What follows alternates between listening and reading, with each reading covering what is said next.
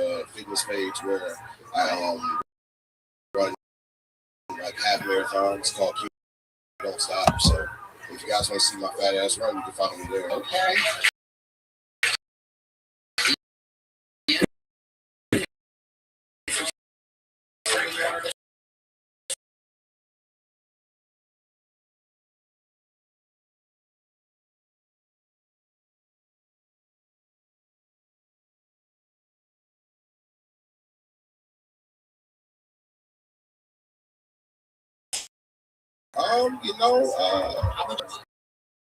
So my rent is $1,100. It's low. You have roommates? No. You live by yourself and you're $1,100 a month. Is that a studio? 1 bedroom. Yeah, we're in Austin. 2 miles. So I walk here. If I have spots, I literally walk here. Okay. So you have that means you have about a year. A year. That's 6 months. So you run out of money. So yeah. What's the plan? What are you good at? What am I good at? I am still good at tech. So like AI is just killing like a lot of our jobs. So I'm learning how to use AI to get back into tech. Hopefully something happens with stand-up comedy. This is my dream. This is what I want to do. I don't want to go back to tech. Or my fitness page goes up, and because there's a lot of people who have pages who just make money running and just working out. So those are my 3 hopes. That's what I want to have. The writing is very good. I like the same thing. The writing. Oh, thank you. I appreciate that, especially for you. I'm a big fan. Thank you. Yeah. So other than right now, not very good. I actually got more pussy when I was fat. I don't understand. I don't either. Yeah. So I was dating somebody last year until about November, and I broke up just because of the distance, because of the gas, and so I just been. What's your type? What type of like white women are you? Oh. Yeah.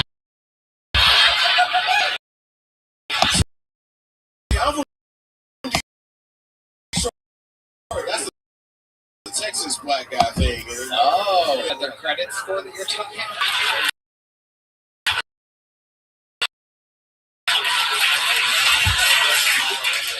Has it been since you had one of those? Wait, you said my last black one? Yeah, you were black one. That was the girl I broke up with. Okay, why'd you break up with her? Like I said, the distance, and Just distance. Where was she at? She's in Dallas. I mean, you could have gone up the Tourette's convention. Yeah.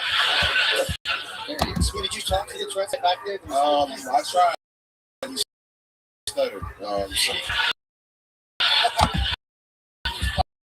Writing is what? He's like, You're funny. Thank you. I appreciate that, man. So Quentin, give us one more crazy fun fact about your life. That's always a tough one. So the last time we talked about it, I was here with Gillis, and we talked about that. I play board games. I'm a really big nerd. Oh, what kind of board game? So literally before I got called up, we were playing Settlers of Catan next door. Oh wow! Yeah, so I started a board game group with some friends because that's just like there's not a lot of board game groups where I feel like I fit in. So, that's amazing. Yeah. And how do people find your fitness contact? So that's my fitness run page on TikTok and Instagram. Quentin Jones, everybody. Congratulations. Good set. Fun interview. Here's a big joke. Gentlemen, your next bucketful goes by the name of CJ Kaiserman, everyone. CJ Kaiser. Here he is. You know how degrading it is to have a homeless man put his sign down when he sees your car pull up? You guys too, huh? Yeah, have me all the way here. I pulled up on 5th Street. This homeless guy just... Maybe homeless, but they're not dumb.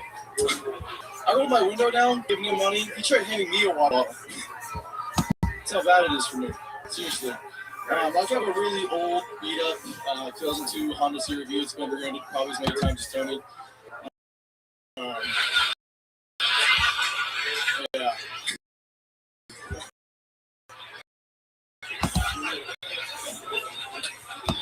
I'm also like dumb, but it's at least at $1 billion. I'm gonna risk $5 for $20. You know, like it's not gonna do for me. Happy Black History Month, guys. For those who celebrate, not this guy apparently. It's okay. Still got like a week and a half left. All right, I'll just end it there. Thank you. Okay, CJ Kaiserman.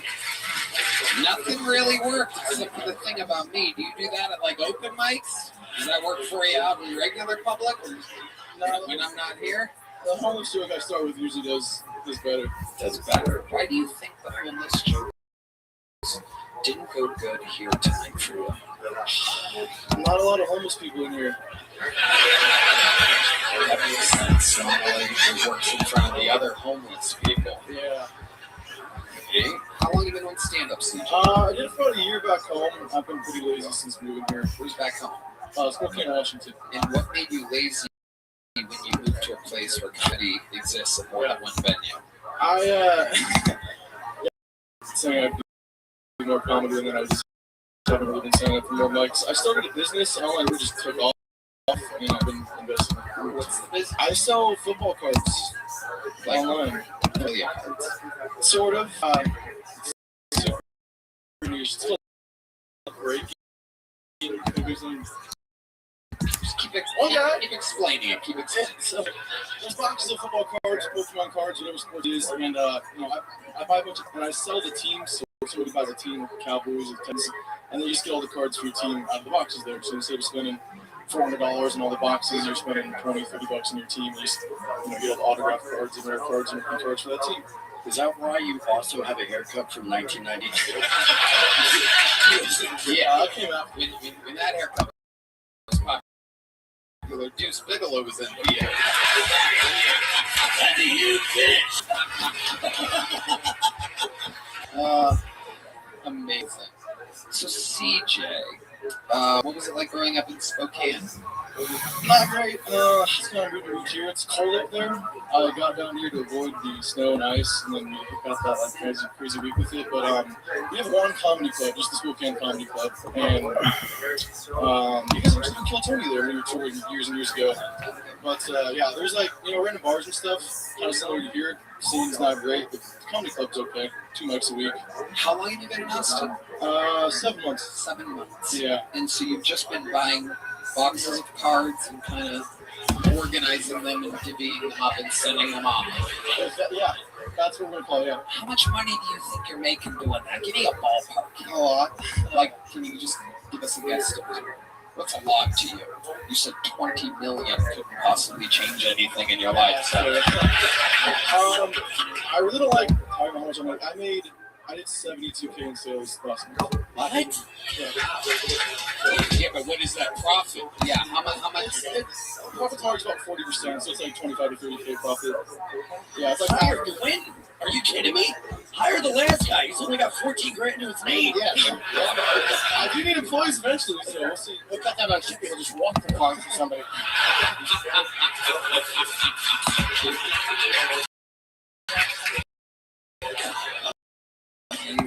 CJ, what's your love life like? Nothing going on there. I've been single for a while. Kind of like Been on any dates since you've been to Austin? yeah, BJ's. BJ's. It's a restaurant, guys. Yeah. Okay. It's a good sign. Yeah, I bet. They got some Tourette's chefs over there at BJ's, that's for sure. So you met her at BJ's. You're just sitting at the bar having a drink? My friend and I went in for the Pizookies. Pizookies on Tuesday. Wow. Okay. Tuesday plans. Oh, Red Man was like that. $5 Pizookie. What the fuck? It's a pizza ice cream cookie. Ooh, wow. You normally you make self. That's so you can go to a place where it's made for you. Skillet too, right? Like, oh, Red Band's hard as a rock, right? Okay, so you're there looking for Pizookie, and you end up. And she's a server. I was my best friend, my roommate Nick, and she just was coming over and I was making her laugh a lot, cracking jokes. And What jokes were you doing there? Why don't we get some of your Suzuki jokes? Give us an example of one of the jokes that got you pussy at Pizooki's. I wish I could remember. I mean, I think she just laughing. I probably wasn't funny at all. She probably just liked me and was laughing. I couldn't tell you what they were. It's a shame none of those girls were in this audience. Amazing. So you won her over, and then what? You took her back to your place? No, And she's like, "Why are there fucking football cards everywhere?" That's cool. You live with your little brother. my room is just packed with football cards. Everybody calls it the anti-hose room. It's really I packed. love it. But there you go. Oh, yeah. Your little piece of Pizookie back there, and then what happens? So do you tell her before she gets there? Like, there's a lot of coffee. Yeah. I give her a lot of Said, before we go in, it's really weird. But no, I got her phone number at the restaurant, and then like at midnight, I texted her after you left, and then right after you left? yeah, Very smart. yeah. Who'd you text her? When I got home, I texted her, and then she was like, "Hey, I'm off at midnight if you want to hang out." And I was like, "Let's go." And we drove all the way to Buc-ee's, like right after she got work. Look at that. Tabasco? Yeah, is that the one? I'm new. Sorry, that way? Yeah. It's that way. Yeah. Hey, you got it right. Yeah. No doubt about it. If you just walk 30 miles that way, you're gonna land straight on Bucky's doorstep. Okay, I love that for a first date. You could learn a lot about somebody. Can you take us through what the first date at Bucky's was like? She told me she's a fighter, which it's interesting. She hasn't bitten me yet. I don't know if that's a good sign or a bad sign. At least your dick's not big enough.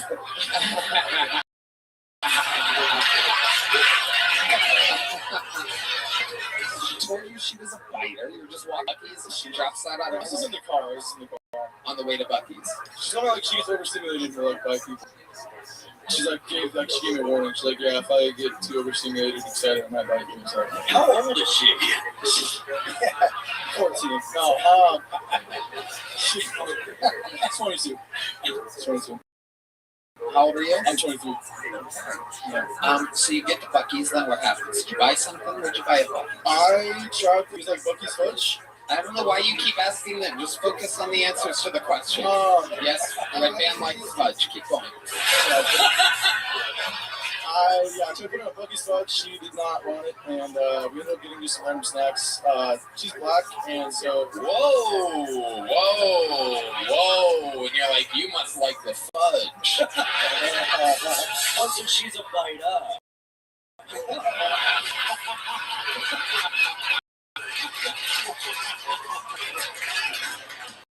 Wow. This is amazing. I wouldn't have guessed that the girl you went for was a girl. what was I mean? You're from Spokane, where normally black people are on fire in their front yard. Spokane is a KKK hub. I've never visited there. It's Idaho. Okay, so you take her to Bucky's, you offer her the fudge, you just got some snacks at your place. No, just drop. Okay. Yeah. So her house? Yeah. Have you hooked up? Have you hooked up with her since then? No. We're taking things slowly. The fucking girl that let you take her to Bucky's. Dude, we both love Jesus. She hit you up after work, and you just took her to a gas station, and then dropped her off at home. He really is from Spokane. Yeah. So it's all out, just like your set. Yeah. Just no real closing or anything. Well, that's my time. Thank you. I was way more interested than this. Did she say anything at the end of this date when you dropped her off? Was there any last words? Besides the biting thing, no. When was it? This was November. We hung out today, guys. What did you do today? We went to Chevron.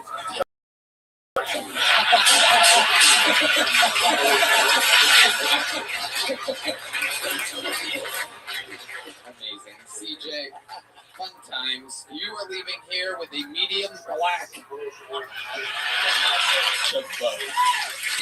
CJ Kaiserman, everybody. Hello there. This podcast is sponsored by Shopify. Starting something new isn't just hard, it's terrifying. So much work goes into this thing that you're not entirely sure will work out. Trust me. I know when I started this podcast, I wasn't even sure what I was doing. What if no one listens? What if I make an idiot out of myself? Who's going to want to watch an open mic? Now, I know I was right in believing and launching this podcast despite all the fears and hesitations. It also helps to have a partner like Shopify and Red on your side. Tony, I love Shopify. They're the commerce platform behind millions of businesses around the world.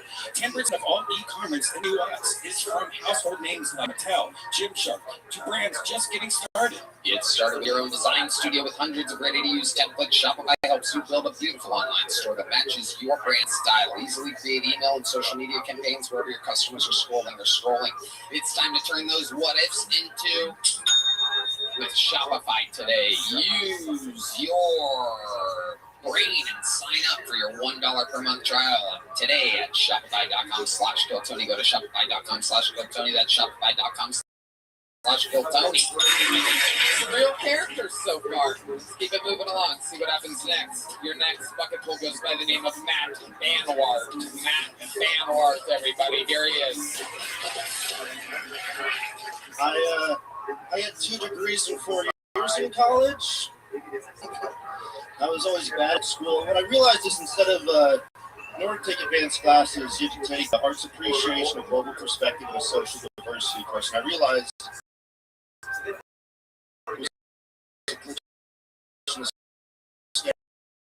scheduling software by chance, dance appreciation. It is all free. My friends said, Matt, your junior education. I was like, yeah, that's the point. I'm the one paying for it. Remember one day I walked in, my roommate, he's like sitting on his desk, he's furious, he's like typing, he's like, I have to a 10-page paper right now on fragile masculinity. And I was like, He's like, no, dude, you know what fragile masculinity is. That's when men are too afraid to be seen as a feminist. Everyone starts through trials and tribulations, arbitrarily living lives of silent suffering. And I was like, damn, that's tough. This is the mashed potato. This is what I'm doing all month. I'm not even good at it. All right, that was my minute. Okay, Matt Banwart doing a little lightning fast poetry about his college years. That was fun. Okay, fun for you. Audible bit I was hoping for. All right, Matt, here we are in the interview portion now. Took a long walk, wasn't worth it. What? Took a long walk. Oh, during your set. Yeah, one not worth it. All right, Matt, we'll talk about that in just a second. So let's get into it, man. First of all, you guys have anything you want to say right off the bat? No. Just you. Very fair. Check in with Jim Norton. You seem a little nervous. That, like, it happens sometimes, but I've hand tremors. It's a medical condition. I humiliate both of us. Wow. So you didn't even give a fuck what was going on up there. You're just always shaky like that. Oh yeah, I shake all the time. Should have come out with hot coffee. That would have been They wouldn't let me bring the water on stage. It was a hazard. Amazing. I didn't notice the hand. I thought the set was shaky without it. So Matt, let's talk about it. How long have you been doing stand-up? 10 years. Oh, shut the fuck up, dude. For the first time ever, I'm going to say, as an answer to that question, I don't believe you. Where have you been doing it for 10 years? Can I just say real quick, Deep Madness made such a noise, I thought he'd suddenly sing. He gets loud. D Madness does not like a lack of punchline. He loves his role on this show. He loves his job. He feels. I've been hanging out with D Madness after the shows, like for the first, like as soon as we're done, and I've learned, especially more than ever, this guy literally is more in touch than anybody, like at all times. It's kind of wild. I'm not surprised, but it is so interesting. And so, a fun fact, my point, is that during the show, what you guys can't hear or sometimes see is D Madness scoffs relentlessly when someone's not great. Shit ass underneath his breath, but we can hear it, but it's not loud enough for it to go to the mic. 10 years, Deep Madness went, oh, no. fair. It's a constant. It's like our own little background soundtrack. Not even that. We used to have D have his own mic, but it's like a little bit too much sometimes.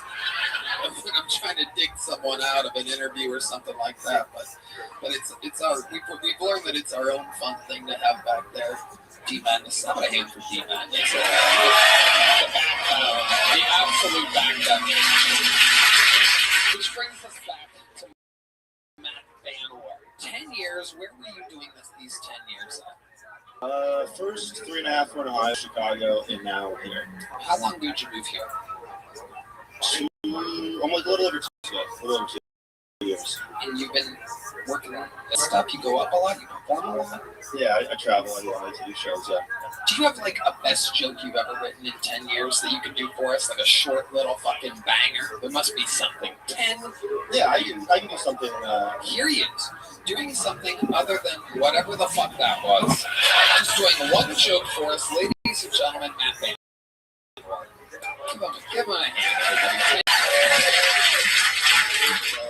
I don't know. I gotta try. I don't trust guys who climb rocks because they call it a climbing gym. That's not a gym. A gym is where people go to be hot. You know. No girls have been like, "Ooh, what's my dream man? Stringy body, massive wrists." No one's ever fantasized about girthy digits. You know what? We'll just end it there. This isn't going well. Okay. So Matt, Let's read the room. I've lost all inertia. I mean, it's a rough go. Like, I understand. Like after a bad set, it's hard because the audience uses a little bit of faith. It's common for all of us. So then they get to another joke and they're like, "Yeah, this is not going to be good." In that case, they were wrong. I empathize with you, and we've all been there, just not for this long in a row. Maybe there's something more that I can dig out of you about your real life here. So let's go over it. How do you make money, Matt? You're not gonna like this. Uh-oh. I do stand-up. You make a living doing stand-up. It's hard to believe, but yes. Okay, so like where do you do this? How? I just play in the worst cities. I just did a run. I just did Tulsa, Wichita, Rogers, Arkansas. So let's take it one at a time, just because I'm curious, because I've done this, right? I started headlining shows about, 15 years ago or whatever. So I was in Tulsa, and I know that it's hard to sell tickets if no one knows who you are. So how do you sell tickets in Tulsa? You doing a comedy club? Yeah, I do a lot of small rooms, a lot of like breweries and stuff. What I do is I make videos for every city I go to. So like Tots to Rip Sigs and Tulsa, like it's like parody reviews. So you get there, and then you make a video there. No, I do before I do a lot of research. I like spots to control the base and people kind of find them relatable and usually ideas right. And then people are like, "Hey, we should go see that live." And the shows usually go better than this. Right. And there's like ballpark, how many people in these small rooms?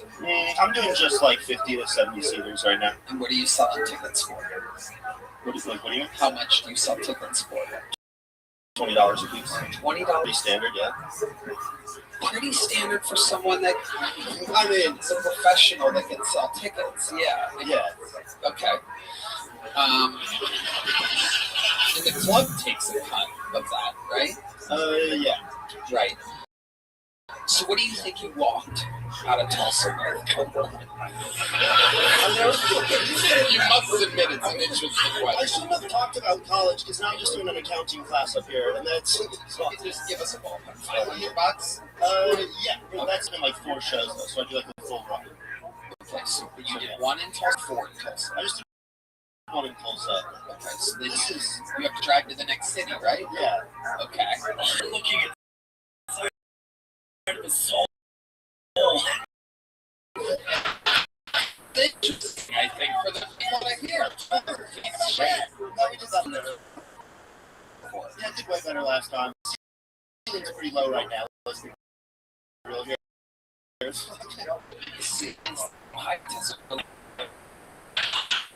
funny. Okay.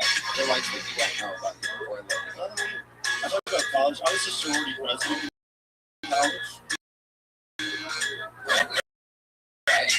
Yeah. How do you get that job? President of the stand-up comedy club and we registered it as a sorority. Best part was our initials, stand-up comedy club, SUCC, we were Suck House.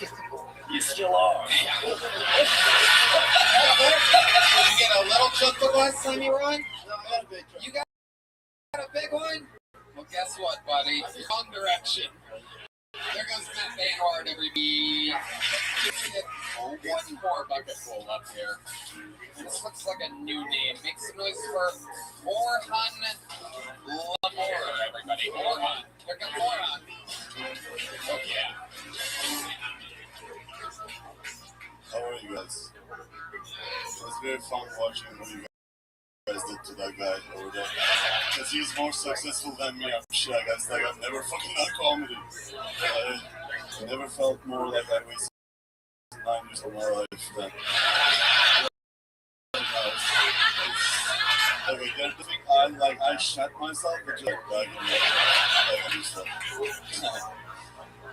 I'm from Turkey. It's not a happy place. You know, the state motto is if you're happy, you know it. But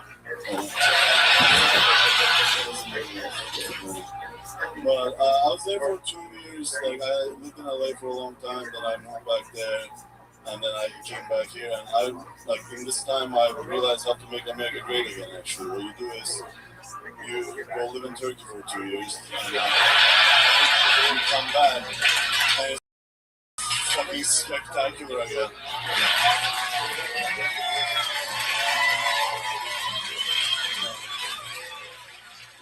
Stop it, dude. This is gonna fucking go to my head now. Now it's the opposite. Now I think, oh my god, I will quit at the top. I don't want to do comedy again. This is never gonna beat this. This is good. Yeah. Meow. There it is. Yeah, you got it. You got it. The laughter was so loud you missed the meow. I held off the bear because I wanted to see where you were going with it. Very funny. Orhan Limmer? Am I saying that right? Limmer. Okay.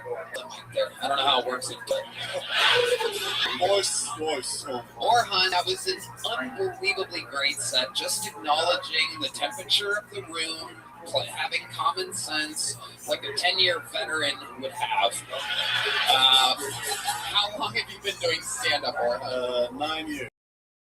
Really? Oh, amazing. We're doing a joke about how you've been doing it 1 year and then 9 years, but okay, that makes sense too. 9 years. Very cool. Thank you. I appreciate it. How much of that's in America? So like 7 of it is America, 2 in Turkey. Where did you go when you first arrived to America?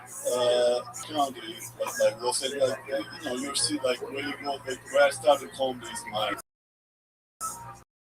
that's, I always say LA, because, you know, where I started. What made you pick LA? I'm going to go there with a U-Haul. God, yeah. What made Orange County as a landing spot?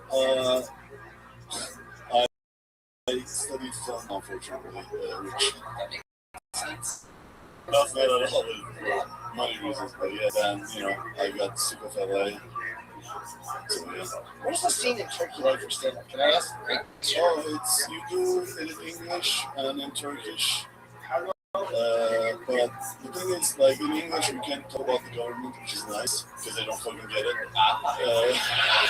You can, but Turkish, I have this special that I shot, and I haven't edited it yet, because if I put it up, I'll probably never go back again. There's that little thing. So tell us, what is it like over in Turkey? Like, what are some of the day-to-day things that make it, dangerous and not fun? I mean, like, I had this joke about, like compared to Halloween, like, instead of Halloween, like, trick or treat, they play this game called Money or Stab.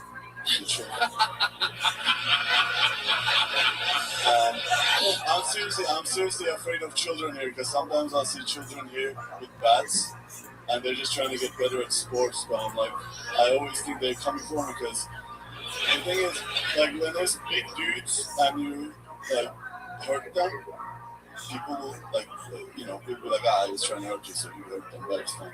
But, like, when you hurt kids and you go to prison, they're like, oh, this guy killed this kid.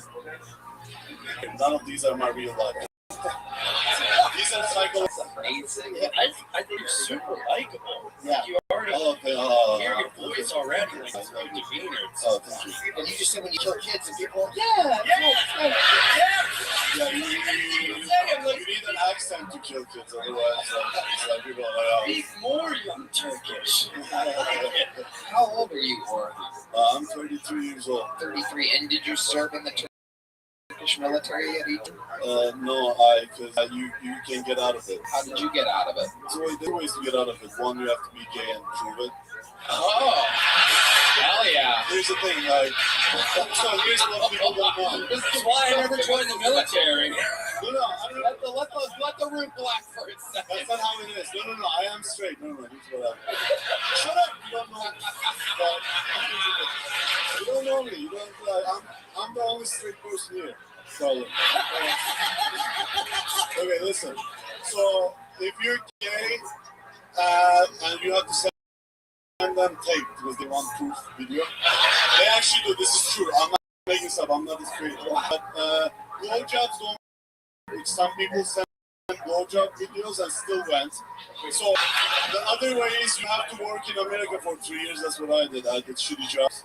So one way of getting out of the military is sending a video of a man absolutely butt-fucking you.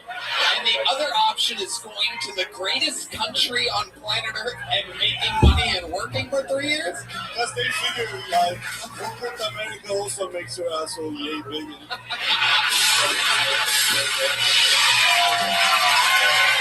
Unbelievable. We've looked it up. What he's saying is definitely true. Yeah. Oh my God. Military service from the BBC News 2012. Military service is mandatory for all Turkish men. They can only escape if they are ill, disabled, or homosexual. But proving homosexuality is a humiliating ordeal. So if you send a video of you sucking another dude's dick, they're like, no. And people don't know that it's in the fine print, and people don't read it. People are like, this is getting out. So and also they archive it. So there's a bunch of reluctant, like, blowjob videos that didn't even do any army. Good. Where do you see? You guys are laughing. Turkish military is the same video that'll get you into Jim Norton's screen room.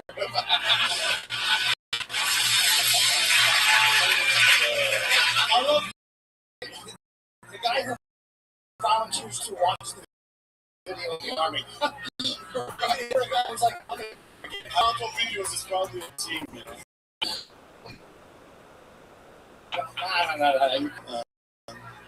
Because they, get up.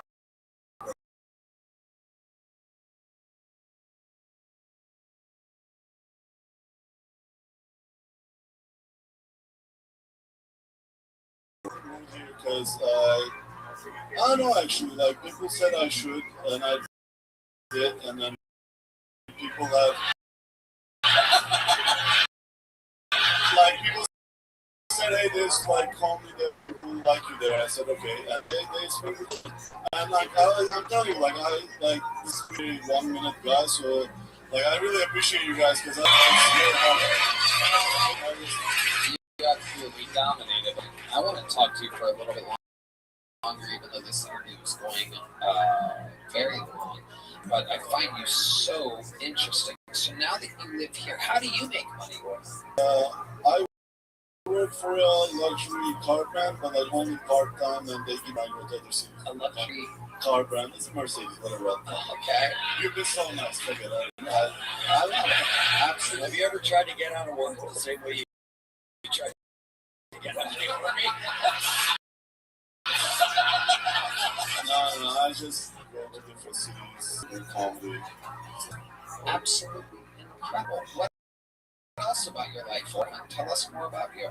Honestly, I'm like a little bit everything, but not really that good at anything. Maybe hopefully be something. But like, I play piano, but not well. I don't know. Like, just I'm learning to carve wood. You're carving wood. Yeah. Okay, what are you making out of wood? It's an abstract piece. It's about expression more than what is carving me?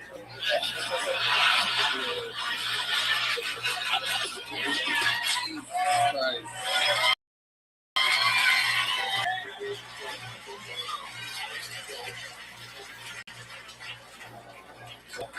I can't handle this much love, so I don't know. I don't know if I should wait with you. So. You're doing a hell of a job, or you're doing an absolutely unbelievable job. What's your love life like? I've had my share of girlfriends. They're all girls. So in Turkey, I was making a living doing this. So I had now I don't really have free time. I had a girlfriend, but she wanted to meet at night, so I wanted to do more comedy because I'm a little bit obsessed with this thing. So I'm single till I can do this and nothing else. I mean that's a boring answer. No, it's good. So you prioritize doing stand-up over anything. Yeah, it's because I don't know. I love this thing. Yeah. So disgusting levels, like the amount of job opportunities I've given up to do a few extra mics when I start. I can only imagine you must have been a doctor in the old country and then come here and you just... I mean, that best was 40,000 a year. That's real knowledge. Not hireable. People who actually do stuff, people like that. Makes sense. Have you ever saved anybody's life or had a near-death experience or anything like that? I mean, people have been suicidal and I, shook them. Very Does it? Yeah. He's talking about the last guy when he walked on stage.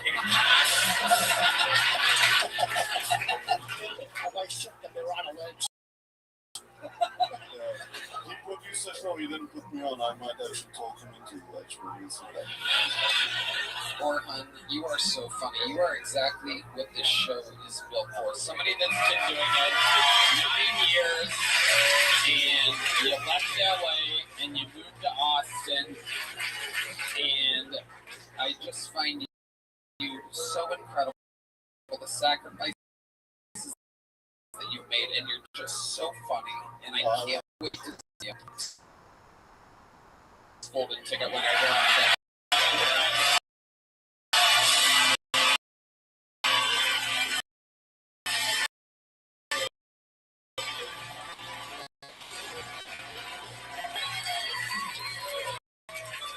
There you go, buddy.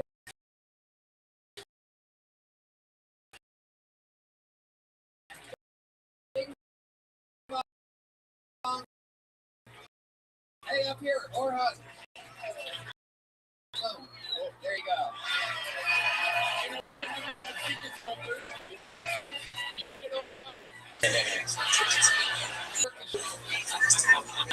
How about one more time for more about it? That's what happened to you. Dreams to come true. And they did for your next comedian who was just about to move back to Atlanta when he got pulled out of the bucket here on Tony. Ladies and gentlemen, one of the great regulars of the show's history, the Dark Storm of Atlanta. Make some noise for Midrick. Hello, everybody.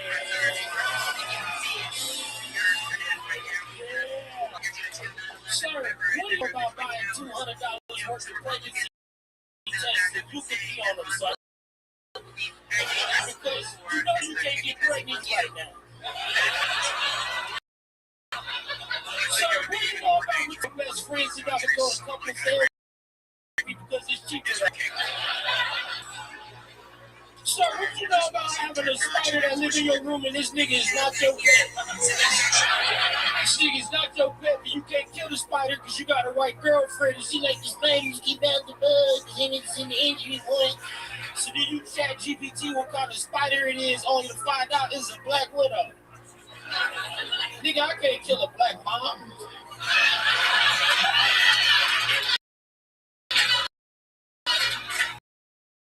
I have one of those. And my dad is my mom. so mushrooms when I figured it out. So we go to church every Sunday. We don't go into the church. They gonna let you in with the spider in your hand. They think you the devil. So I just go windowsill and we play Kirkland, and then she put what she wants to read in the Bible in her web, like Charlotte's Web. You know what I'm talking about, Charlotte's Web? What's the pig's name from the book? Wilbur. Can't read. Is it Can't? You're a liar. That's my time. And he's done it again. And that, my friend, is the difference between a regular and a bucket full, and everything in between. Cedric, absolutely incredible. Loud laughs all the way throughout. Amazing stuff. You peed off pregnant sometimes. You get that good news only when you get the boy. You know what the Dollar Tree was? Because a nigga was nervous. I didn't know who the mama could be. I'm a hoe. You know what I'm saying? Incredible, Cedric. How's life been going? Tell us about it. I'm touring so much. Going all over the country. It's so much fun.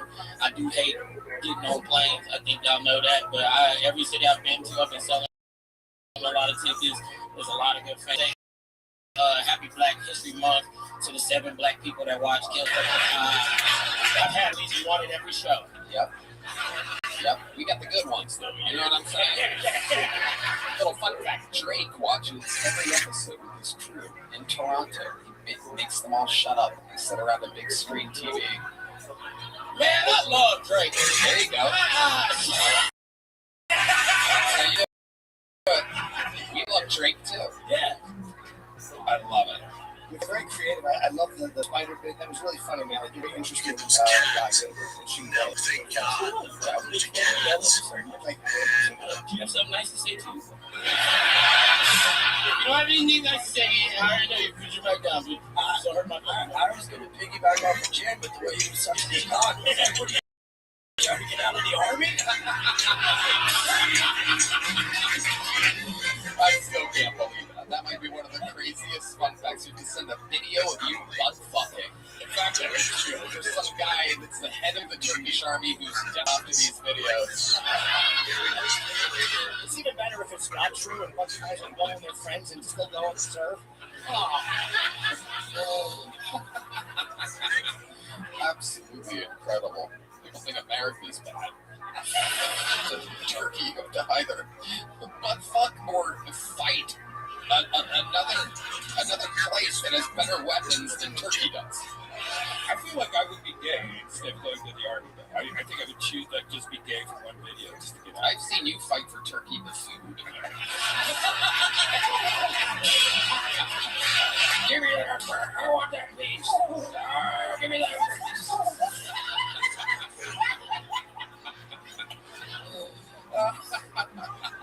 Remember, you gotta do an AI video deep throating the turkey sub.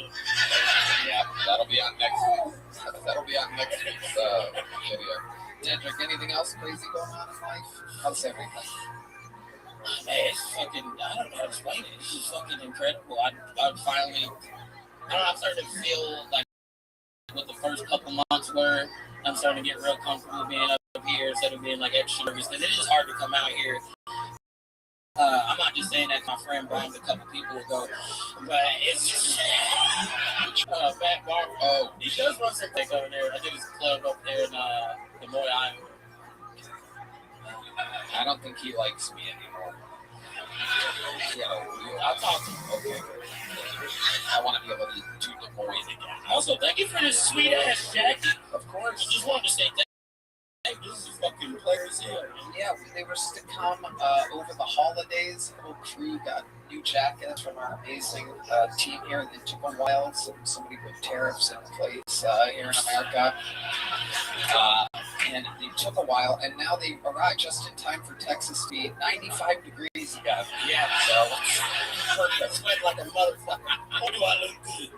I love it. Cedric, you are the fucking man. We love you. You gotta see him on the road. Cedric Flynn. Follow him. See him when he comes to your city. Absolutely amazing. We know this next young buck. He is. People can sign up These guys all are in a big rotation in Austin doing spots. Hopefully with their names, they're doing their better minutes here. So let's go for the young buck, Nicholas Sapaglia, everybody. Very funny young man.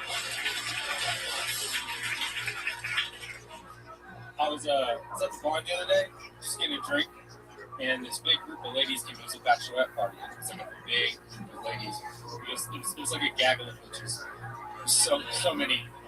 And I'm just sitting there minding my own business at the bar, having a drink. One woman comes over and orders a drink, and then looks at me and goes, "You should shave your face. You look like a rapist."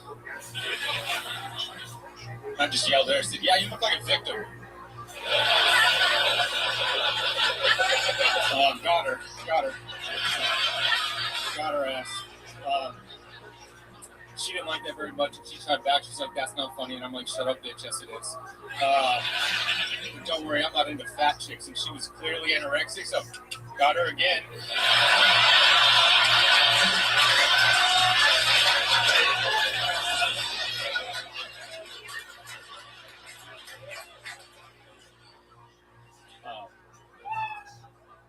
Yeah, we'll leave it at that. Yep, absolutely great. Nicholas Sapaglia back again. Welcome back. How's it going? Fantastic. Yeah, new glasses. You do kind of look like a rapist. Kind of, yeah. Hell yeah. A little bit. Very good. Welcome. What do you guys think about Nicholas, Jim? I'm glad I shaved. Very funny, good joke writing. Yeah, really great. And I like the instinct of closing on the laugh. Fucking Yeah.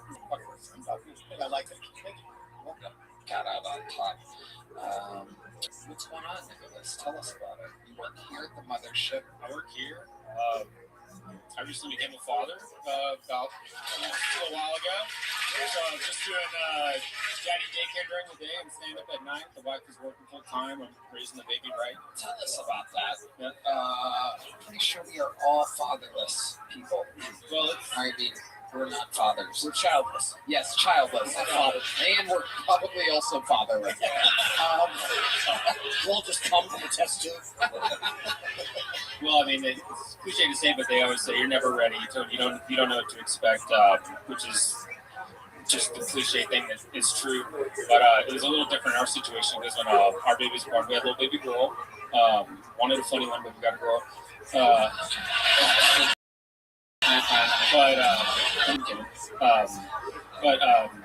We named her Shirley, and when Shirley was born, we discovered that she had a little bowel obstruction in her intestines, and they had to do emergency surgery and remove about 17 centimeters of her intestines, and then they gave her like an ileostomy bag, and we lived at the NICU at the hospital for like the first 5 months of her life. So it was really kind of traumatic and upsetting, and my wife was really upset that I nicknamed her Shitbag Shirley. She didn't like it. I said it one time, but every holiday since, it always comes up, and I'm like, SBS is never going to remember any of this. I like that you have dark jokes. And like, oh my god, they're really fucking funny. Oh, thanks. Yeah, it's kind of my sense of humor. It's kind of my style. Dark. Jesus, I'm out of nowhere. that's your daughter. Your humor is darker than the content of your daughter's shitbag. That's true, yeah. But I know shit when I smell it. It's shit. It's definitely shit. I think I've started taking care of myself a little bit better now. Like I got checked up recently, which I haven't done in quite some time. But as guys, you go to the clinic once a year, get a little turn your head and cough. You think that's it, but this year I went. They were like, "All right, to do your loss," and that was fine. That was great. I was turning my head. I was coughing, as you do. I asked the guys, "Why do I have to turn my head when I cough?" Because I don't want you coughing in your face. That's about a fair point. You don't know unless you ask. So. And then he finishes, I start pulling my pants and he goes, "Oh, wait, we're going to check your prostate." I said, "No, thank you." I just didn't want to do that, but they forced it upon me. And all of a sudden, I'm just in position, hands down. And he went up and he gave me a freak off. He goes, "Don't be going to feel with a small pinch." And that's where I was back up and said, "Why do I put your hands on my shoulders?" And he didn't like that at all. He didn't like that joke at all. Awesome. He kicked me right out of the dentist's office. So, hell yeah.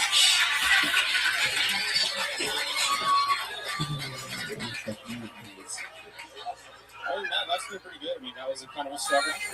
Yeah. I love it, Nicholas. You're doing a hell of a job. Crushing here at the mothership. You're getting spots. You're just performing in front of millions of people here on the show. Congratulations. I'd love to have you on the secret show first. So we got Secret show. here's a big jump on. Nicholas the Pigway, ladies and gentlemen. All right. And back to the bucket. Here we go.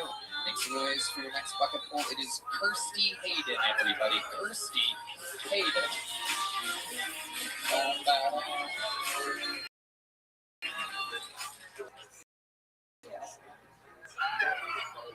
I don't know if y'all can tell by looking at me, but I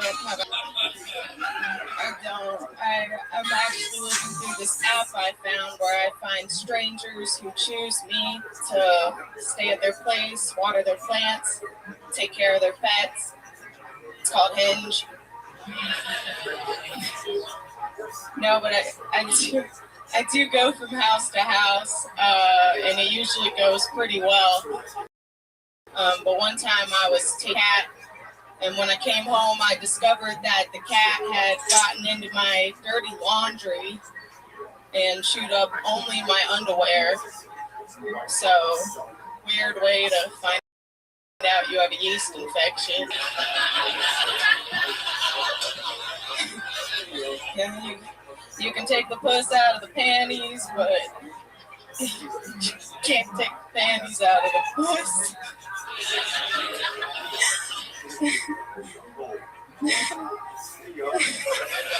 That's it. Okay. Hi, Kirsty. Welcome. Hello. Is this your first time on the show? Yeah, Welcome. How long have you been on standing? 8 years. Okay, where at? I started in Dallas. Okay. You still live in Dallas? No, I live here now. How long have you lived here? Like a year and 4 months. Okay, good answer. How do you make money? I do pet sitting. I clean and organize people's houses. I sell clothes on Depop. That's it. All right. Okay. How old are you? I'm 30. 30. Okay, so you start 22. Yes. How's it going? Good? Pretty good, yeah. You perform a lot? I do. Are you a little tipsy or on drugs of some kind right now? 100% sober. Really? Yeah. This is just you. Yeah, this is just me. I'm not even on Zoloft anymore. I'm off of it. Okay.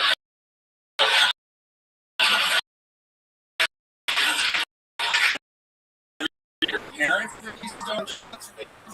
Yeah. You look like you should be disrupting an ice cream. Yeah. What ethnicity are you? Sicilian. Really? Okay. 100%? You took out Sicilian? Like 80%. My dad's dad is like Irish, so that's why my last name's Hayden. Got it. Got it. All right. What do you do for fun, Kirsty? For fun. I usually will, I like to do. How long have you been off the Zoloft for? 1 month. Yeah, there we go. I had a feeling. Yeah. So your body's adjusting. Yeah, the brain zaps have finally stopped. So The brain's what? the brain zaps. Okay, none of you take Zoloft. Let's go. Brain zaps. Can you take us through what that means? It's where you get really lightheaded and you feel kind of it's uncomfortable because you feel kind of like messed up. It's like a lightheadedness, and then for a second you're like, oh, and then you're like, oh, yeah. There's other ways to get that.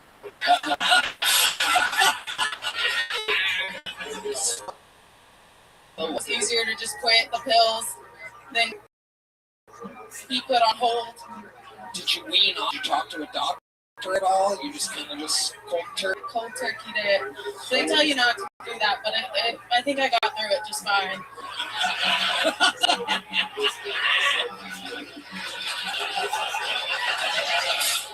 Dude, so Percy used to be choose to wait tables at the Dallas Improv, and every time I headline there, I'd give her a guest set, and she always crushed it every show.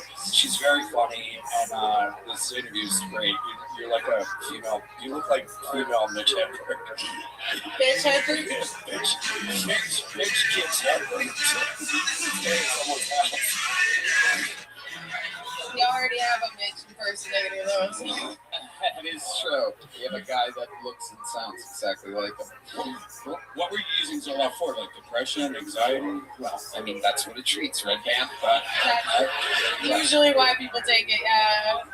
I mean, you think it's a fucking weight loss drug? It's for like PTSD, anxiety, there's a few different reasons. It was for depression. Yeah, but honestly, I would get depressed while I was on it, so I was like, well, what's the point? So I might as well just deal with product. Right. So how's the past month been? What's going on with it? Is it a day-to-day thing? Have there been highs and lows? I think I learned good coping on that. So it's actually been fine without it. I don't really feel indifferent. Because on it for 3 years. And it's not like you're fucked up on it. Like, you remember what you learned on it. So, yeah, I think I just learned how to be normal. Well, I wouldn't say that. But I feel pretty much the same. Does your fuck up sex drive always been scared of? It does. It would take like an hour to come. So every woman I've ever been with. Yeah, they're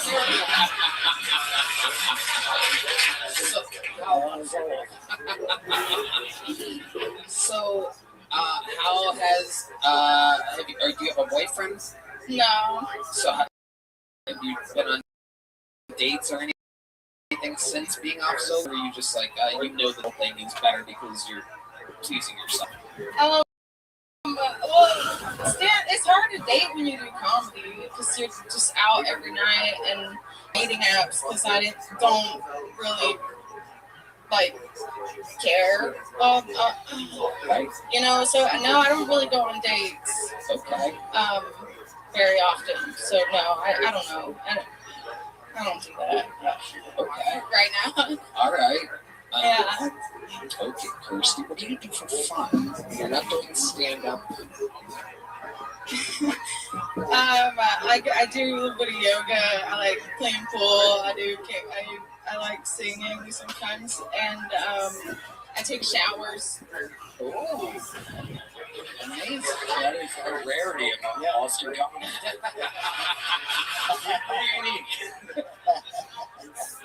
What song do you sing at karaoke? I like to do some Shania. I sing Korn pretty good. All right. Okay, Kirsty. Very fun. All right. Let me ask you one more question about the Zoloft here. I've heard that when you stop antidepressants cold turkey, that you get suicidal tendencies. Did you have a low moment at all when you got off them? Surprisingly, no. Most of the low moments were before I got on it, and then like during even there were low moments. But I think because I expected there to be so many low moments, I just didn't. It wasn't that bad. So no. Let's see Brady Stevens stuff. Yeah. There you go. Was he on It doesn't make sense. It's a bad timing thing, but I work with Brian with bands, so you can't control it. When I'm looking over here, he gets to do whatever he wants. I'm in a good headspace. I think that I'm gonna kill myself. Maybe tonight. No, don't. No, don't.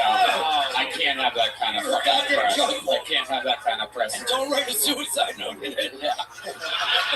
No, you got it. You're leaving here with a big joke book. Fun times, Kirsty Hayden. There you go. Boom. Here goes Kirsty, everybody. Yeah, let's do that. You saw 400 more golden ticket here tonight. This next young lady Kill Tony Once Upon a Texas on Netflix. Ladies and gentlemen, this is the long-awaited return of Young Everybody. He's back, everyone. With a brand new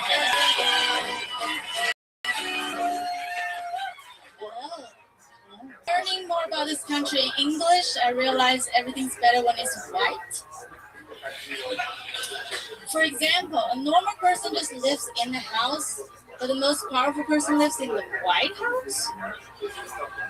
White collar jobs are better than blue collar jobs. They're more intellectual and pay more. White lies are better than other lies because they come from. I'll be some sort of white. Diddy used to host white parties in Hollywood. Best parties you can ever find. You can only wear white in that party, right? They got A-list celebrities, unlimited baby oil. And guess what? When he's arrested, not white enough to get pardoned by the White House. Thank you. That's all I Young. That set was all white. Yeah.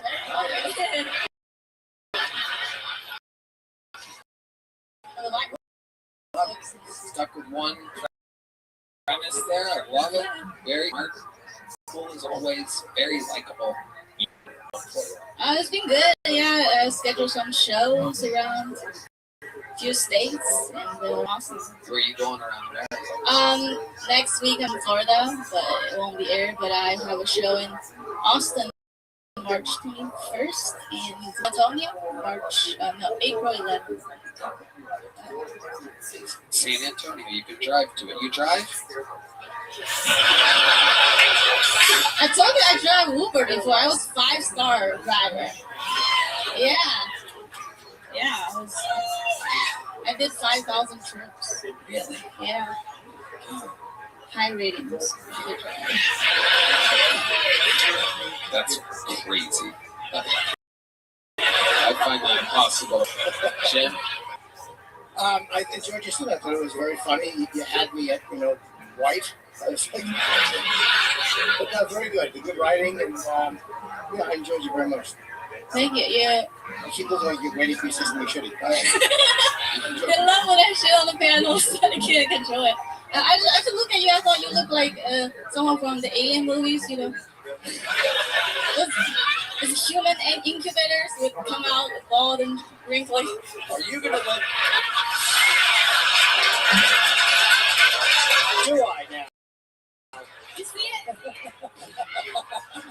You're gonna let Soon Yi talk to you that way? Yes, I am. Tell me how I'm not good enough. Tell me how small it is.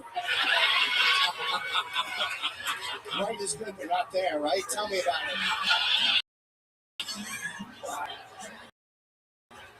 Young has this incredible delivery that's so interesting. She does it with a smile. Yeah, she told Red Band that he looks like his kidney don't work. So many people after them bring that up. And the Asian girl told Red Band that he looks like his kidneys don't work. Like it doesn't have to necessarily be like some crazy written like math problem. It's some brutal honesty with you, the way you smile at somebody. Yeah, I wasn't trying to roast him. I just thought he looks very pale. See what I mean? You see, like it's an adorable delivery. Yeah, but that means she really thinks I look like some fucking alien. Man. Looks so Drew.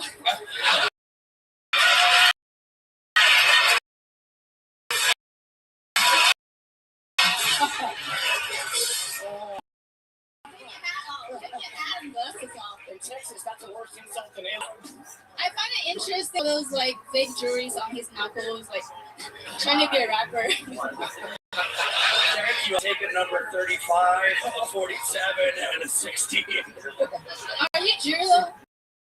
Are you Drew? You are? Okay. What are you? Not Drew.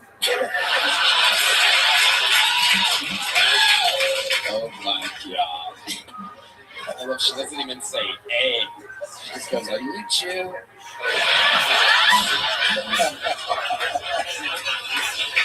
Oh, yeah. That was very 1945.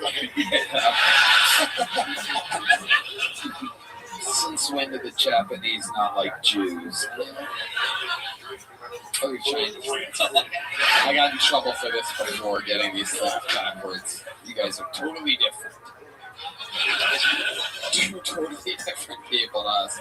Yeah, we don't nuclear people. You do. We do. Yeah. We do bomb people. You don't. Chinese don't. Somehow you guys don't. Yeah, we like to build trains though. Yes, you do. Build trains, right? That's right. Sushi trains. I feel like she's a racist little doll and we're just trying. What phrases are coming out? Are you Jew? Are you Jew? You look. Just part of I love Jews. Yeah. Thank you. How do you feel about aliens? Jim is gonna Yeah, come. I'm gonna give you a hug afterwards. Sorry. You look hurt. Along with these roast jokes, I've realized that Young is so likable that she can get away with things that most people can't.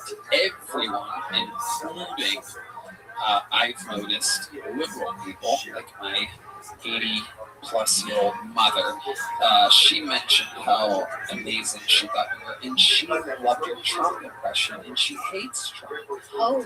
So I think you have this amazing ability to win people over. What's your least favorite race?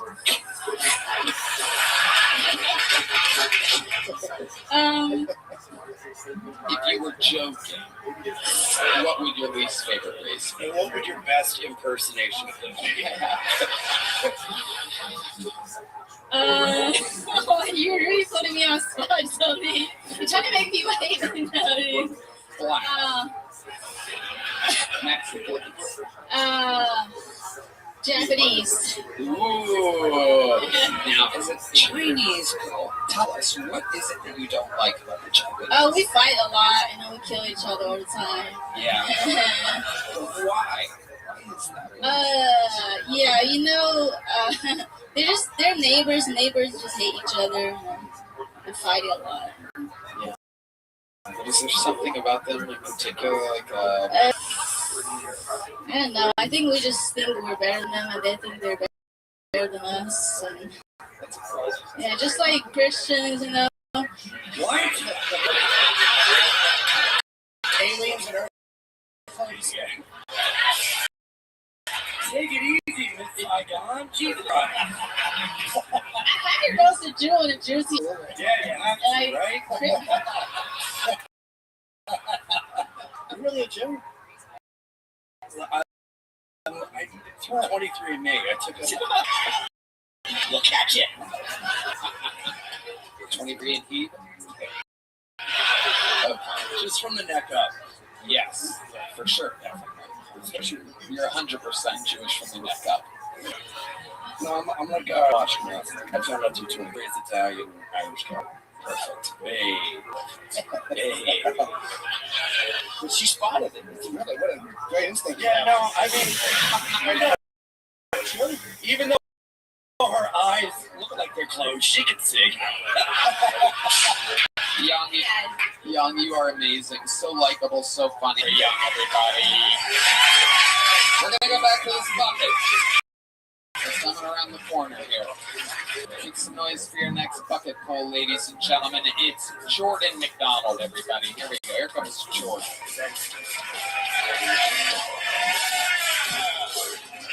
What's going on? I've been traveling a lot lately. When I go to new cities, what I like to do is I like to buy weed. I like to take that weed and go to parks.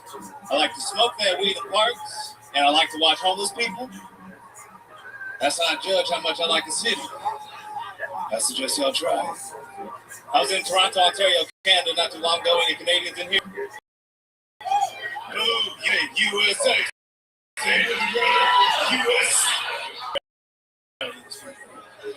Ontario, Canada, smoking weed in parks, watching homeless people, not bothering nobody, my thing. And I see this homeless man by himself. There's nobody else around him, and he just says out loud, "I only smoke crack on the weekends." And guess what, Big Daddy? It's the weekend. That's a 5-star homeless man right there. You mean to tell me you're a disciplined crack addict? It's like, hey, Reggie, what you doing tonight? Maybe you want some crack? Nah, nigga, it's Tuesday. I crack till Thursday, 11:58 p.m. Thank you. Jordan McDonald. Okay. Welcome back, Jordan. You've been on the show before. How long have you been on stand-up now? Coming up on 7 years. 7 years. And is that true? You really made a crackhead that only does it on the weekend? I was smoking weed in the beaches in Toronto, and I was watching homeless people as I do, and he was like, "I always smoke crack on the weekends." And guess what, Big Daddy? It's the weekend. That's the craziest shit I've ever seen a crackhead do. Jim Norton. I think I like watching you. You're a good performer. You have good energy on stage. You acknowledge the audience, and the material is unique. So I enjoy watching. Oh, thank you, John. Hell yeah. Yeah, you've definitely gotten a lot better. I remember that. Yeah. Thank you, man. I've been working hard. Yeah. I liked your impressions. Like you really threw yourself into it. Appreciate you. Yeah. Hell yeah. By the way, you said "fuck Canada." I appreciated that. USA. So, Jordan, what have you been up to other than stand-up comedy? Actually, Tony, I toured the world 2024 and 2025. Wow. Went to 12 different countries and performed. Tell us about it. I went, the coolest place I went to was Tanzania, East Africa. Shout out to the Punchline and Darcy. Headline there, sold out shows there, performed in Spain, all over Europe. And you're performing in 8 different places. So it was cool. One of the shows in Tanzania, Friday night, all my openers did comedy in Swahili. Damn, nigga, this is crazy. I don't know what the fuck y'all saying. And then the audience quickly turned on the English version. We had a good time, man. Yeah, it's incredible. I actually got a notice in Amsterdam and Spain and Dubai from Q-Tone Groceries. Oh, you got recognized. They're like, "You're the dude where your ex-girlfriend beat you up, right?" And I was like, "Yeah." They're like, "You funny." And I'm like, "Can you leave with that next time?" Like, yeah. Incredible. Non-comedy related, what was your favorite place? Favorite place, non-comedy related, Barcelona, Spain, man. Everybody got a fat ass. They got, for real, bro, everybody's faked up. They got good food out there. The comedy scene was cool. It's just beautiful. I swam naked in the ocean. That was tight. I'm from Sherman, Texas, though. I ain't never done it. Like, swim. Yeah. I ain't never seen such a light-skinned brother with so much soul. Come on now. You know what it is. I like it. You've been having all the wrong light skins on your show lately, Tony, so I just had to come in and get it. I like you throw everything into your words. It's like interesting hearing you talk. Thank you, bro. Yeah. When you swam naked in the ocean, what kind of floaties did you use? I just use my hair. It keeps me afloat. I open my nose above water. I ain't have to worry about shit. You know what I'm saying? I didn't go below my knees either, though. That also helped. Like, you didn't I ain't gonna get below the waist. That's gonna be dangerous. Amazing. Did you hook up with any global ladies? You know what I'm saying? There was some pretty ones out there. Can you give us an example of what that was like?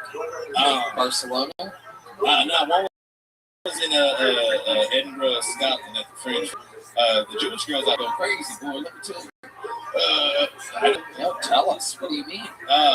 So the Edinburgh Fringe Festival was a big comedy festival in Scotland, and it's pretty much like Pokemon Stadium, but for comedians and stuff.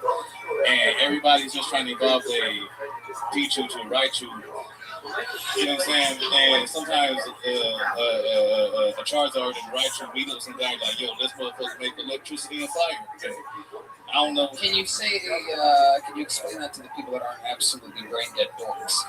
Yeah. So you go to one of the after parties, and they drink a lot in Scotland. You start drinking, and then you make eye contact with a very pretty Jewish lady from across the room, and she's like, "Yo, I direct shows." And I'm like, "Oh, I don't, but let's have some fun." And we had some fun. Did you know she was Jewish before she said she directed shows? No. Or was that the giveaway? But I was like, "This." Yeah. So you know, had to do the job. If you notice something different Jewish girl than with it, go ahead, say it. It's okay. Okay. Easy. Go ahead, let it rip. Let it rip, Ian. Make it know, I love Jewish people. I just want y'all to know.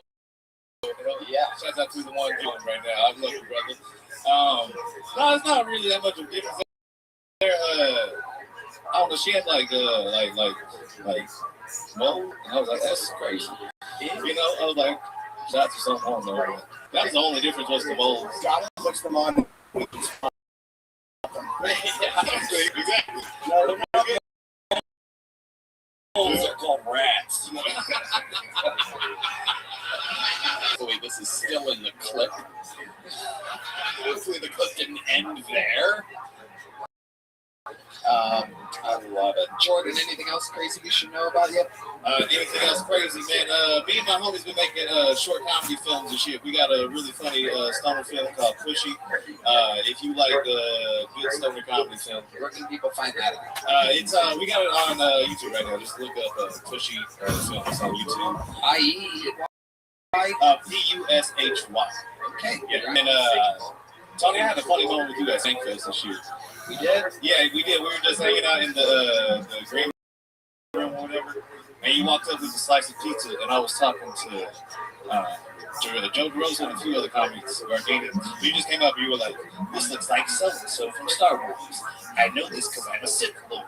And I was like, "Yo, Tony, what?" I actually remember this. It looked like the Mustafar system. Exactly. Yeah. You go, "I would know this because I'm a Sith Lord." And I was like, Well, that was a joke, but that was made men for being losers. "Oh yeah." Oh, come on. Star Wars is so much cooler than Pokemon. Dashing. Yo. You know the references. The Mustafar system is where, you guys know, it's where Anakin and Obi-Wan Kenobi fought. It's basically a lava planet, and there was a bubble on the slice of pizza. It was like one of those like bubbles that come up, and it literally, I took out my phone, and granted, you have to also remember it's fucking Skankfest, so I'm drunk and high as all fuck all. But I literally did. I didn't notice it until then, and then I pulled out my phone and I looked at the Mustafar system and I went side by side. And then I took my red lightsaber and I shoved it up my ass to get out of the Turkish military. Here's a big joke with Jordan. Thank you. Thank you. Jordan McDonald, everybody.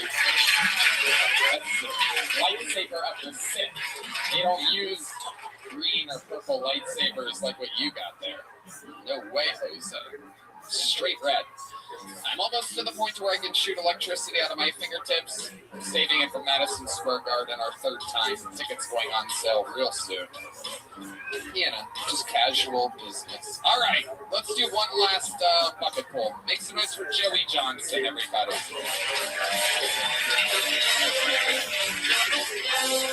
What's up, guys? Man, it's cool you're all here. 11 years I've never been told before, so that's, 11 years of comedy, man.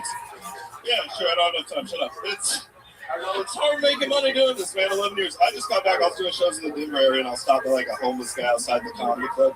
He goes, "Excuse me, sir, can you spare some change?" And I told him, I was like, "Look, dude, I don't have any money. I'm a stand-up comedian." And then I shit you not, guys, this homeless guy like paused and assessed my fucking situation. Right? The dude looks at me now without missing a beat. He just goes, "My bad, fam. You're right." And that fucked me up, guys. That ruined my whole week. My bad, fam. I know it looks like that too. He was Asian. It was the weirdest. My bad, you fam. You're right. Then he gave me $5. All right. And I took that shit because it's hard out here for a player. All right, yeah. I was on unemployment during COVID. That was the best money I ever made. All right. I'm not really political. When Trump was shot up $900, I was like, I can't be bought. That is a lot. I was on unemployment. I wasn't taking advantage of the system. We hear about that a lot, right? Taking advantage. I wasn't. The money given back to me, I was putting into small business. I love small business, man. I love it to a fault. Like, I love small business so much. I will only take a girl I'm sitting out to a mom and pop abortion clinic.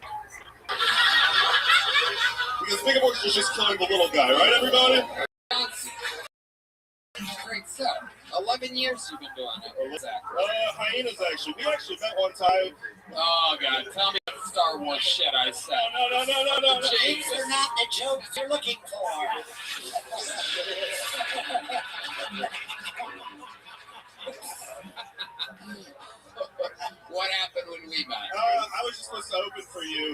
and you had a bunch of people there, Randy. You know, Randy, it was behind us for work. I do a bit. JP, and JP was in the green room. You don't recognize me. I have long hairs during COVID. I was wearing a mask, and I felt heavily judged walking in there with the mask. Can't believe Randy would put me open. Yeah. Always brought my own open. Well, what's funny is the Saturday after, that was a Friday, and you let me do the time, and that was tight as fuck. It was the Saturday after the girlfriend that just broke up with me. She was gonna come to the show, and she was a big fan. I was like, oh, she's gonna see me this week. Like, oh, you're like, nah. Well, I had an entire crew that I flew out from Los Angeles. And hey, in retrospect, it was good. Randy. Randy's a dog. I love him. We love Randy. Randy's my fucking homie, the great Randy Butler. He comes to all of our shows when we do massive venues now. No, you let me do the time. That was tight, man. Thank you for that. Yeah. There you go. Nice. I would like the girlfriend with me. There you go. I put my lightsaber away for the night. Where was the kid? Like the cantina? Oh no! Who shot first? How dare you use the Mos Eisley Cantina's name in vain? This is crazy that you're all finding out at once how big of a secret Star Wars nerd I am. Literally over the weekend. I just let it go.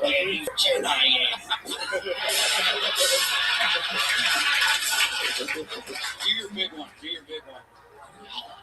No, I already did it on this show before. Okay, I do one impression. It's Princess Leia during The Empire Strikes Back when she's freeing Han Solo from being frozen in carbonite. She's in a special robot helmet, which changes her voice, and when she wakes up, she goes, "You've been frozen in carbonite." Thank you.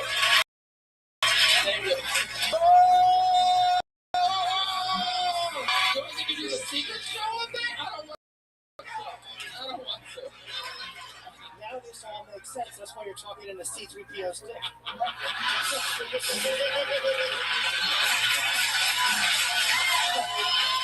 Oh my god. Oh my god. Oh, fucking hilarious. I love this. I love that you're finding out that I have a sensitive, dirty side to me. Oh my god. Alright, Joey. What do you do for work? I work at a pet shop on wheels out here, so I sell diet weed in a food truck. I did it in high school, but they took me for it last night. So that's awesome. Dress job you want, not the one. I love that. How long have you been doing that for? I moved here about a year ago. I started it a few months ago. I was working at a country club bartending out here at first, and then in July when those storms came, I started the country club. We replaced country club. Okay. And is it your truck or you're working for? No, it's not mine. I work for a bunch of comics work. Helazar, I think he was on here recently. You got Rob. Yeah. They're having a couple. Yeah. And look, Headshot on Wheels. I'm pretty sure they posted their mugshots. So look. If you know, maybe I get a raise. I don't know. They got robbed. I don't know what happened. Not my fault. That wasn't my truck. Okay, there you go. I locked up great. All right, perfect. We're gonna use that video in court. Yeah. You definitely robbed the truck. Stop, dude. Stop. You look like my accomplice. We're one and the same here. This isn't. Yeah, shut the fuck up.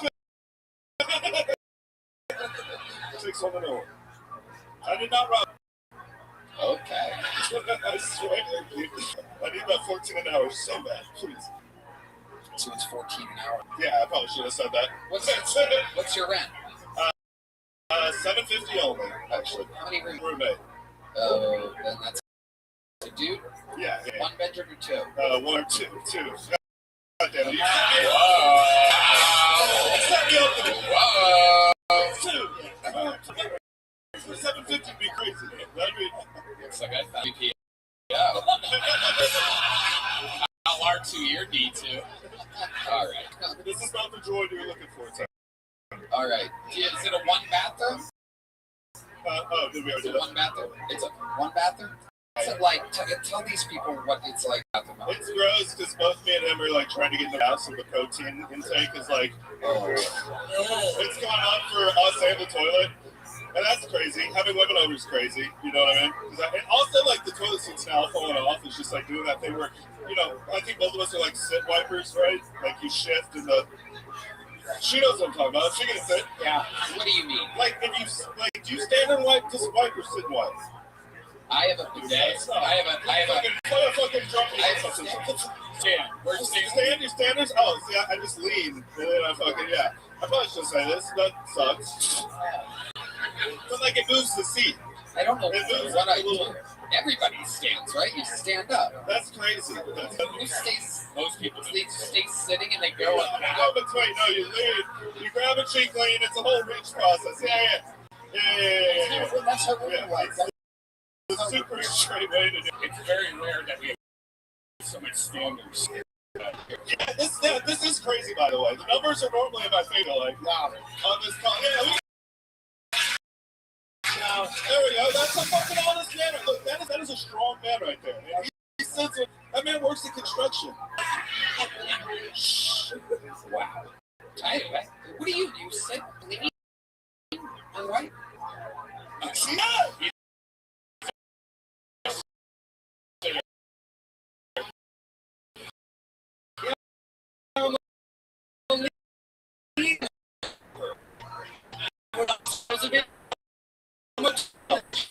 If you have a shitty like I do, like toilet seat has.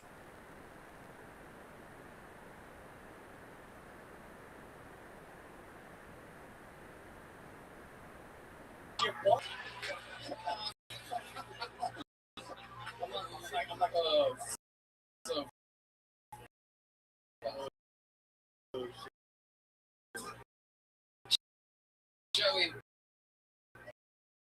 Joey, give me one more crazy fun of my entire life. Be a childhood. Hey, Is it? Everybody, let's you're in the crowd about that. You guys are roommates on the side. Well, this feels right. You got outed as a huge Star Wars fan in front of millions of people. No, I had sex with the trans girl though. Sorry, that wasn't like a fight. Oh, yeah.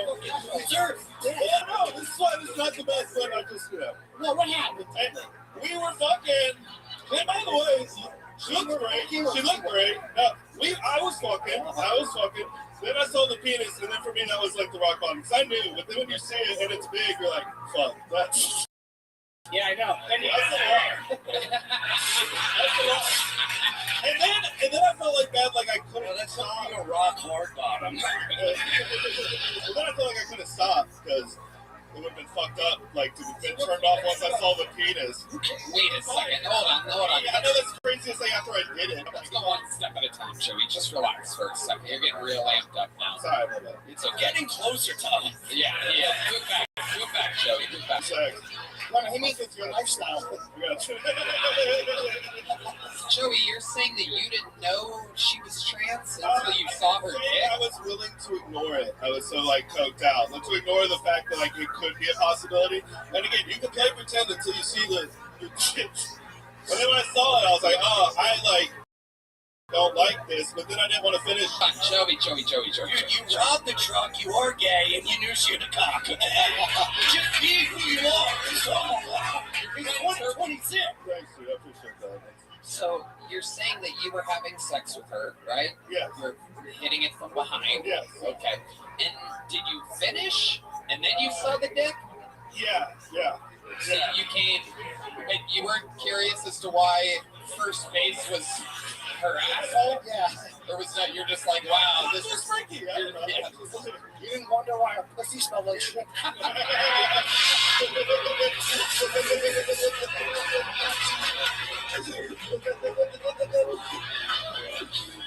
So did you come in her asshole? No. You pulled out. Yeah. What a gentleman. Yeah. So you pull out, you shoot on her back. I felt for some reason this is dumb. I felt scared. I do it on the back and straight as fuck. Right.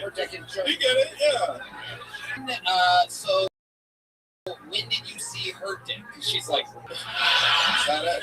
Yeah, it was like there wasn't a cigarette, but she rolled over, you know, like she was like, yeah, and then, yeah.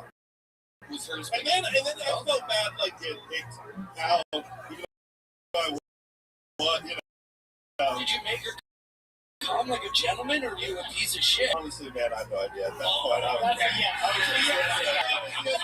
The Olympics are going now, and you're winning first place medal gymnastics. I was so coked up, I dated her for 6 months. I was so drunk, I met her family and fell into a love relationship. Gold medal in skiing. It's gayer for you to deny it. Yeah. It's fine. I mean, I said I did it. Did she sleep over? Did you wake up the next morning? No, I went home after. She drove me home. Like, we didn't really sleep. You know, but yeah, she is a gentle woman. Yeah, better watch out. It was very sweet. Amazing. What kind of car did she have? Do you remember? I don't remember. It's a red light. Hatchback thing. If it's picture No.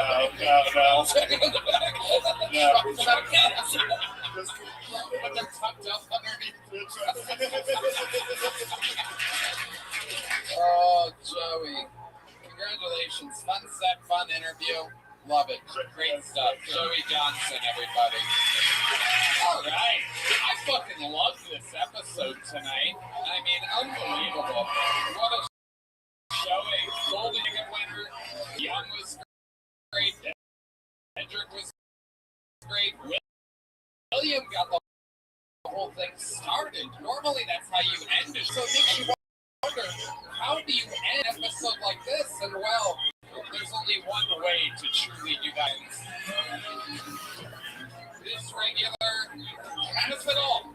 He's selling out giant theaters all around the United States of America, where one day it is very likely that he will be a citizen. But for now, he remains. He is a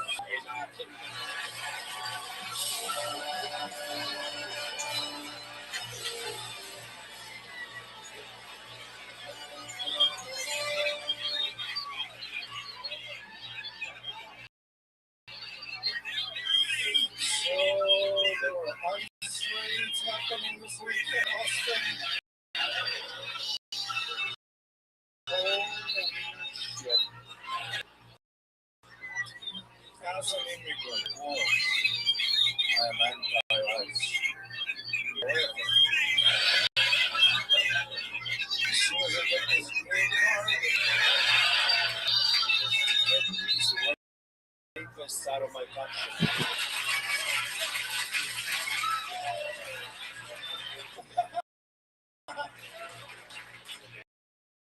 That's the sort of dude I am.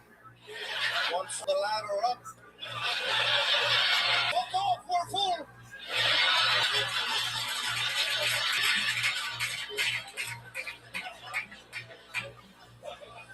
I always thought I'm safe from ice because I'm white, but holy shit, things have changed. They're shooting white women now. The most valuable commodity in America. God, I felt bad for that lady. Then I watched the whole video.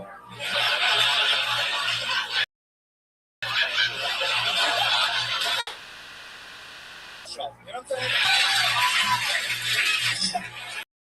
Too much of this is going on. Isn't it right? Stop the garbage!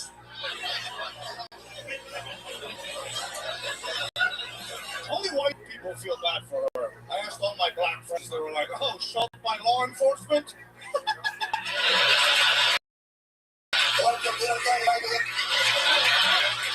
Thank you so much. You guys are welcome. I mean, Jesus fucking Christ. I mean, in the history show, I don't think we've ever really, for a fact, we haven't seen anything quite like what's happening with these extremely hardworking, unbelievably hysterical Ari Maddie. I mean, you're growing at a rate that's absolutely insane. You're using your momentum and star power. You just have momentum from the get. Every single thing is fucking hilarious, and we know you're hilarious, so the expectations are raised, and then boom, Oh, dude, the exploitation. Well, it's a guy. The men love me. Yeah. You love pressure. You're competing with only yourself out here. It's absolutely incredible. Jim Norton, what do you think? I like you. I know you. You're very funny, man. I love to see like you're more confident. Like every time I see you, it's more confidence. The material is really good. Your pause. It's great to see. I think you're very funny. So happy. Confidence has been an issue recently, Jim. Why? So I've been banging. Ooh, this girl.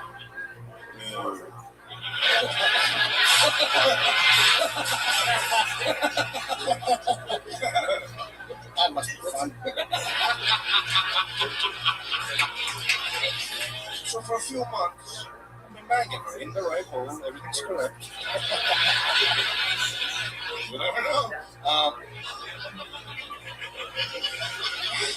So yesterday, she tells me every time we've been banging a few months, she hasn't come anymore. Is she on Zoloft?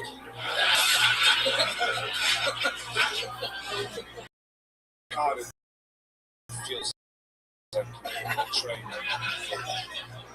You know? Yeah, and who did you do? She then asked, so is it universal?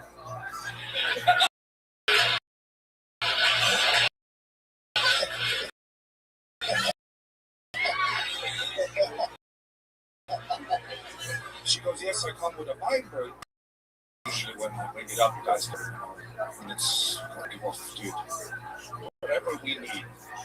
I can get a black guy here in 15 minutes. I don't give a fuck. Ladies, say what makes you come, dude. Past 4 months I've been buying a lie. Insecure. Fuck. It's technology, dude. I can't, you know. You think if a Mexican guy is digging a ditch, that I fucking show up with a bobcat? You think he's gonna be like, oh, I'm useless. Come on, bitch. I don't give a fuck. What do we need? Was she acting like she was coming? Yes, drama, real good. Sydney Sweeney shit. Shaking. The vibrations. They betrayed me. I know Jim doesn't know that feeling. You know when your wife comes. Oh yes, I do.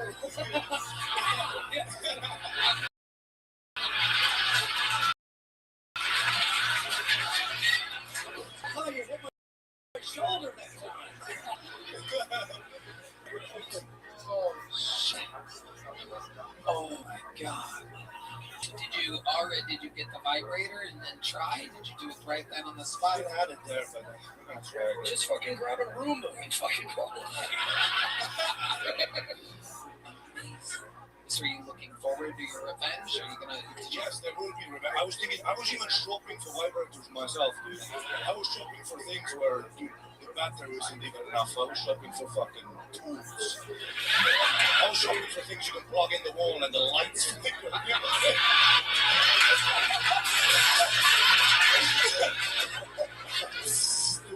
Dude, I'm gonna, next time she's over my place, dude, I'm coming with a chainsaw. Oh my God. Is it working?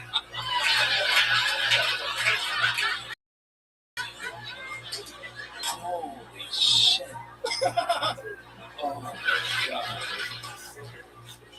So Ari, I mean, this is absolutely incredible. You've been all over the road lately. How's that going? Yeah, wonderful club, stand-up live in Phoenix, shout out Rochester, Carlson. Clubs are so awesome, people are awesome if there are only more chicks, but yeah, it's like 500 rapists in a room or something.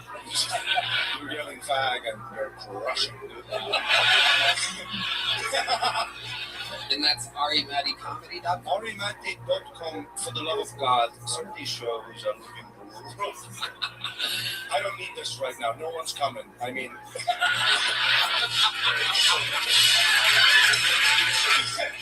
literally and figuratively. Fuck! AriMatti.com. MATTI.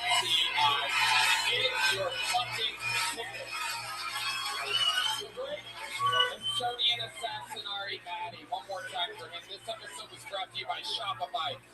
How loud can this place get for the great Jim Norton, everybody? Jim Norton can't save you. Available everywhere. Unconceivable on YouTube at Jim Norton Comedy on YouTube. One more time for Ian Finance, everybody. His new travel show, Ian Do. Available at youtube.com under Ian Finance Comedy and ianfinance.com for tour dates. Such a fun episode brought to you by Shopify.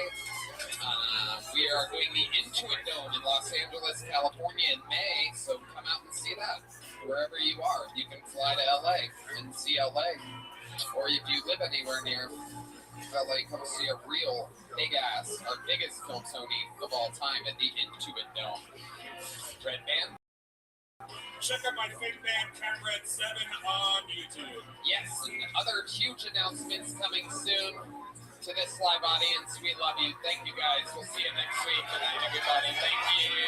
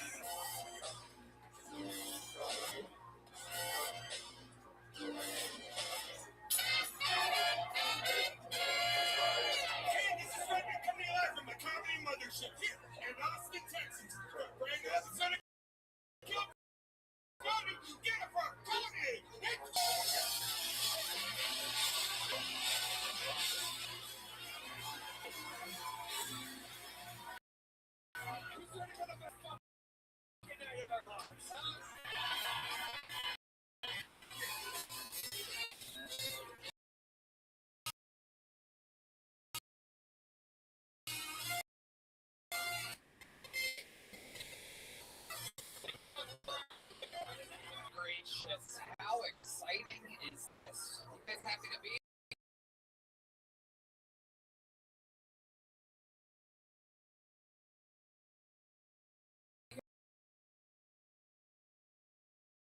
here or what?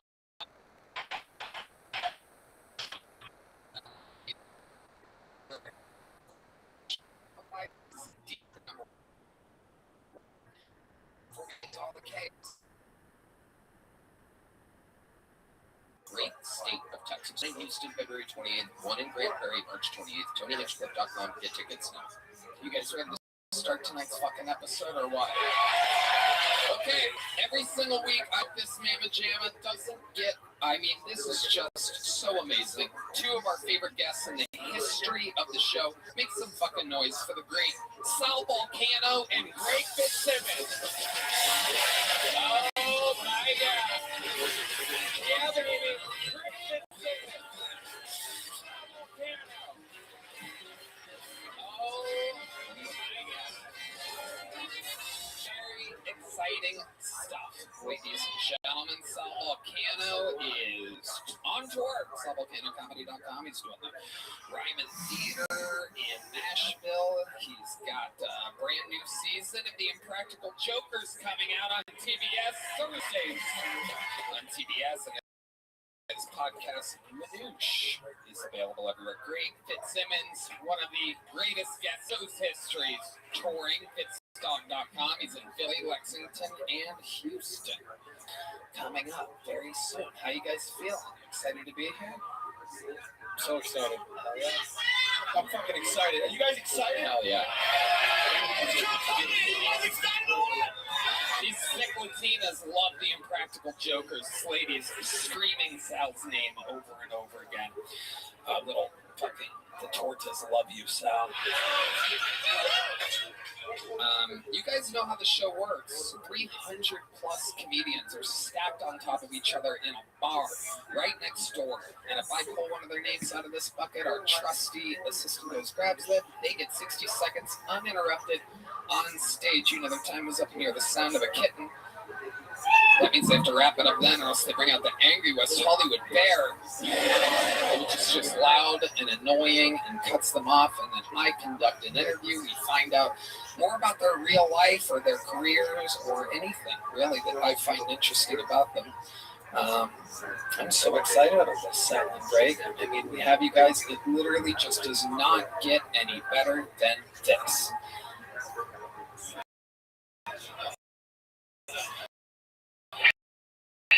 Oh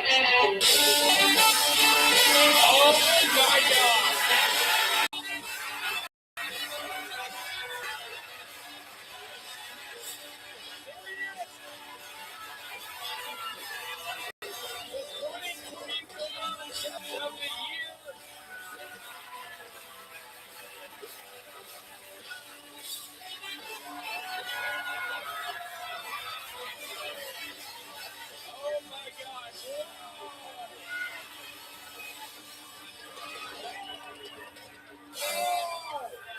Ladies and gentlemen, it is indeed the 2024 Guest of the Year. Dr. Phil is here, ladies and gentlemen. Oh, I'm out of breath, but I brought some treats. We don't need any more red bands out there. wow. Dr. Phil is throwing out Magnum condoms. Might be open. I got more than the Delta Lounge.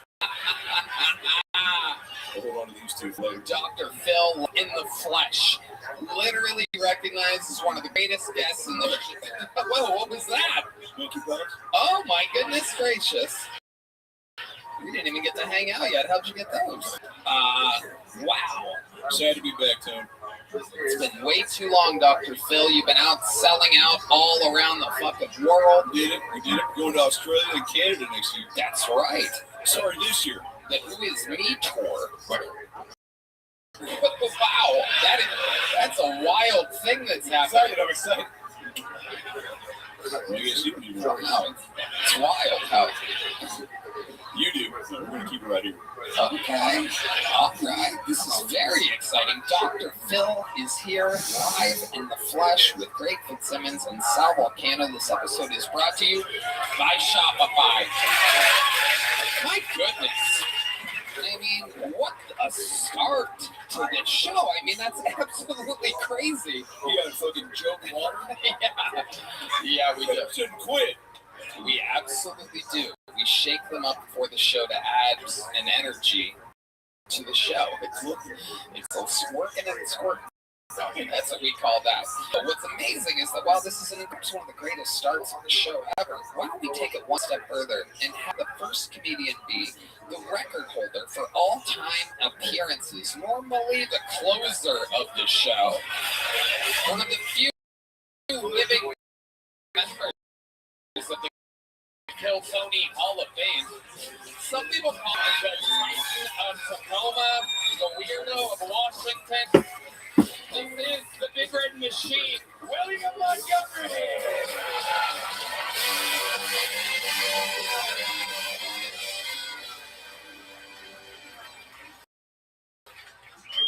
I was watching the news the other night, and she heard people talk about doxing one another. She goes, "Honey, what is doxing?" I said, "Oh, it's get in a ring and punch each other with their dicks." The waiter walks out and goes, "Who ordered the Amber Jack?" I raise my hand, and he sets it down in front of me. I look, and I say, "Wait, this has whiskers. Have I literally been catfished?" Can you imagine if you were a flat earther, like a depressed flat earther, and one day you tell your flat earther friends, "I really can't take it anymore. I'm just going to walk this way, and I'm never going to stop." And they're all like, "No, don't do it, no." And then around 80 days later, you show up from the opposite direction, and you're in a hot air balloon, and you're like, "Guys, you're never going to believe this." Okay, that's my time, Tony.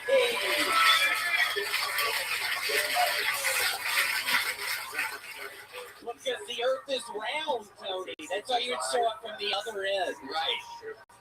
But that would mean that it's not flat. Right, it would mean it's round. It's proving, it's saying to his friend, it's ultimately teaching his friends that the earth is round. Right. It's kind of like a passion play. Oh my gosh, Tony, I'm so nervous. Seriously, going up first, I love it. It's literally my favorite thing, but I'm so nervous right now. Just really have time up there to hang out and whatever. And oh my gosh, here we are. So I love it. Yeah, I love it. Out of your comfort zone. Proof that you can do it all. You got the show started with a bang. And Tony, I do have to say, I've been in a horrible funk. I'm still actually in a pretty bad funk in my brain, but I've done 65 fucking miles to pay days, Tony. Very good, William. That's 10 miles and some change per day. Yeah, listening to fucking Melancholy and the Infinite Sadness by Smashing Pumpkins the whole time. Great, Fitzsimmons. Well, it's just great that you're, I know you guys have a long history of that as well, but it's good to see that you're growing. Thank you, Rabbi. I'll take it from here, Greg. William, how's the AIDS going?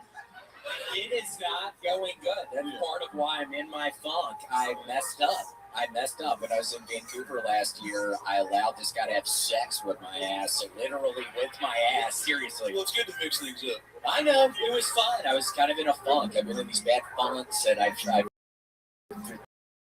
The puzzles don't help. Nothing really helps, but when I was having sex, was crazy. Oh, that was fun, Red Band. What was that noise? I've been making in the corner, Red Band. When you're watching my weirdo, that's exactly what you would have been. Just in the corner wearing your fucking tank top. You fucking nasty weirdo. Ooh, your little blue tank top. Yeah, have you ever seen it, Tony? Where's this little blue fucking tank top with these little swim trunks? And he acts like a little bad boy. And he's showing everybody pictures of his fucking girlfriend's feet. Stop doing that. Seriously, stop doing that. He's doing that in the fucking green room before we even start tonight. That's part of why I'm nervous, Tony. I did walk by and you were showing somebody a picture of a foot. Was that your girlfriend's foot? Yeah. Oh, it's tradition. Anytime Greg's around, Janice shows her foot to him because he likes that. And wow, this is not a great start for Greg. You know, there's certain things that stay in the green room. You know. Yeah, we were having to take it to the grave, Red Band. Yeah. Jesus Christ. Now I have to cut them off. Oh my goodness, I love it. William, so you've been rowing again? Yeah, doing the rowing, trying to hopefully please come to. I promise if I've been to a city before, I have a whole different set. It's mainly new jokes. I've got to get my tickets. I got to get better at marketing. I got to figure it out. Yeah. This. What did you just call me, a nacho vest, or what did you say? You should say everything. You should encourage your woman to say everything that comes to the front of her brain, sir. You're doing a really good job. The Lakers hat, always a dead giveaway for not having your woman under control. Shut up, bitch! Yeah. I'm trying to have fun. Fucking red man throwing crack under the bus. Weird of you, dude. Seriously. It's really weird. Why'd you? William, I get what's happening with you right now. You're getting fired up, you're getting angry, you're getting more red, which I didn't think was possible. Yeah, Everyone else. on right now. We're some of it. That is, But look, looks like little nachos. I see it. Yeah, maybe you're right. I see it. I know you are right. All right, Sal, that's not how this works. Oh, you guys all see those little nachos? Okay, we all see the nachos. it is an incredible vest, William. What are you wearing? Or it is award season, and the world wants to know, where do you get a vest like that? So I literally clicked into eBay.com, my account. I click in vintage 90s Columbia vest, large. Nailed it. And then I get a bunch, and then, yes, this Nachos was not in the keyword search. No. Wow. Because the red the zags there, they look like little nachos. They do. They do. It is absolutely incredible. William, always a master of style. It is a nice vest. You look like you're about to lead a safari for a bunch of kids who are definitely going to get molested. Yeah. Which is a tough game to get, so I want to compliment you on the. Thank you. Thank you so much. It's true.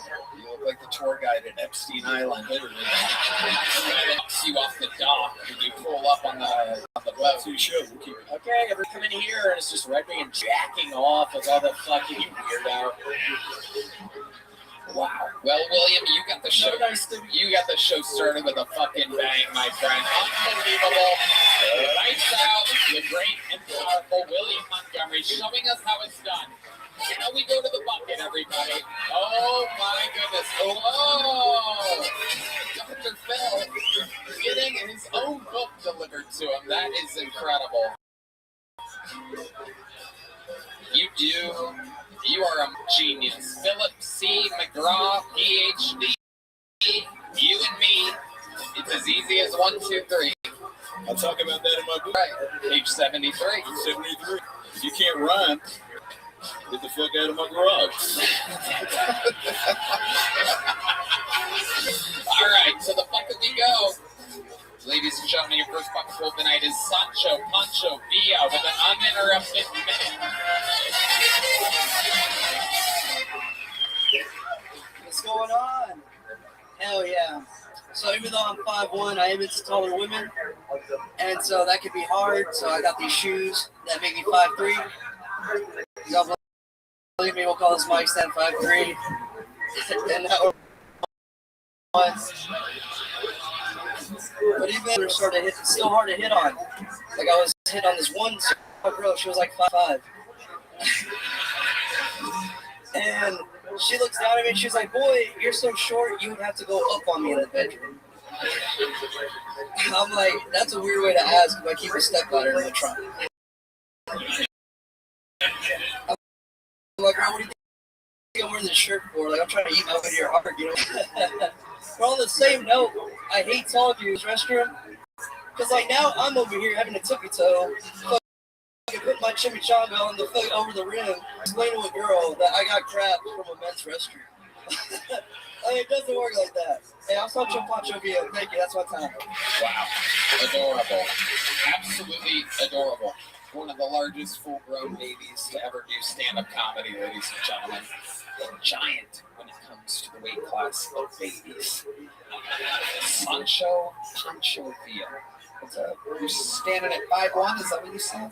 Yeah, 5'3" with the shoes on. 5'3" with the shoes on. Incredible. When was the last time you measure yourself? What? Yeah. Yeah. 20. Yeah. When I went to Okay. You got one of those? Your people normally don't have one of those.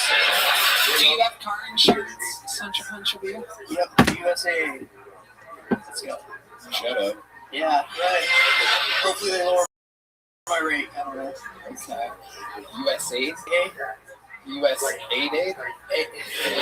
AA? Like the military? Oh, got it. You were in the military. Yes, sir. I'm a Marine. Okay, absolutely incredible. What the hell were you doing in the Marines exactly? What was your specialty? Man, I was an engineer company, so like we work with generators, we build stuff, we blew it up. Like I have more certifications than my cousin with 3 fake IDs. Like I can do any Texas job. Wow. Yeah. Amazing, Sancho Pancho. You've been on the show a few times before. Yes, sir. You get very lucky. I'm hoping to tonight. God. No other food you can get. Because we're pretty much rocking the same haircut. I feel like, come on, like. When did you go to college? When I was like 19. Yeah, man. Wow. You never worked out for it. How did you do it? With the combat. Oh, well, there you go. Still struggling, obviously. So, Sancho Pancho Villa, you went all the 19, standing at 5 foot. You think you did in this life or a past life for God to treat you like this? And he apparently also made you extremely horny. A lot of your acts has to do with women. Just said you're hoping to get lucky tonight. When's the last time you got played, Sancho Pancho? We could go. Wow. Who was this? What was this innocent person? Where'd you meet this person at? Just in my hometown. You know. Was she married? This one was not. It's true. We found out about you that you're into married women. You like wrecking other people's lives. Listen, like the door's already cracked open. I just walk through it. You know what I'm saying? Even if it's the dog. When you walk right. That was tonight. What are you guys gonna say at the same time? I was going to say, you live under the crowd. That usually works right. Yeah, he doesn't have to duck down. We all have different doggy door chips for you, Sancho. That's a good sign. That's how you know you're a hot dude. When you bring up a doghouse and we're all like, you're adorable, Sancho. So you find that there's a lot of girls that are into whatever you are? Women love a confident man, yes, sir. Yes, confidence. You do carry it well. When do you cry? When, do you let it out? Is there a moment ever? You work out, Sancho Pancho? I do. I'm down 10 pounds. What have you been doing exactly? Explain to some of these people out here how they can lose weight. Alcohol, so that was a big one for now. Yeah, but I'll say I'm 1 month away and I can drink again. So Yeah. and then quitting alcohol and then just working out every day. So yeah. Back to benching 245. That's cool. You bench 245? Yeah. Sweet. It's 180, shit, 80. You know what I'm saying? Let's go. I talk about that in my book, Chapter 25. Chapter 25, fat bitches are people too. I reach your local Barnes and Noble. What's the biggest girl you've ever hooked up with before I let you go, Sancho Pancho?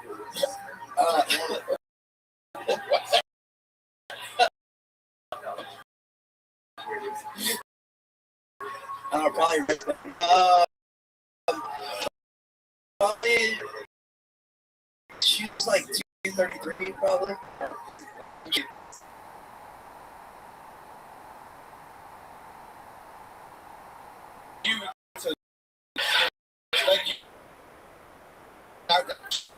Everybody. Let's talk about scale. Come on, there it is. There it is. Oh, it's too good. Oh, it's too good.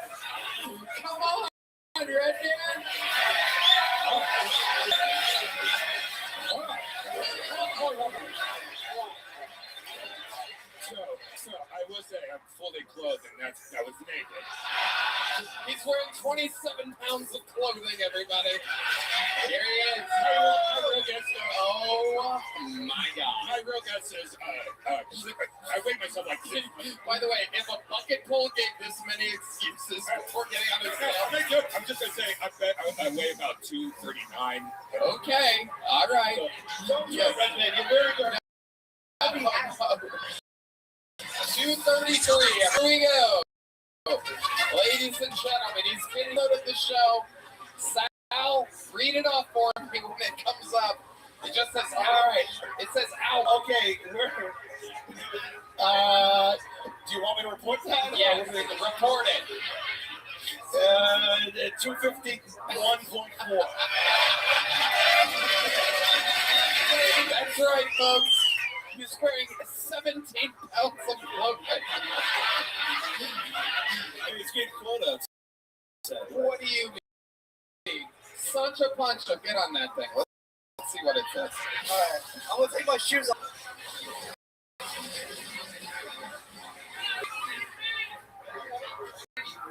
$193. Shit. Yeah, what do you mean you weighed in today? What does that even mean? Oh, you're right. This thing is pretty heavy. Yeah, okay. I'm 165. 164.6, everybody. Give it up for Tony Hinchcliffe, everybody. Let's go.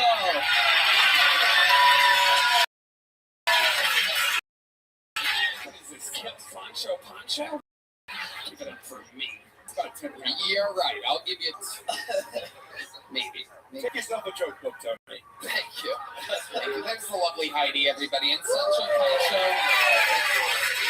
Sancho Pancho. What size joke book did you get last time? I think you said, that small joke book is the same size as a big joke book. That's right. So you got a small one? Yes, sir.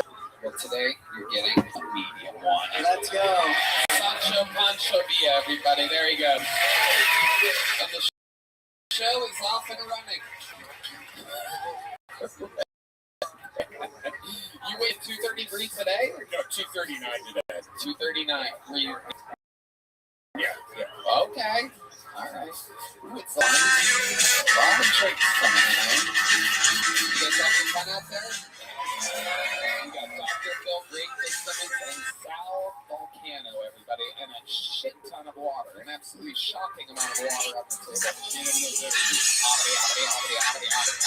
Hey, this podcast is sponsored by YouTube. Guys, let's be real for a second. When it comes to performance, good enough isn't exactly good enough. That's why YouTube just raised the bar. Introducing YouTube Gold, the revolutionary formula upgrade that tells you to brain in your body. Here's the deal.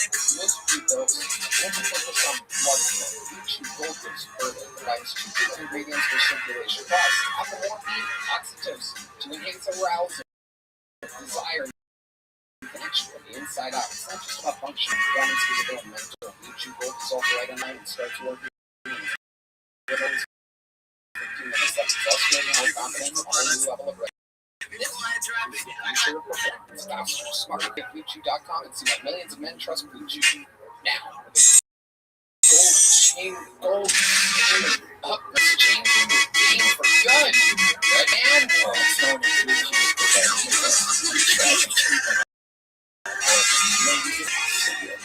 I can make him a trophy. Make that easier. Get it hard to discover your options at BlueChew.com. We've got a special deal for our listeners. Get 10% off your first month of Blue Chew Gold with code Tony. That's promo code Tony. Visit BlueChew.com for more details and important safety information. And we thank Blue Chew for sponsoring the podcast. Hey there, this podcast is sponsored by Shopify. Picture this. It's late at night. You're scrolling through your feeds when all of a sudden you see it. That one product you've been looking for. You click on the link, add to cart, maybe even shop around a little more before finally hitting checkout. As you're filling in your address, you realize you don't have your card anywhere near you. That's when you see it down on the page button that has all your information saved, making checking out as simple as a tap of your screen. Right down. Shopify is the best business tool out there. See, get started with your own design studio with hundreds of ready-to-use templates. Shopify helps you build a beautiful online store that brands start. Shopify is packed with helpful AI tools that write product descriptions, page lines, and even enhance your product photography. Wow, right. Unbelievable. Word out that you have a marketing team behind you. Best yet, Shopify is your commerce class expertise and everything from managing inventory to international shipping to customer returns and beyond. So, see less carts go abandoned and more sales go with Shopify and their Shop Pay button. Sign up for your $1 per month trial today at shopify.com/GoTony. Go to shopify.com/GoTony. That's shopify.com/GoTony. Shopify.com/GoTony. That's shopify.com/GoTony. Absolutely. Your next bucket poll goes by the name of Mario. Everyone. Mario Zapata.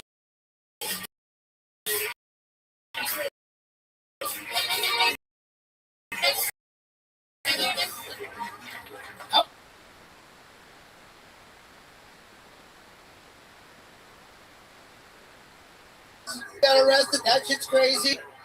Just goes to show you when life gives you lemons, get legal aid. I don't know what you did, but whatever. All right, buckle in, guys. What is the difference between a Jewish person and an undercover cop? You may never know you were talking to a cop. Thank you. All right, guys. I think the reason the reward retarded is such an offensive word to so many people are. You can see it everywhere. That's how it's cool. It's get your MS in business. Who wants to have board meeting with multiple sclerosis? Can you imagine standing in front of everybody going, and calls out the genocide. Started the genocide, but yet somehow now anyway. I just wanted to make this point that it's like, guys, Mario Zapata. This is the first time on the show. Oh, it is not. Yes, I recently started to shake my head because something like Angelica's Barbie doll. Okay. It's possible. You can't use that at any point. Dr. Phil. Now,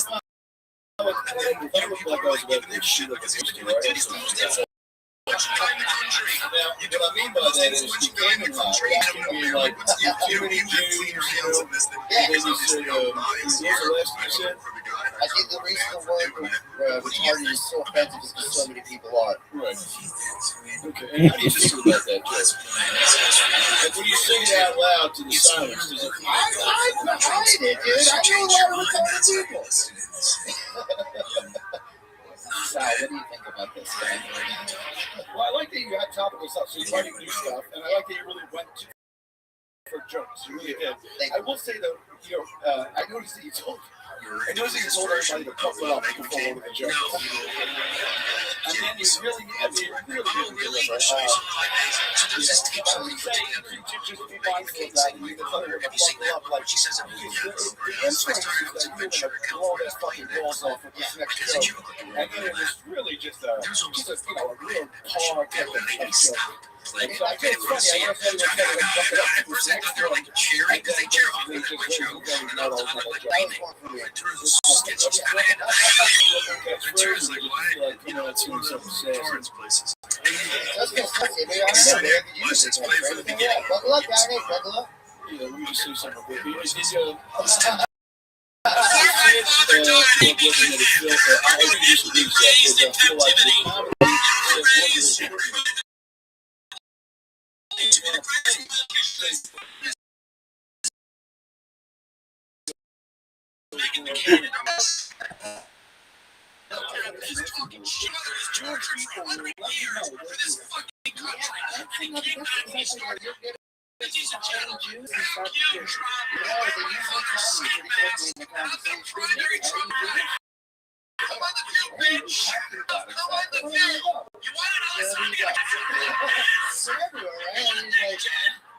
I don't know about that sounds bad. Okay, let's see. I'm just gonna shit all the way.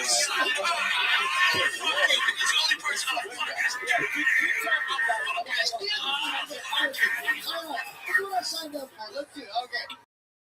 I mean, people are everywhere, right? You run into different people everywhere. Oh, wow, it doesn't get much more racist than that, everybody. But these people are everywhere. I can't go anywhere without seeing these fucking people. Yeah. Okay. How about this? Who's your favorite type of person? Okay, that's a totally direction-changing question you just did, Dr. Phil. Let's stick with the Jews here for a second. Shift gear. Okay, let's not shift at all, Doctor. Let me ask you this. You're seeing them everywhere, this and that. Is there anything you've noticed a way to spot Jews before they tell you that they're Jewish? No. How long have you been doing stand-up comedy? I've been doing a stand-up for 6 years. I've been doing comedy for 12. I used to do music comedy.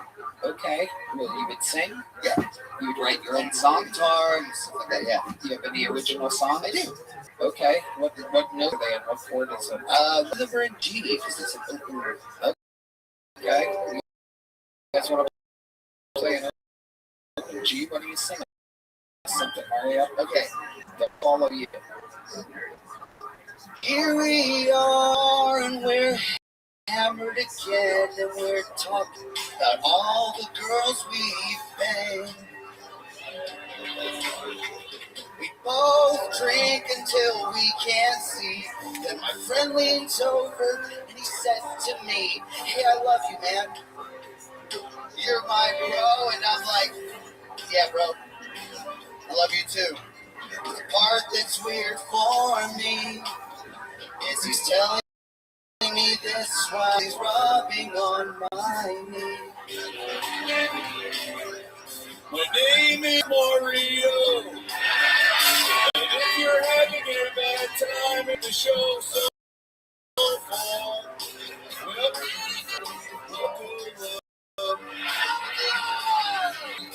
I'm dressed like I'm ready to go. Work the late shift at Home Depot. Buckle up, everyone. And if you're driving drunk through the Taco Bell, make sure to call your neighbors in hell and say, "Dad, I'm gonna get that same order you used to get." Wow.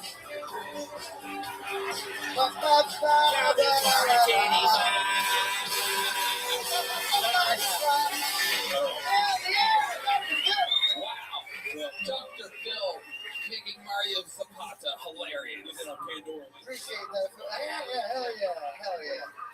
Mario Zapata. So you did musical comedy, now you just do stand-up. I do stand-up. What do you do for work? I edit wedding videos, I make porn, and I write comedy. Let's stop right there. When you say you make porn, what exactly do you Buckle up.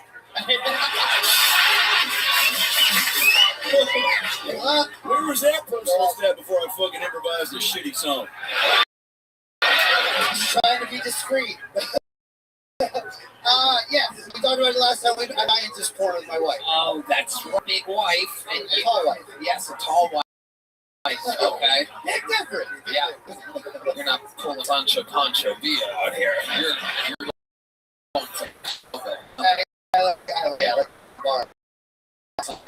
I like very interesting, and that's good morning. Yeah, I thought about because those guys probably like the difference, right? The two people. Have you ever thought about letting Sancho Pancho Villa join in? Because I would charge him to be in the movie. We are a little bit tight for time. Where do we, is it all available online, or is there a specific, We're looking up films. Something. It's on fucking. What is that? A .org or something like that? No. Okay, it's on you sure it's like Square. Yeah. You don't know the website of you and your wife's porn? I copy and paste everything, dude. Wow. Yeah. Look it up films. Gov? Yeah. Look that up. We're going for great things. Mario Zapata, our second extremely confident Latino in a row. You as well. Yeah, it was good. Mario, you know what? I'll give you a big chip. Did you get one last time? No. There you go. Boom. Good catch. It's a little off. Sticky one. There he goes. Mario Zapata, everybody. That's perfect, Mario. That's a okie dokie. Well, all right, there he is. Experience. There he goes, Mario Zapata, everyone. All right, our next bucket full, ladies and gentlemen, goes by the name of Robert Carroll. Here we go. Robert Carroll. Okay, this looks like a new face. Make some noise for Robert Carroll, everybody. Fucking A, kill Tony. Wonderful. So, I'm on shrooms. I gotta leave with that. Sorry.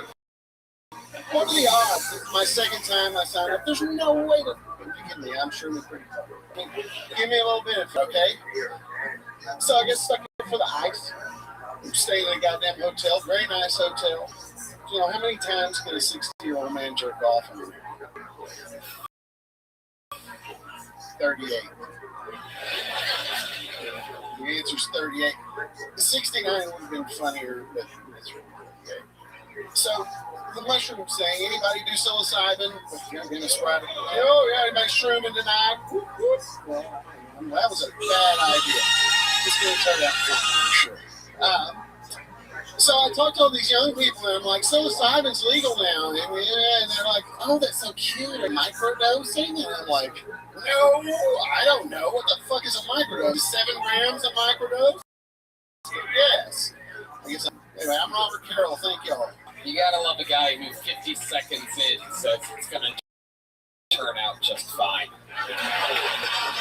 Amazing. It's like you're on a bunch of mushrooms. This all checks out. Robert, grab that microphone. Let's talk about it. How long have you been doing comedy for? I lied. This is my excellent first time in front of a crowd and a microphone. So there you got it. All right, great. You're 60 years old. I'm 60. What made you want to start comedy now? I went broke. What? I went broke. Okay, ladies, stop. Oh, dude, okay, relax. Did you hear the laugh I got? Not at all. Shut the fuck up. What's going on? The women in this room tonight, it's unbelievable. It's some weird improv troupe.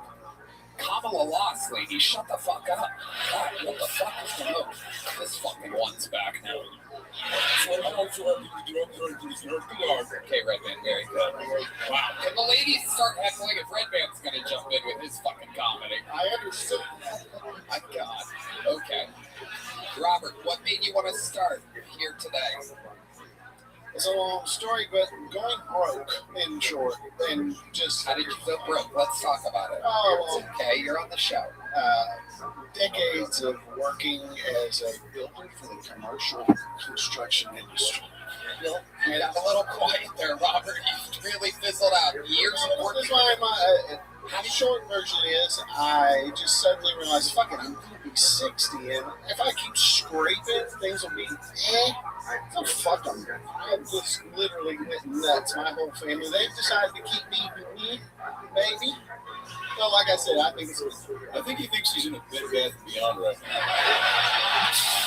You got to talk. I couldn't understand. I wanted to follow that story. Boy, it's a rambling bunch. I did leave with I'm on mushroom. I really thought mathematically the likelihood of me being on the list was very good, but I do simply get that. Mathematically, your odds are the same with on or not on mushrooms. If you take an overload of mushrooms, you wouldn't sign up.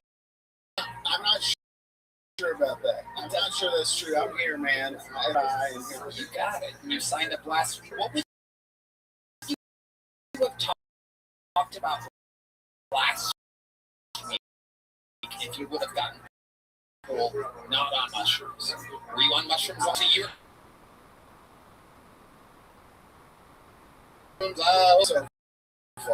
Where has it been working? My bank accounts are very good, but everything else is pretty sweet. How'd you afford that? Did you make that in the cubes and creeps? Everything's negotiable. I'm trying to finagle that from her. What's up, big dog? Possible interview. That's a huge. Just chilling. How about you? Nothing much. Just chilling over here. How'd you find out about me? Oh, I found you through the fanboy server. I'm not in a femboy server. Oh no, I mean, wait. Let me see. Oh no, I think it was the girl. Oh yeah, I'm an e-girl for sure, dog. I thought it was the vampire. No, I'm alpha masculine. I'm like the most athletic, gifted male that the world has ever witnessed. How are things in your neck of the woods? I've seen you so many times with your camera on, and we're just never there. Okay. I mean, okay. I'm acknowledging that you made a comment. I mean, I don't always have to sit in front of the same camera all the time. I can live my life. Why are you always like on here? I stream my life 24 hours a day, 7 days a week, 365 days a year for world peace. I've been doing so for more than 4,525 hours, dude. No. That's crazy. No, that's nothing. That's 6 months. I've been doing it for more than 4 years. Well, I stop my stream every 12 hours so that they archive on YouTube. But yeah, every single day, essentially for the last 4 years. Can I ask you kind of weird question? Go for it. How do you masturbate? Everybody asked me that question. Dude, nobody knows what I'm doing under the covers.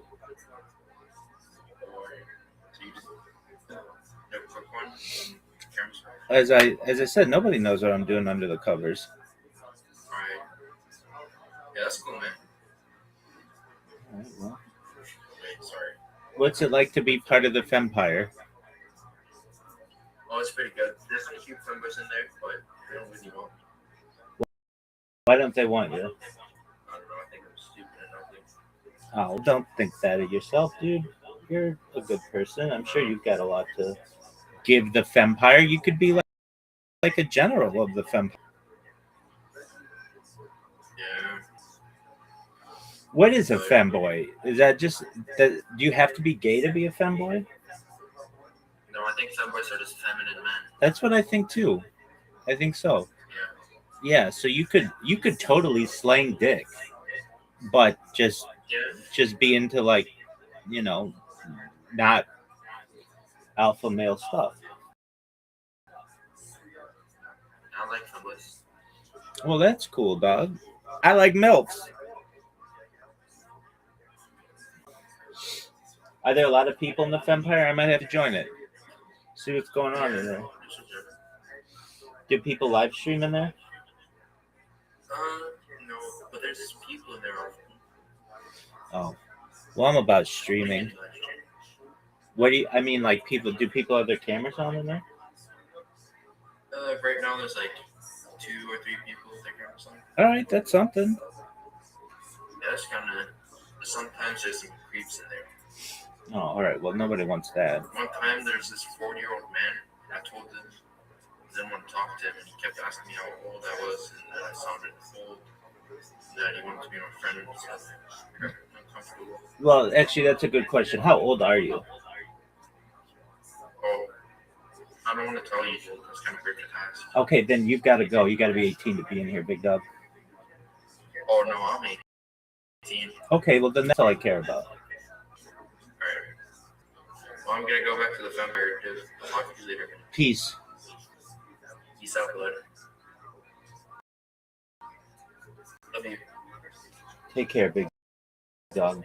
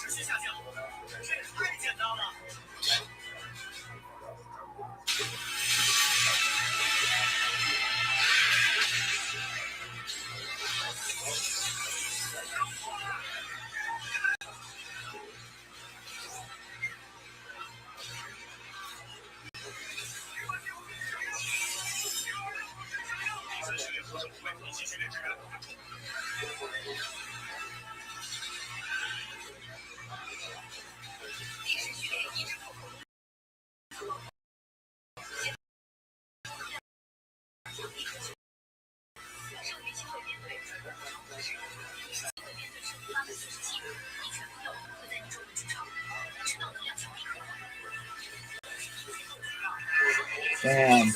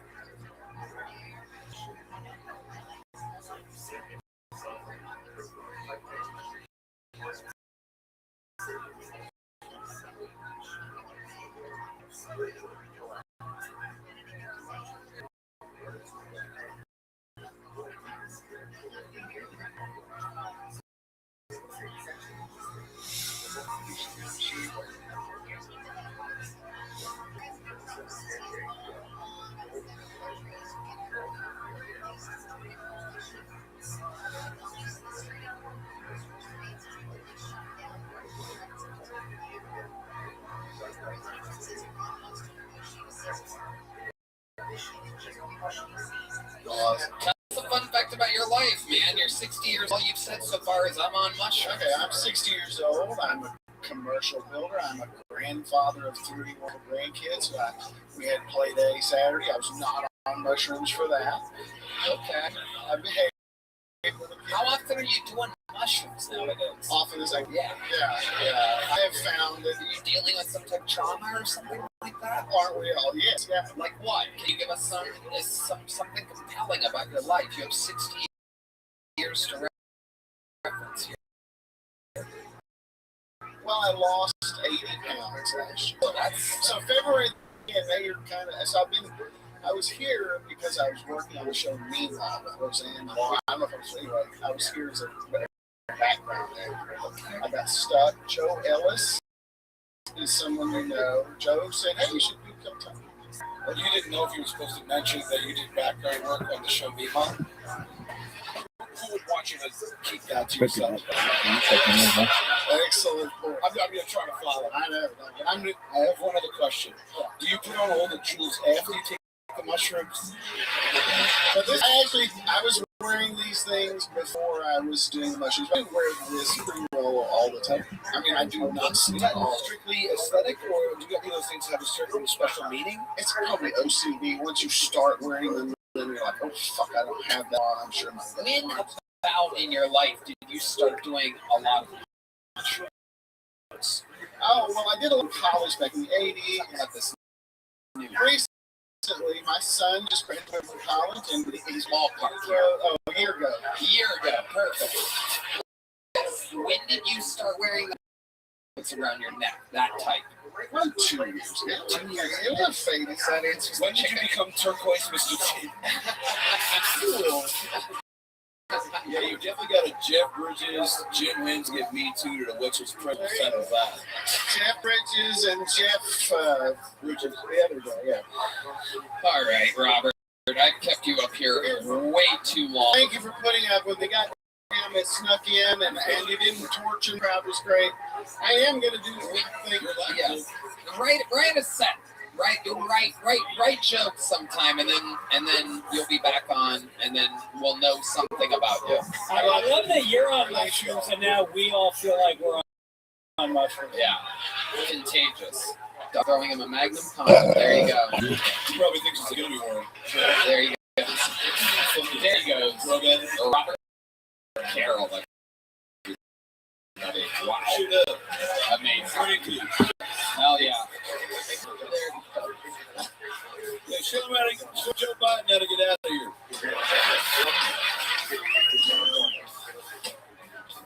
It's tripping so hard.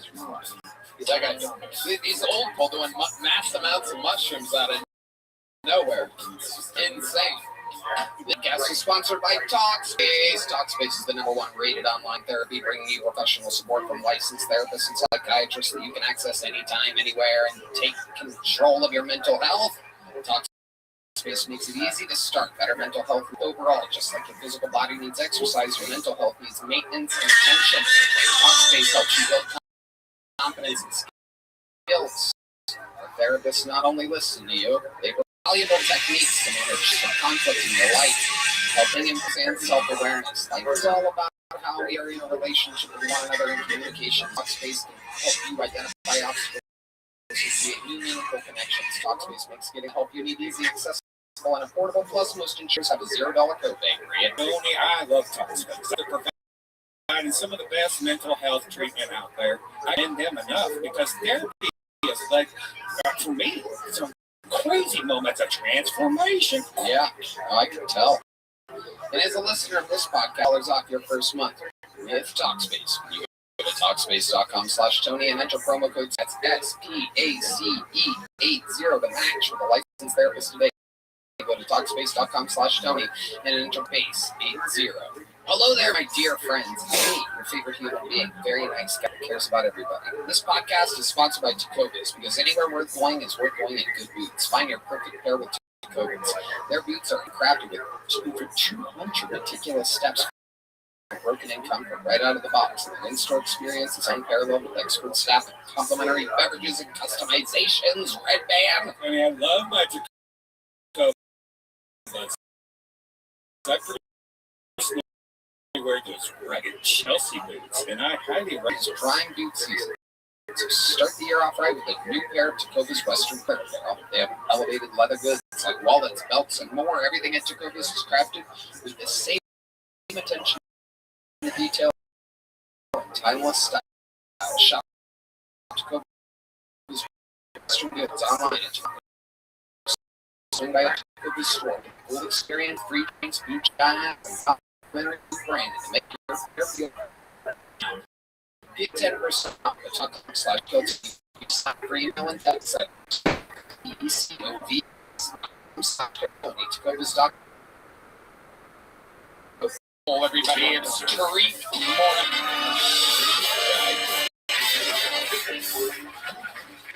Hell yeah. You guys remember when driving a Tesla made you a Nazi? I miss those days. I like being called a different type of N-word. Which is ironic. I'm from Idaho. That place is full of N-words. I had to go out and buy myself a Tesla Model 3rd right now.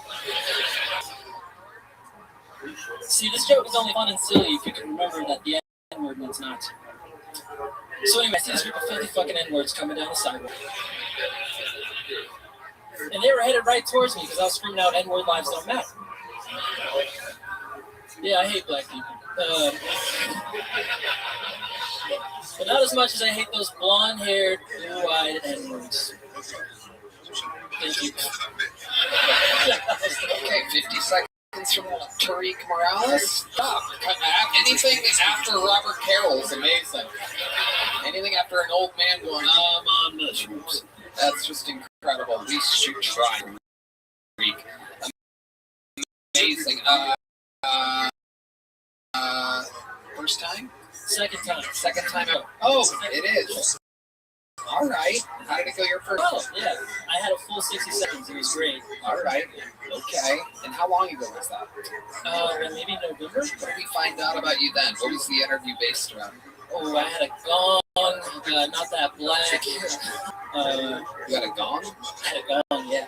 I didn't get to pull it out. Oh. I had it in my passenger seat. Oh. Car the whole time. And I just had to drive through. Okay, yeah, that wasn't anything we covered last time. It was in your car. It was. Give us, what do you do for work, Tariq? I work from home, so I'm just like getting paid to be unemployed. What do you do? Honestly, I don't know. It's like the documents that come in, I hit like green or red. Childcare. And then. Yes, he's a Somali daycare worker, everybody. Good job, Red Band. Yeah. Mr. 233 over here. Okay, so you don't know what you do. You're getting paid? How much do you get paid? It's $20 an hour. How many hours a day are you working? 8 hours a day. Checks clear. Checks clear, yeah. Okay. Yeah. What do you do for fun? I like to play the piano. Piano player. You're a piano player? Yeah. Right. I have a beige Beethoven. Okay. Are you the kid from Fresh Prince of Bel-Air? That's me. Yeah, there you go. Absolutely. Are you from Austin, Texas? No, I just moved here in July. Okay, where were you at before that? Boise, Idaho. Nice. All right, tell us about being where you are in Boise. Yeah, I was the blackest person there, which is super embarrassing. Are you black? Half, yeah. Mexican? Puerto Rican. Puerto Rican, okay. All right. Very Yeah. cool. Yeah. I just want to go back on the job you do because you said that I don't know the documents come in. You said and I hit red or green. Yeah, there's like literally a thumbs up or a thumbs down. I just Like You literally know what you do? Literally, yeah. It's like something with finance. But what do you do? The document comes in. I check these numbers to see if they match up with like client information. Are you on the cast of Severance? The work is mysterious. Definitely, the work is mysterious. How long have you worked? 3 months. Yeah, not long. Why would you hit green? Because the numbers match up with the client information. It's fucking limit. Yeah, that's it. That's it. Yeah. And you hit red when the numbers don't match. When they don't. And you do this for 8 hours. 8 fucking hours a day. I'm watching movies. I'm on the phone. I'm hanging out with my comic friends. That's it. Was there training for this? Not really. No. Yeah. They're like, all right, here's what you're gonna be doing, and then And the name of the. what the Well, You don't. I don't think he's gonna lose if he says that. Yeah. Tariq, what's your love life like? Single right now. I can't afford to date. I make $20 an hour, so yeah. That's just yeah. Single. I haven't been on How long have you been in Austin? since July. And so you've been on dates. You've met no women. I went on one date. I met her like at a show at Narbar, and it didn't go well. What happened? This is perfect. Take us, Tariq. Yeah, she was just like a body. I didn't see We need to win the quickness. tank top. I wasn't ready for that. She was, big neck. Neck, biceps. Is there any chance she had a dick? I think you went on a date with Joe Rogan.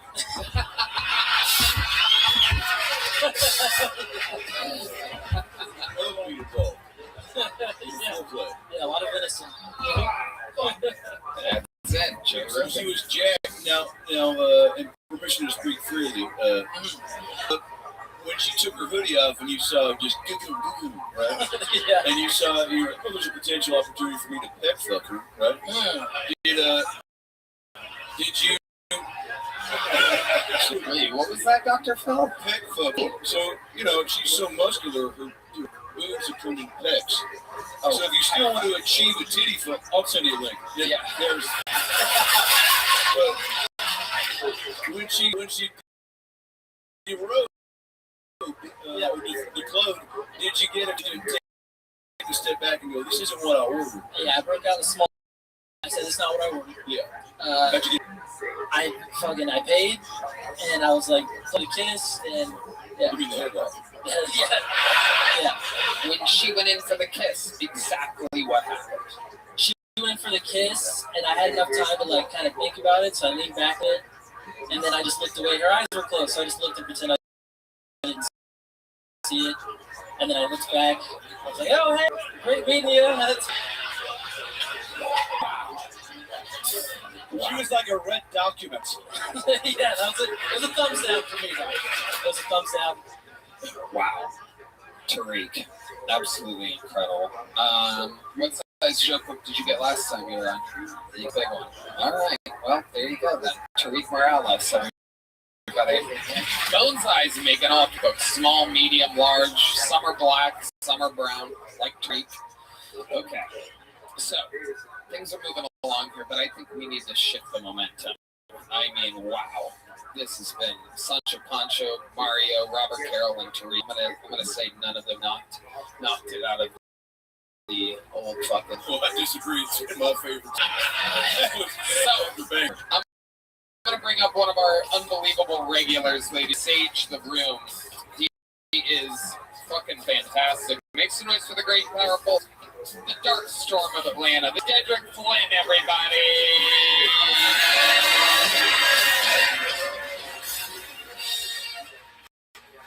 I hate Waymos. And I think only reason that we got these little self-driving ass cars in Austin is because there's not enough black people to go,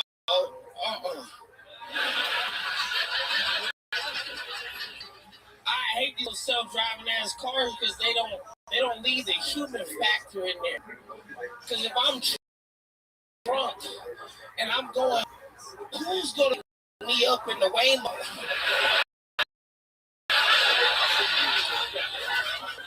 When you get drunk and you get into an Uber, the Uber driver wake you up and they say, "Hey, sir, you at your house." You know who wakes you up in a Waymo? The Tempe police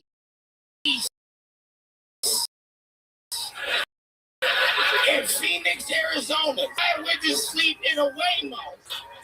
Take it from one example. One time, because I'm a heavy sleeper, that's why it was me about waking me up in a Waymo. Is they could wake me up for 30 minutes. One lady one time tried to wake me up. She couldn't wake me up. She took my phone, unlocked it with my face, and then called my mama. Nigga, I was up. Daddy Christian, I was playing, nigga. I woke up immediately. And I was like, I'm so sorry. I started cleaning because when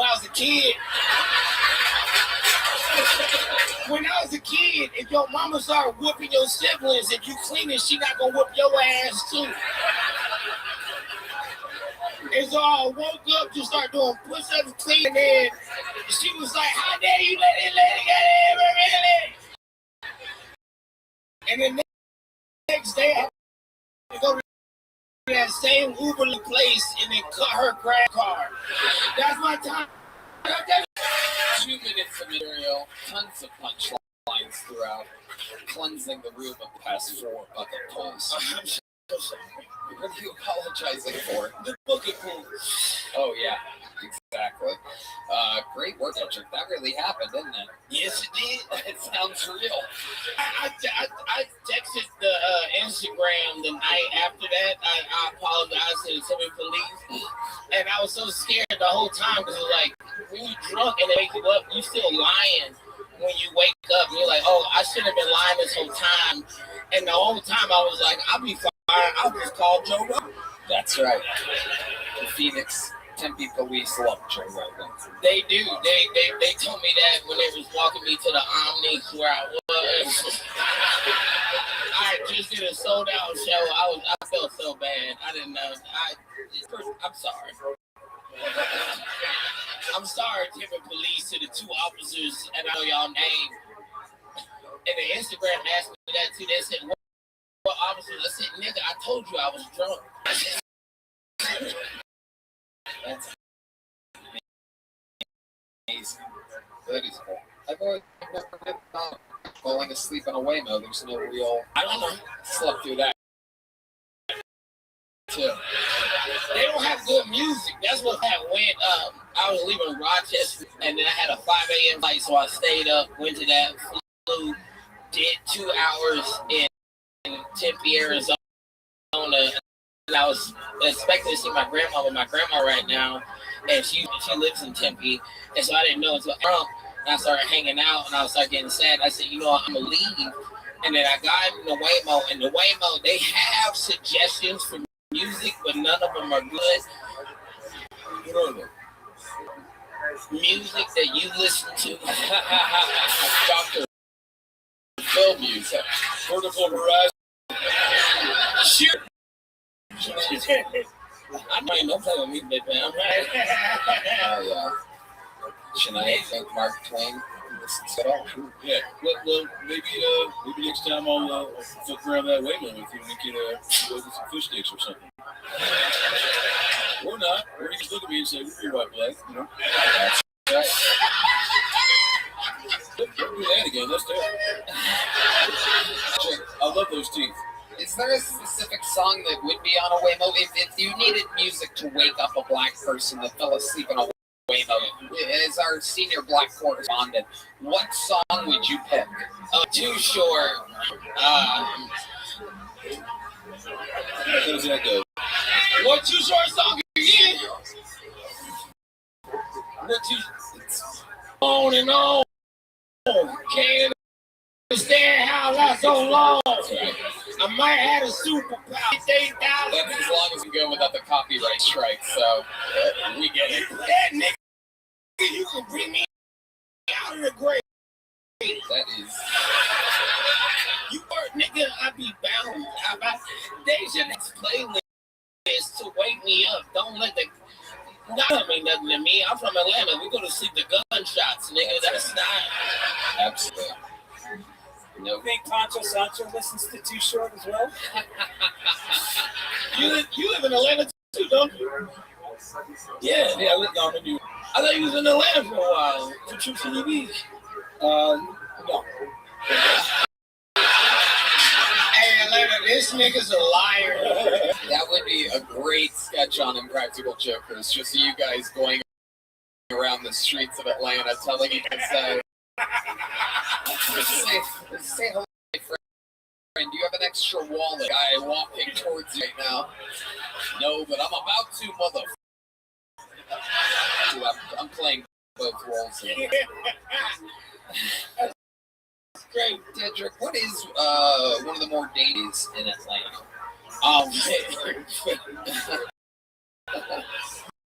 Besides my best friend getting shot in front of me, this too quick. Oh my goodness. Sorry, we don't have. All right. The police don't come that fast in Atlanta right now. I saw with my own eyes. This is crazy.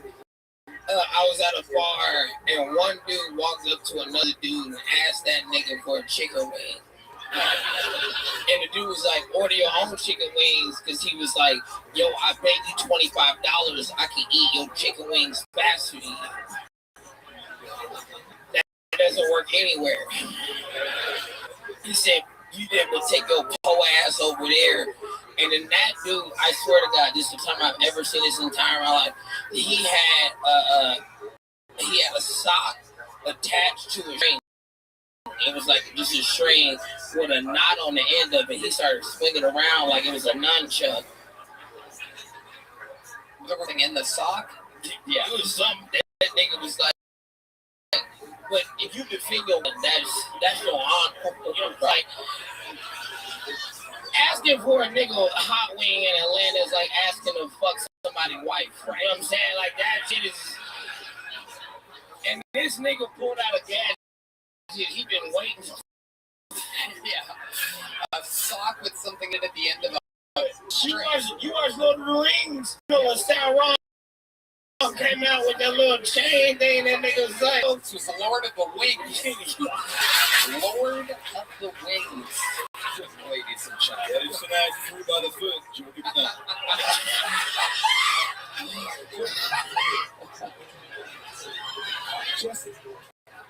Just summarize the two craziest things you saw in Atlanta. Yeah. Your best friend getting gunned down in front of you. Yeah. And someone eating someone else's chicken wing. Yeah. Yeah. So there's a string, then there's a sock. It's like strings, and he has like a bigger thing. Wow. He has like a knot. It looked like I don't know what you call it, because I'm not from the medieval times. Right. I know that. So that nigga had one of those, and he was like, "How dare you?" Yes. And then did he hit him with that? Oh boy, did he? Oh my. And then the cop showed up and said, this nigga asked me for a wing, and the cop said, we'll take it. Oh, Dutcher, he was the best, man. Unbelievable. No asking for wings in Atlanta. Don't ask me no to do wings. That shit fucked up. They're weird. That's my new boys. That's some wisdom. He said, don't ask me for more. Oh my God. That weapons. Yeah. Usually pennies. They put pennies on a sock. Who's they, Red Band? Who's they? Who's they? You'll pay them. Black people got quarters too, nigga. I actually talk about that in my book, chapter 35. Black people have quarters. We look at Barnes and Noble. Black people are people too. Dedrick, you rebuilt the momentum in the room. Thank you so much. Yo, look who it is. Just one moment, Zoot. On the end of strings and many great things. Control is a one-word name. Anything can happen. It's a noise for Tasia, everybody. Tasia. Dude, how you doing? Yeah, what's up? Good, son. I just had a thought. Your thought, big man. What if all religions are true? All right, that's tight. Well, given it enough time, right? Maybe there's 600 billion planets out there. Maybe there are planets out there that have figured out ways to preserve consciousness. There's humanities out there, not humanities, what am I? Civilizations out there that have decided to figure out ways to preserve consciousness, and they've got technology that goes around the whole universe preserving consciousness, right? Okay. So, and given enough time, what if they learn about all the different religions, all the different thoughts, and in the future, when time ends, maybe all the possibilities are there with the technology they've built, and they can preserve the consciousness and whatever you believe to be could be that. But it's even, but death could just be an illusion. Okay. Am I making any sense? I mean, sort of, I guess. How much sense you want to make, big dog? I'm trying to say, like, what if like, eventually all religions end up being true? Okay, I mean, that's cool. Well, your theory, well, if you're like, you think mine uploading technology can be this, then eventually all religions could become true. That's correct. So I say, who's to say that it can't happen in the universe or breathe? No one's to say that. That can absolutely be a thing. Yeah, I mean, there's just 600 so this God that we don't get to be any other women. Maybe someday, big dog. Mind upload technology, baby. I mean, imagine. Right now, correct, but maybe in the future, mind uploading technology, baby.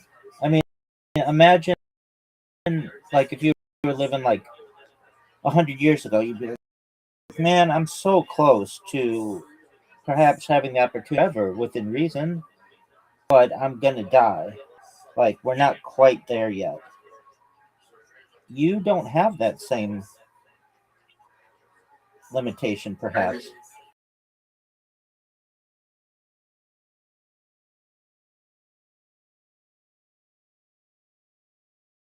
Who's to say that those people didn't already have their mind uploaded without them knowing?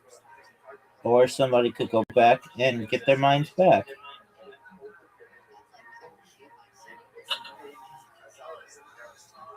You think so? Oh, for sure, dog.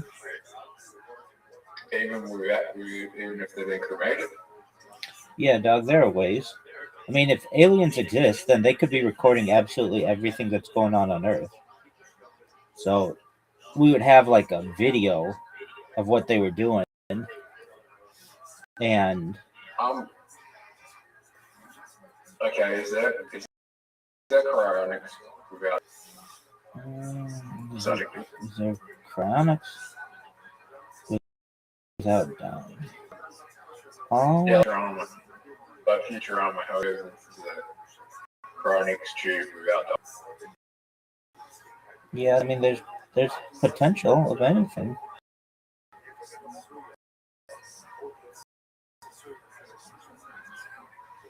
Like places like Futurama, chronic. Do I think like Futurama? What? Like Futurama, Chronix, like, do you think places like that exist right now? Perhaps on other solar systems.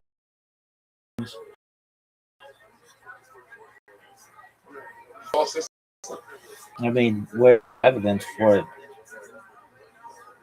exists while we're dead, then I don't see why they would, like, for dead people, chronic buildings that already exist. I would say that they've already experimented on living people.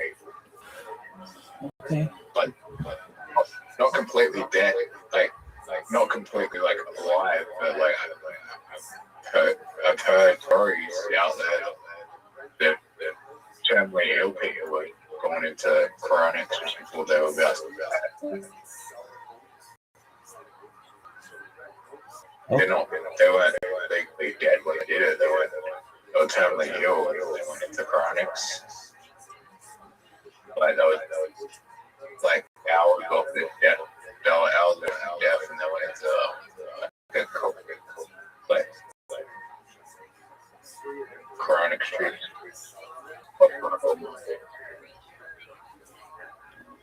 Okay. Do you like Futurama? Yeah. Is it your favorite I wish show? it was real.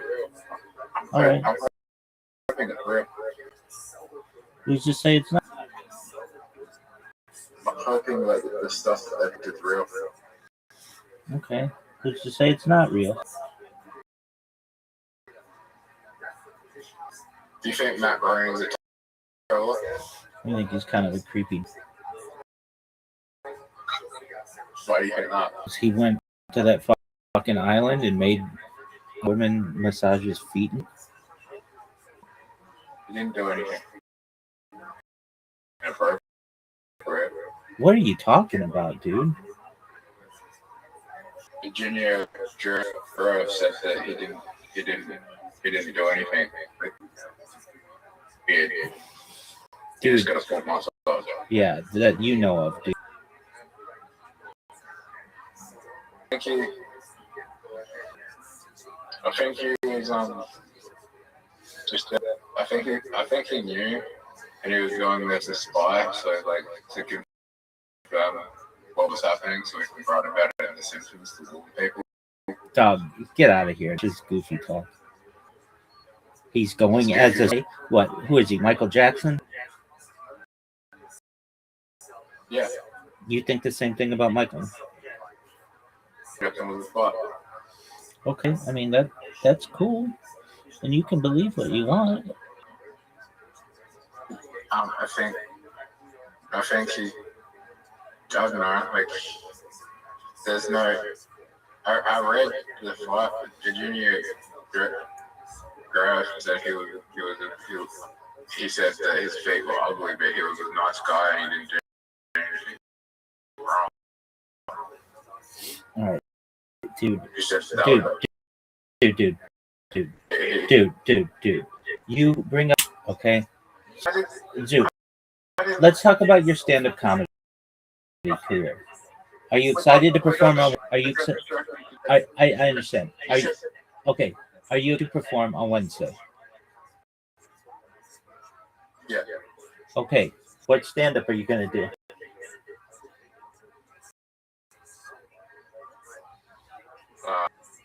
I'm already gonna get a band. All right. How many minutes are you gonna do? 5. You're doing 5 minutes. You get paid $40. That's amazing, dude. I'm proud of you. Your first paid gig? Yeah. Excellent. At a new club? Yeah.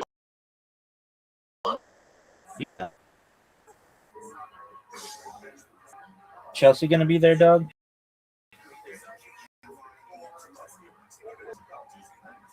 She's on the line. She is on the lineup? Yeah, it's. Oh, then they got the heavy hitters. The lineup is Blake Mitchell, 5 minutes to me. Todd Greg, Charlie Glazer, Chelsea, Hop, 10 minutes. She's got 10 minutes set. Henry on the deck. And then Henry Wilson's on the deck. And then there's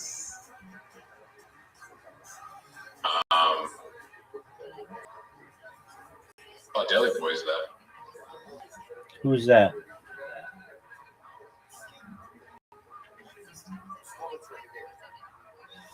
Who's Deli Boy?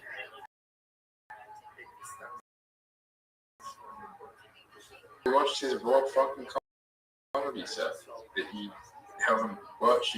You told me you were gonna watch. All right. I mean, there isn't like a great way to watch them. Are they all on YouTube? Let me check.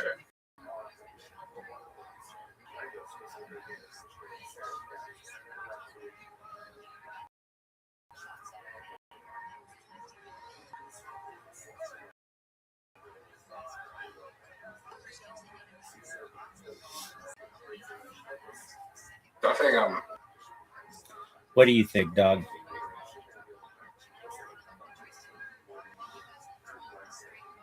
there'll probably be something bigger than raw comedy in the next 5 years. What is it going to be called? Zeus Comedy Parade? Nah, probably be like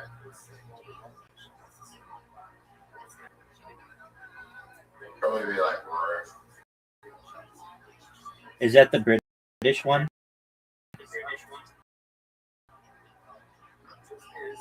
I think Roar will come back and what was it? I think they'll make like Last Comic Stand. They should. They really should. I don't understand. Like, this is what's amazing to me, and it's really an amazing thing you should recognize as well, Zoot. Comedy is like one of the very rare things that you don't need really like resources. It's not like you have to, but you can make money. You can charge people for just words. Like, I guess plays, you can do that, and some other things, but like usually like with AI, you need tons of energy, or with cryptocurrency, you need tons of marketing, or with businesses, you need something. But what's really interesting about comedy is you literally just need funny people. You know what I think's gonna happen in the next 5-10 years? What's that, Zoo? People are gonna work out that freedom of speech is dying, and then they're gonna use comedy. They're gonna make it a law saying, I wasn't using freedom. I wasn't saying anything expensive. It was just comedy, and then people are going to go towards comedy, and people are going to realize, oh, hold on, I can make a lot of money doing comedy, and then you're going to have an oversaturation of comedians, and then like a large percentage of people will try and be a comedian because there's no other jobs available, and then you're going to have a saturation, and we're heading into the golden era. We're in the golden era of comedy right now, and then very few people will make it. Yeah, I've thought of this and discussed it previously. I think that, especially with like free speech zones, which at least in the United States is like not, it's foreign to us because everywhere is supposed to be a free speech zone. But eventually you'll have it where you aren't allowed, like you just aren't allowed to talk about some things. What is it? I don't know.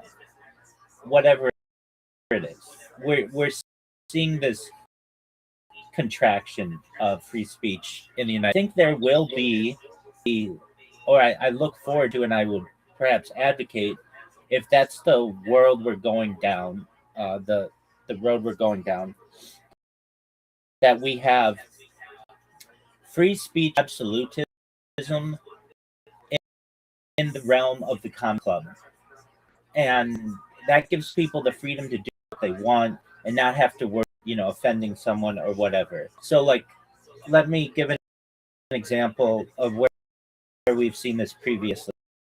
The state of California passed legislation that you can't have smoking. So that means bars, where you used to be able to smoke, you can't do that. It's been like that for 20 years. However, if you are performing on a stage, you are able. It's basically like an exception to the rule.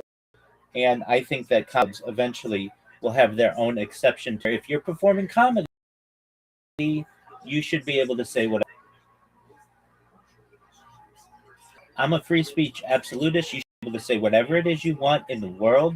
I don't care if you're threatening someone. I don't care if you say that you want to wipe someone off the planet. You're able to say all of that. That's at least what in the United States the founding fathers envisioned with the First Amendment, or they would have made exceptions to. But there were no exceptions. There were no medical exceptions. There were no hate speech exceptions. The world is starting to constrict what you can and cannot say. And I personally, comedy, you should still be able to say whatever it is you want. If not, it's not worth the risk of being a comedian, because you could perhaps end up in jail or whatever because you were just trying to make people laugh. You were just trying to bring joy to people. And that would just be a really unfortunate scenario, in my opinion. So I look forward to people recognizing that free speech should be allowed.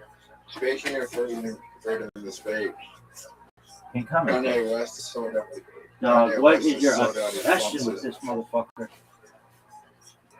I never thought after that one song he made that he would ever be able to sell out a concert again.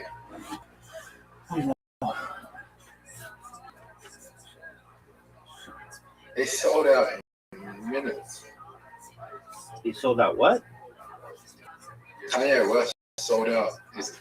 He's doing a concert in, I can't remember if it's in LA or Vegas, but he's doing a massive concert and his tickets sold out in minutes.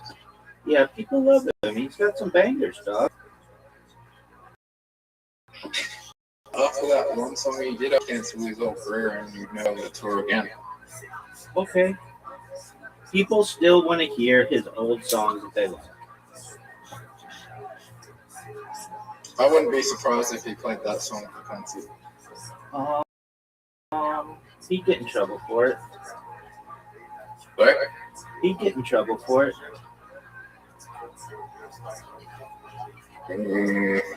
I mean, people would be like, dog, come on, nobody wants to hear that bullshit. Seriously, it was 80 fucking years ago. Who's still obsessed with this stuff? Let's move forward.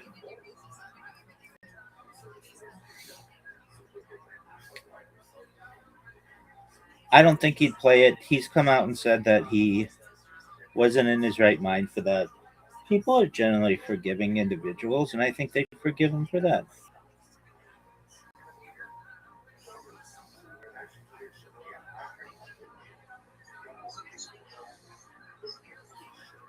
What don't people forgive? People with enough time forgive everything. They forgive rape. They forgive torture. They forgive murder. And if you're like, okay, what are your examples of this? Look at like Julius Caesar, who murdered people in Gaul during his conquest of Gaul. And I'm sure under his leadership, rape occurred, torture occurred. He writes about it in his Gallic Wars. And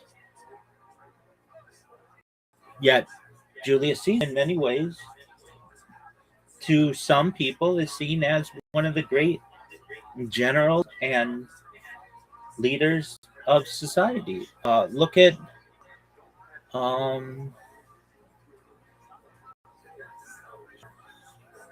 Someone like Yeah, but someone like King David. King David had an affair, yet he's seen as one of the. I mean, not just had an affair, he stole someone's wife and had her husband sent to war so that he would die. And he's seen as one of the great people of the Bible. Look at someone like perhaps Napoleon. Napoleon, controversial figure, more recent, but is seen as a great general when, uh, for a lot of people, when perhaps his strategies weren't that great. He was exiled to an island, the island of Corsica, I believe, like multiple times. I mean, yet they just made a movie about him starring Joaquin Phoenix like within the last decade, and like given a time, people's views on things change. I've said it before, I say it again, and I say it with people in here, actually. When they come in, I get people come in every day who have tragic things that happen to them. They want to talk with someone, and I listen to them. Time heals all. Given enough time, all the pain that you experience from a given event will eventually get better. And I really believe that.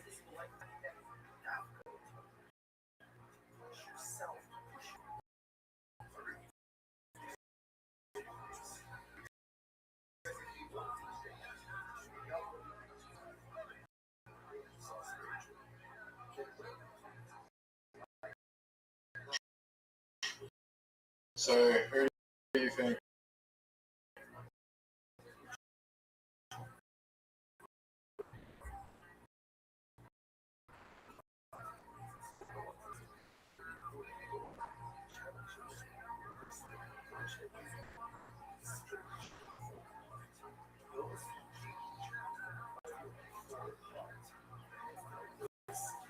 I mean, do you think if all the stuff about Trump is true, he would be forgiven in time? Yeah. And people will separate. I mean, the true the statement is the winners write the history, and so whatever side wins will eventually be writes the history books or the perception of how someone was, and he may be seen as a controversial person, but I think in Butler, Pennsylvania, where he's bleeding from his ear with his fist in the air, will be seen as the most patriotic picture of any individual in American history. So what's crazy?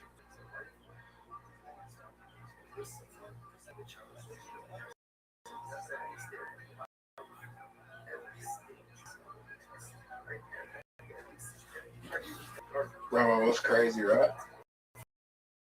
What's crazy, Big Dog?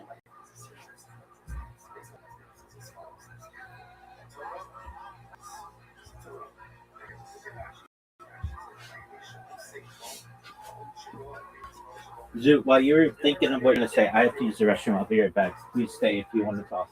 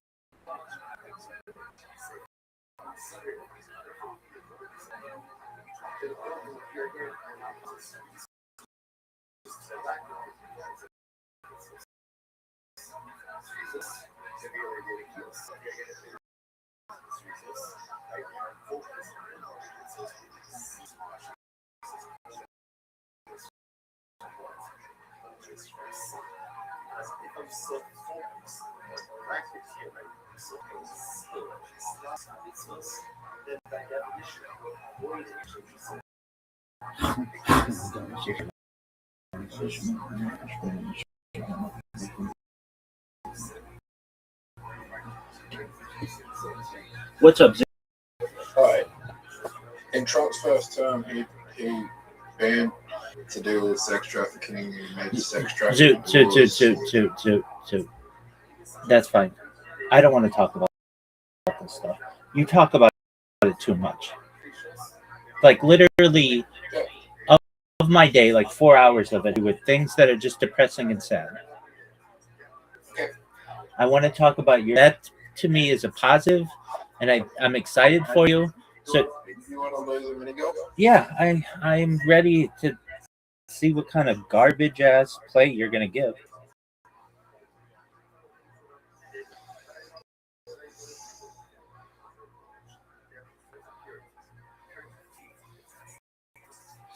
You should just go. I'm gonna destroy you.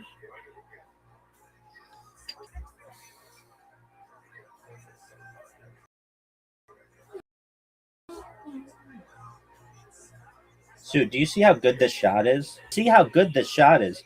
Maybe a 10 out of 10 drive. Maybe perfect. 9.9. Dude, that's garbage. One of the worst shots I've ever seen. One of the worst shots I've ever seen.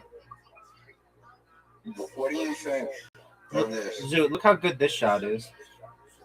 Do you see how far my ball is in comparison to where your ball is?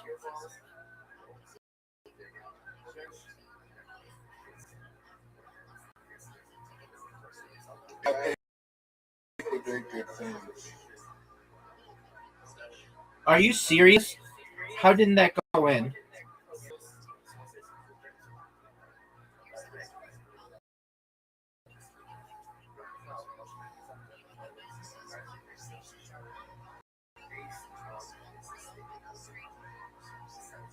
Dude, that's not a good play. You recognize that you have to make this shot, which would be like the greatest shot in the history of the game. Not even kidding. You need to bounce it off the wall, dog. That's done. Garbage.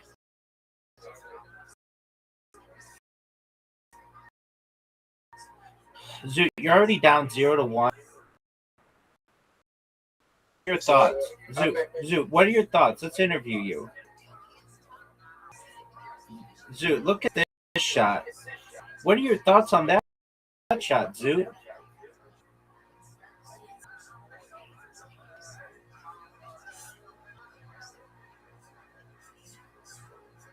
Best concert. Did you just say best concert? So I've been rewatching Death Note. What is that? It's the best concept for an anime with just shitty execution. Okay. Oh, Zoot, it's a great shot. Zoot, that's a great shot. Are you serious? It's like about this like genius high school student who's the best in like his top grades, and he finds this notebook, and in the notebook he can write anyone's name down and they die. Okay. And he can write the ways they die, and if he doesn't explain the explanation of how they die of a heart attack in like 48 seconds or something. Okay. And he Get there. The first half of it's good, but the end, even though it's like academically smart, he makes some really dumb choices. Okay.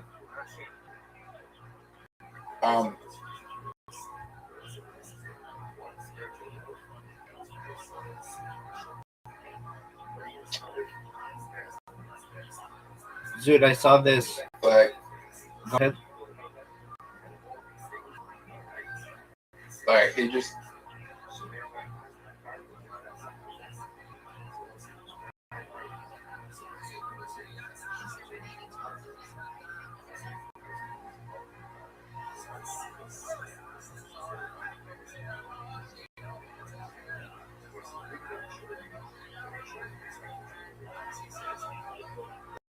like he falls for the trap when he's watching like TV of someone who just like discovering what's going on, like could be going on, and he kills them on live TV when he didn't need to. Okay.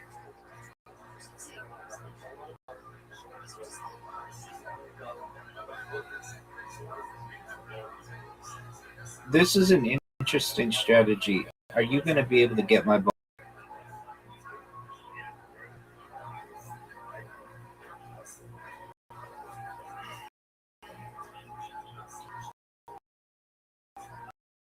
Dude, I saw this AI video from Cedu or whatever, the Chinese AI. They're starting to make entire television shows just from AI. It looks really good. It's like I'd have no idea that this would take like people hundreds of hours, thousands of hours of time. Like it's like perfect. The AI is just phenomenal. It's in Chinese, so I don't really know what they're saying, but it's phenomenal. No way, Zoot. Oh, Zoot, that was a phenomenal shot. Are you proud of that shot? You should be. Yeah. You should be. That bad boy was a 10 out of 10. Look at. Oh.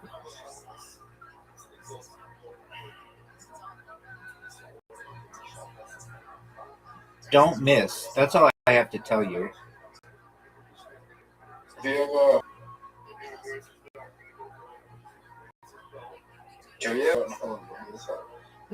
That's an excellent question, Zoot.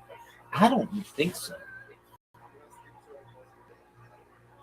That is an excellent question. It wasn't a bad shot. That's a very good shot.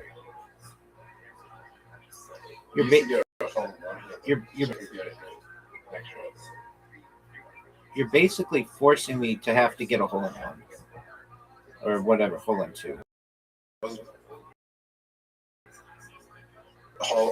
a hole off the top, off the starting.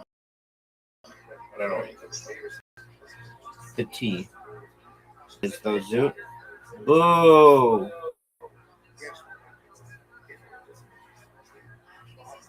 Hit my ball, Zoot. Be a chap. Be a mate. Oh wow, you weren't messing around. So I found a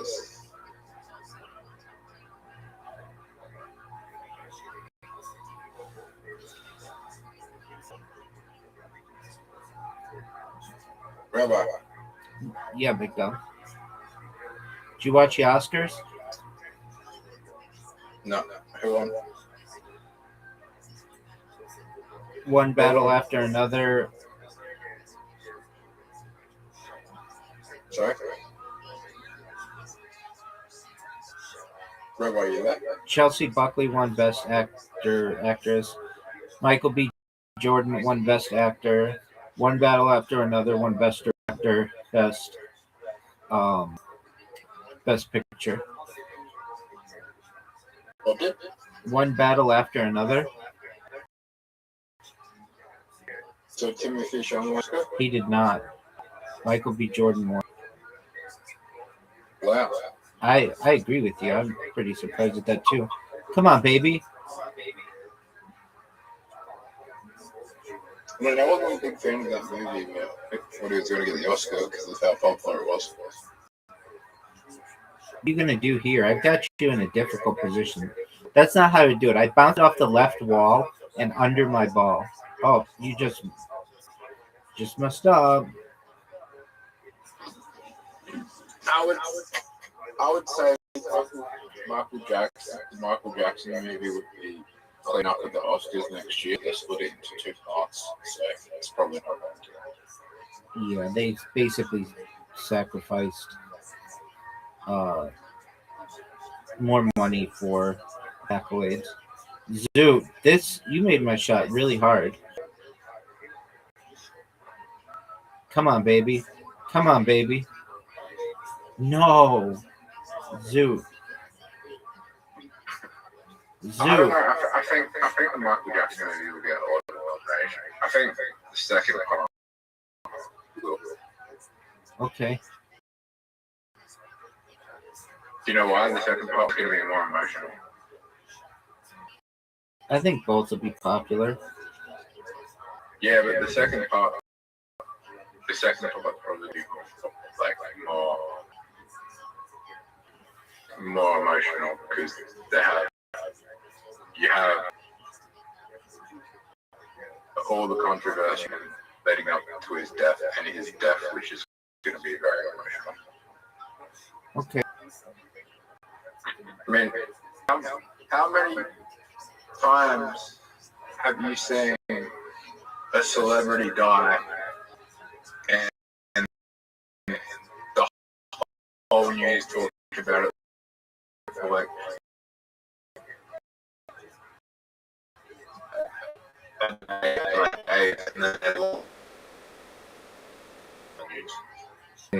They did it for Muhammad Ali and Aretha Franklin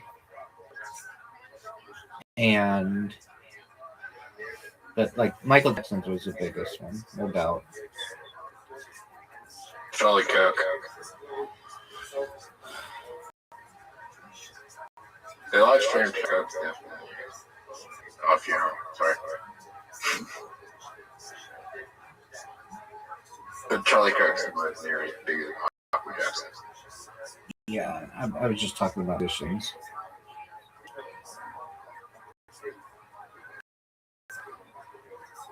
Zoo. This is Trick Shot, by the way. So is there anyone in history that's been, besides Jesus, bigger than Michael Jackson? Yeah, tons of people. Who's that?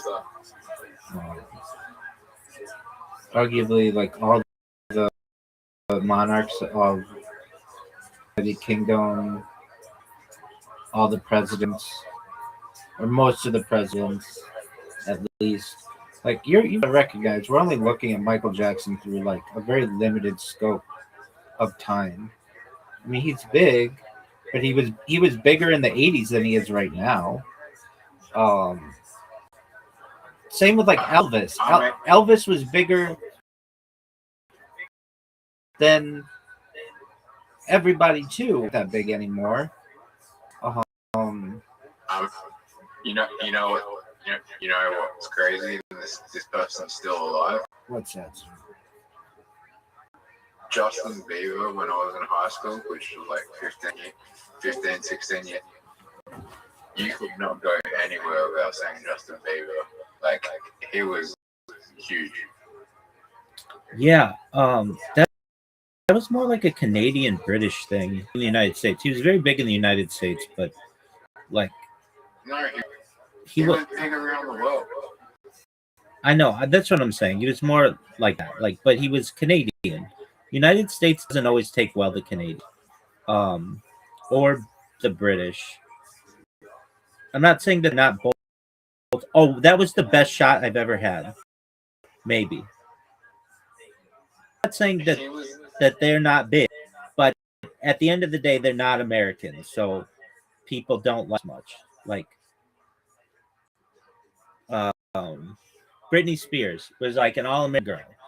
She was on the Mickey Mouse Club. Like, she was a phenomenon in the United States. Maybe not big globally, though she was really big globally too. But like it was very. Justin Bieber, when he came out, he got a lot of hate because like when I was in high school, like my generation was very anti-mainstream, like pop culture, like so they would make fun of like Justin Bieber and One Direction when they came out. That doesn't happen as much today. Who's that guy? Harry Styles. Again, he's big, but he wasn't Michael Jackson big. No idea. Harry Styles is not even relevant to Michael. Right. Justin Timberlake was big, not as big as Michael Jackson, but big Harry Styles. I mean, I think Justin Bieber is probably the only one who would come close to Michael Jackson. But he doesn't. I think Justin Bieber is he doesn't have Thriller. He's got some some hits though. He's got some good songs. He's got some good songs, but he doesn't have an album like Thriller, which is the most sold album of all time. Yeah, but I mean, you never know. He might have some TV show or something that's bigger than Michael Jackson. Okay. I think that Michael Jackson died in his 50s or whatever. He didn't just approaching that now. You got my opinion? No, I don't. But you're to me, so hit me with it, baby. Yeah, no, of course. Just give it to me.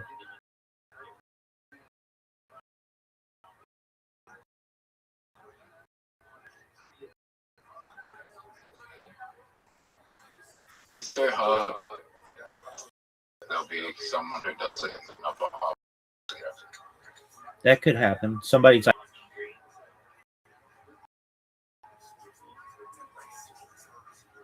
and they're like the child, like I don't know, the child. Like, I'm not saying this is who it would be, but like Kurt Cobain's grandson is also the grandson of Tony Hawk. Like a child like that, where like they're really famous from multiple different ways.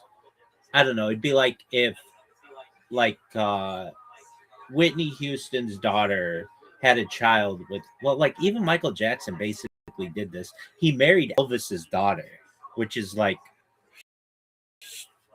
I remember when that happened, and I was, dude, if they have children, they will have like a kid will. This is like music royalty.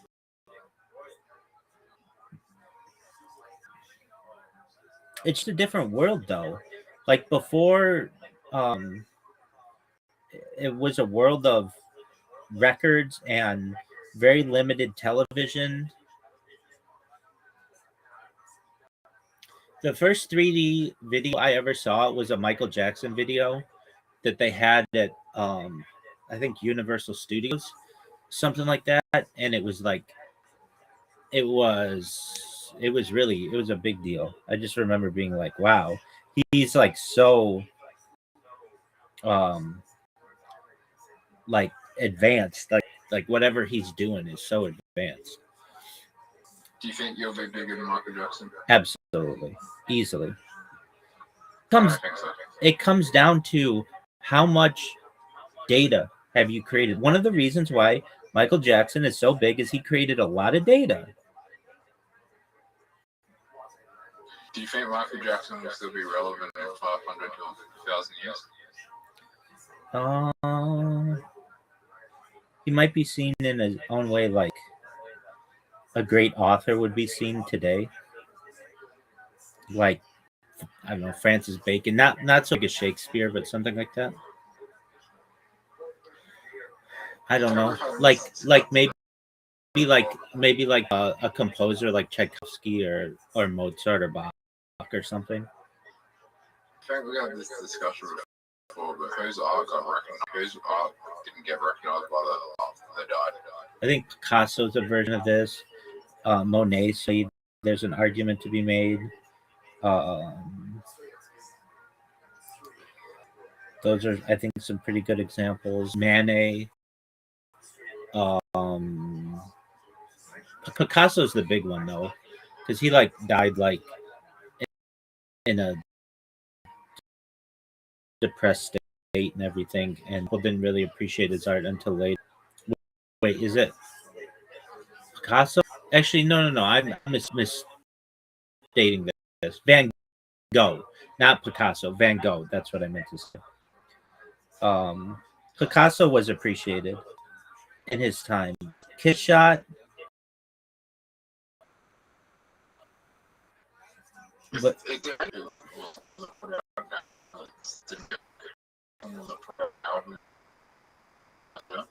yeah, Otis Redding died when he died. He died in a plane crash, I believe. Uh, his song went number one.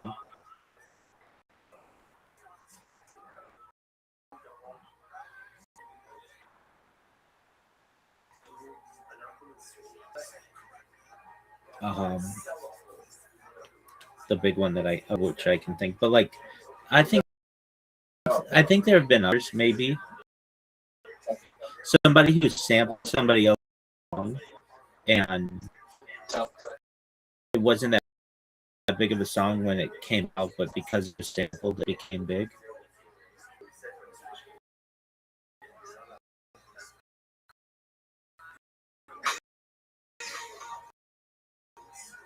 Give me a 5.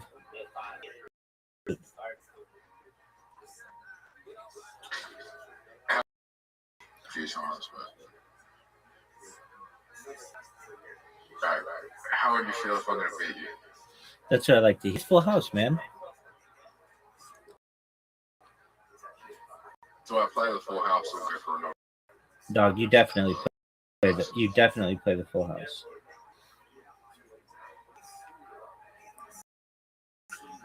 The Full House is like easy to get. Like,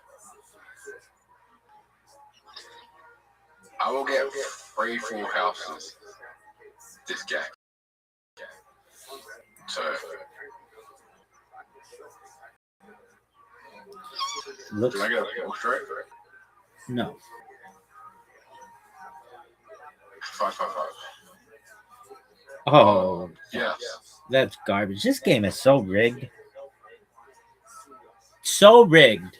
This game is rigged.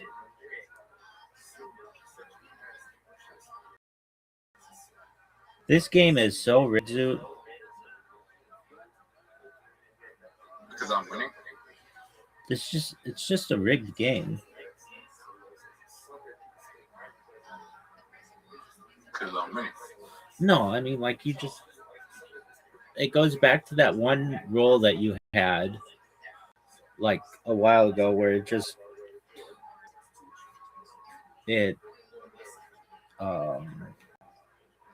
needed like a 1 or whatever, and it gave it to you. And I'm going to the city. all right, do whatever makes you happy, big man.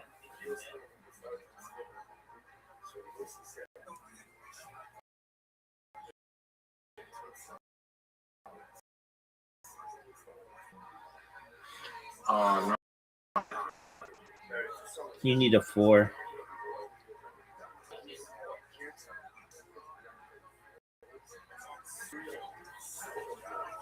I don't know. I would have done that.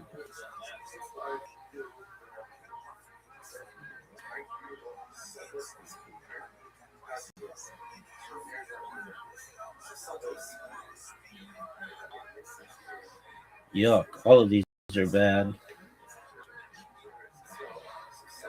I had the worst roll you could get. Give me a 1 or a 3. 1 or a 3. Oh, what a fortunate Full House. What is the worst? What is the worst roll?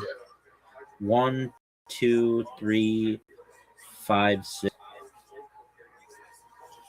Maybe even not. No, maybe 2 1s or something. Oh, Zoo.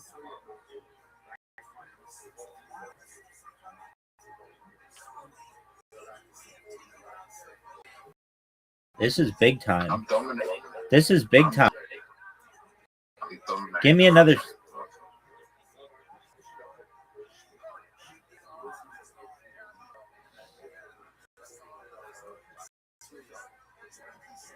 Why did you play that? Why not? Because you had 666. Yeah, but I already played the 3x. Yeah, but you play it on the. Yeah, but I think I can do better. I think I can do better than that.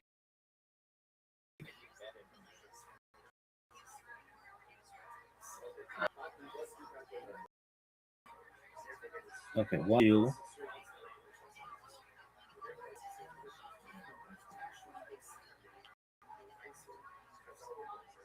Oh, that's heartbreaking.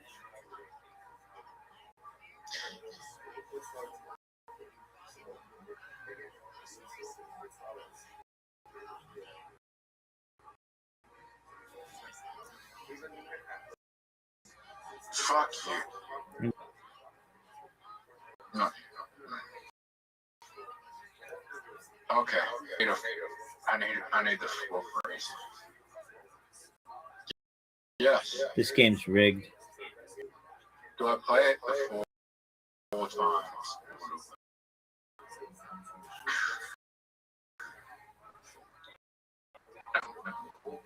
I'm feeling it.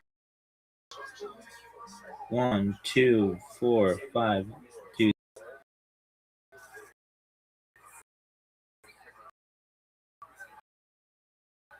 This is bad. It sucks. This game's.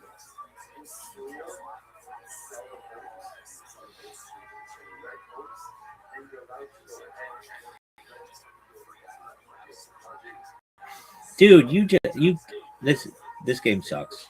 Do you play the 4 or do you play the 6?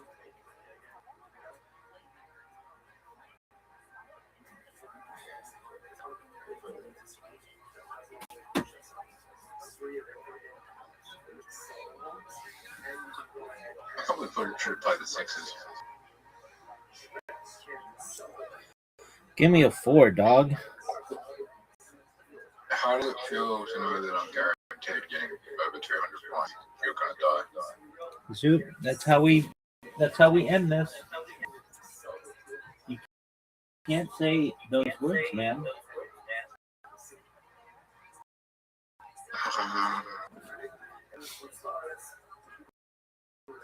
Come back another time, Zoot. I don't know how else to make you aware that if you're going to talk like that, you can't do it on my.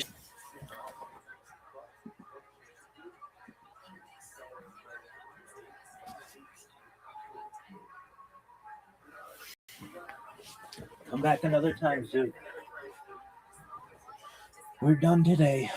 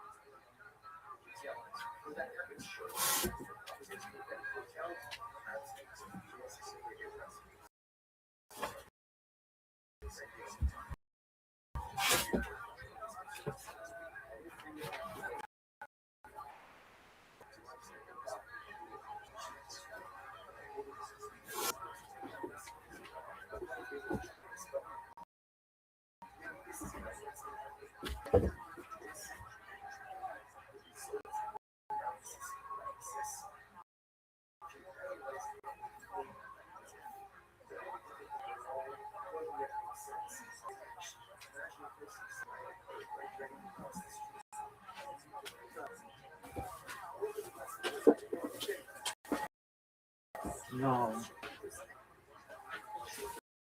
Okay.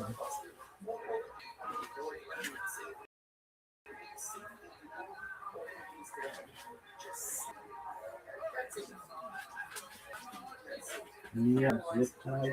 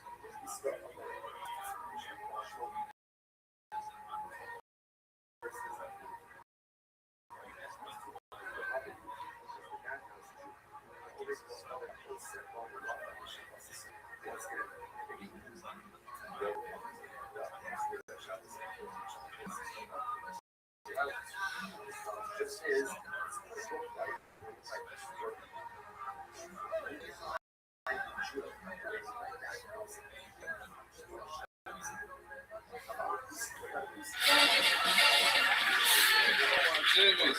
Hey, I just slept with my first white woman. Hey,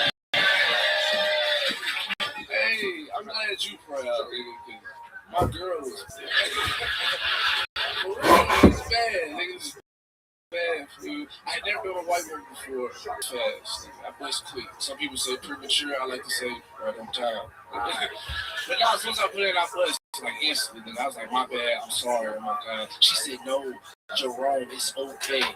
That's not my name. But I like the energy, though. It's real supportive, bro. It's very supportive. This white woman, though, she changed my life, bro. She fucked me up. She fucked me so good. I drink IPAs now. I'm for real. My homie hit me up. He was like, you trying to go to the club? I was like, nah, you want to go to the brewery? We play cornhole. This is Shania Twain. Now, before we started having sex, she stopped me and said, what are your kinks? What are your kinks? I don't have any kinks. So she said she had a praise kink, which like words of affirmation, good girl, shit like that. It's not me, nigga. I don't think I did it right. I was like, ooh, you the GOAT. Alright, that's my time. Another time. Tasia, great set. Fantastic. You been on this show before? What? Yeah. Well, this one better than last time, I bet, right? Hell yeah. Well, welcome. How long you been doing stand-up? I said 3 years today. Today's your 3-year anniversary. How about that? Amazing. What do you do for work? I'm an electrician. Okay. Yeah, I get up at 5 a.m. every day and work like 10 hours. Wow. Yeah. That's when Red Band goes to bed. New job, right? Huh? New job? Yeah, man. I think you're thinking about Jake's from State the other day. Amazing. Do you ever get hit on when you're doing electrical work at a lady's house? No, I do like industrial shit, like data centers and shit. There was one time, though, there was one of these houses, a kindergarten teacher, and she tried to sleep with me and my coworker. Yeah, I ain't do it. I couldn't do it. I couldn't pull it off. But nigga, I'm not happy about it. I don't work at a data center. Yeah, I went to unions. I just get moved around. They just move me around. Do you know your dad? Yeah, white. So, yeah. Okay. Yeah. White dad, black mom. They still together? Yeah. No. Why do you think that ended?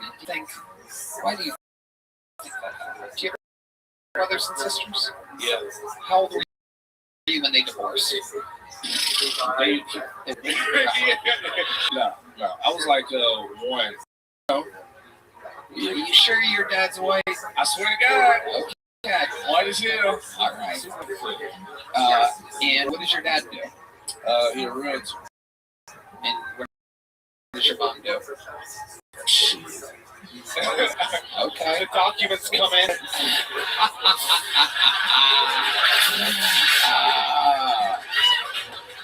Taija is an interesting name. Taija. Does that mean something? Or Taija. Oh, Taija. Taija. Your mom is black. I don't know. That's what they call Target. Taija. Okay. I bet nobody says that correctly. Right. Right. Impossible to not say it based off the spelling. Taija. All right, Dr. Phil. Yeah, you mentioned the premature ejaculating. How did that begin, and how you treating it? Because I would have ventured to assume not many women receiving that information are fired up, right? And I know you made me finish. So you're probably real used to hearing that. Now, you're right here. Yeah. But what I mean by that, Taiwan, is there something that you do to compensate, right? So if you're gonna bust your nut, corn nut style, right? Yeah. And the girl's still laying there like a dead fish, being like, well, "Where's my fucking, cum? Where's my?" However she says it, what do you say to make her feel like it's not a waste of time? Hey, I gotta get out of here, bro. Wow, that's what your white father said. Some heads up, you can last longer using Blue Chew Gold. Use the promo code TONY at BlueChew.com, get 10% off. That's BlueChew.com. That's right. You're like a union guy. You leave before the job is done.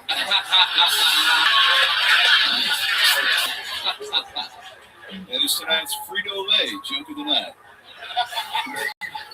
Amazing. Taija. What else do you do? What do you do for fun? I don't really have a lot of time. I just go to work and then I do comedy. And my brother's gay. Oh, shit. All right. What's his phone number?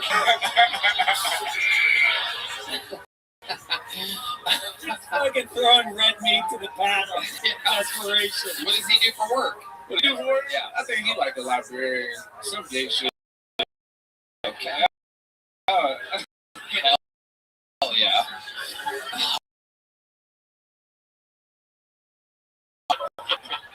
I mean, there was a lot. Taija. Interesting. He did just bring his boyfriend home for the first time. Oh, let's talk about that. Now, did he brought him to your black mother or to your white father? To my white father. Ooh. Okay. How did white dad take that? We'll be white dad. How did white dad handle that? He very supportive of the shit. He's supportive. I was mad though. I ain't like it. What do you think your black mother would say about it? Well, on my mama's side, I got a sister. She gay. Oh, shit, but she a stud. Oh, yeah. And then my brother, on my dad's side, he like, flamboyant. Yeah. Okay. He's a tiger. he's a gay tiger. Yeah. He's a tigrarian. Okay. Was your brother's boyfriend a big fat white guy? No. More like Tony's build. That's right. 164. 0.9.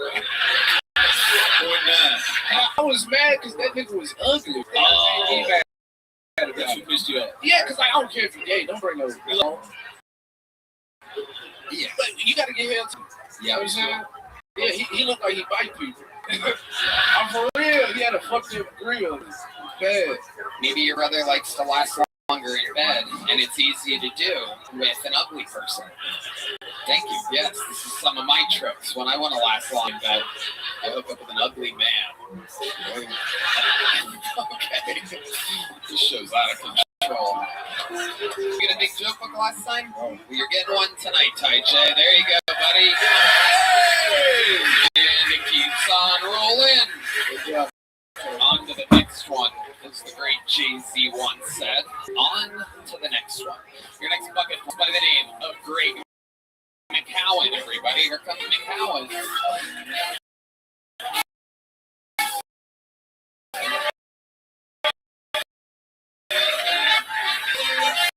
Yo, Tony! Yo, recently I've been trying to date with an Android phone because for some reason, iPhone users always hit on me based off the color of my text messages. You know what I mean? It's always weird. Like every time I'm in the club and I'm trying to talk to her, I feel like Martin Luther King. I'm like, I have a dream that one day green messages and blue messages will away there. You know what I mean? You know, it's great. Like, I can imagine I'll have like a group of Android supporters behind me leaving the club. They'll be chanting shit like green or blue, we don't care. Let us see underwear. Like, shit's crazy. Across the street, you know what I'm saying? You'll see like the Android supporters, the iPhone supporters, they'll be saying shit like, well, if he ain't blue, then he can't come through, or shit like that. You know what I mean? Yeah. Holy shit.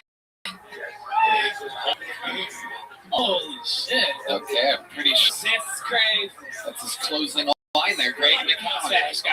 Greg, how you doing? Is this your first time on the show? This is my first time on the show. Welcome, welcome. How long have you been doing stand-up? About 2.5 years, Tony. 2.5 years. Yes, sir. I love it. And Ty J's your brother? Is that correct? All right. I knew he looked familiar. It was long lost. Long lost. You know. That's right. Great one. Okay. 2 years been on stand-up, all here in Austin. From Dallas. Okay. From Dallas. What do you do for work? All these people have fake-ass jobs now. Currently unemployed, Tony. When's the last time you had a job? Last year, 2025. Oh, 2025. December. Yeah. Yes, that would be it. It's a little minute to collectively get in. The last month of 2025, we landed on December. It's like correct. December 25. Sometimes it's February. You never know when the last month's going to be. What was the job that you had in December? I worked as a customer service rep for like Spectrum. Basically, people about their bills, trying to help them out and shit like that. Calling people up. Dr. Phil. Yeah, I've recently been too many Spectrum debacles. Oh, Lord. So maybe we could do a little role play here, and you can give me some counts in the establishment. All right. Oh, your phone's ringing, Dr. Phil. Hello? Who the fuck is this? It's 10 a.m. You better be on fire. Thank you for calling. Thank you for calling. This is Spectrum calling about your bills for about 3 months now. So we're calling because you have missed your payments, and we're trying to get to the fucking point. We're basically trying to give you something to let you know that we'll be knocking some off your bill if we can get collect right now. Collect a little bit right now. You know what I'm saying? Don't talk to me like that. I don't know what you're saying. First of all, how'd you get this number? I start 69 to your age. You start 69. We got your number on file. We saw that you have been missing a lot of payments for a lot of households. Apparently, you just haven't been paying your bill. I don't know how you're not paying your bill. Ever heard of COVID, motherfucker?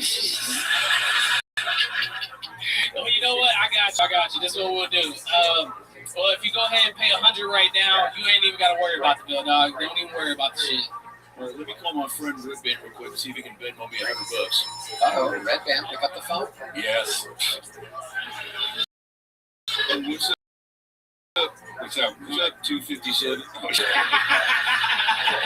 Just here eating.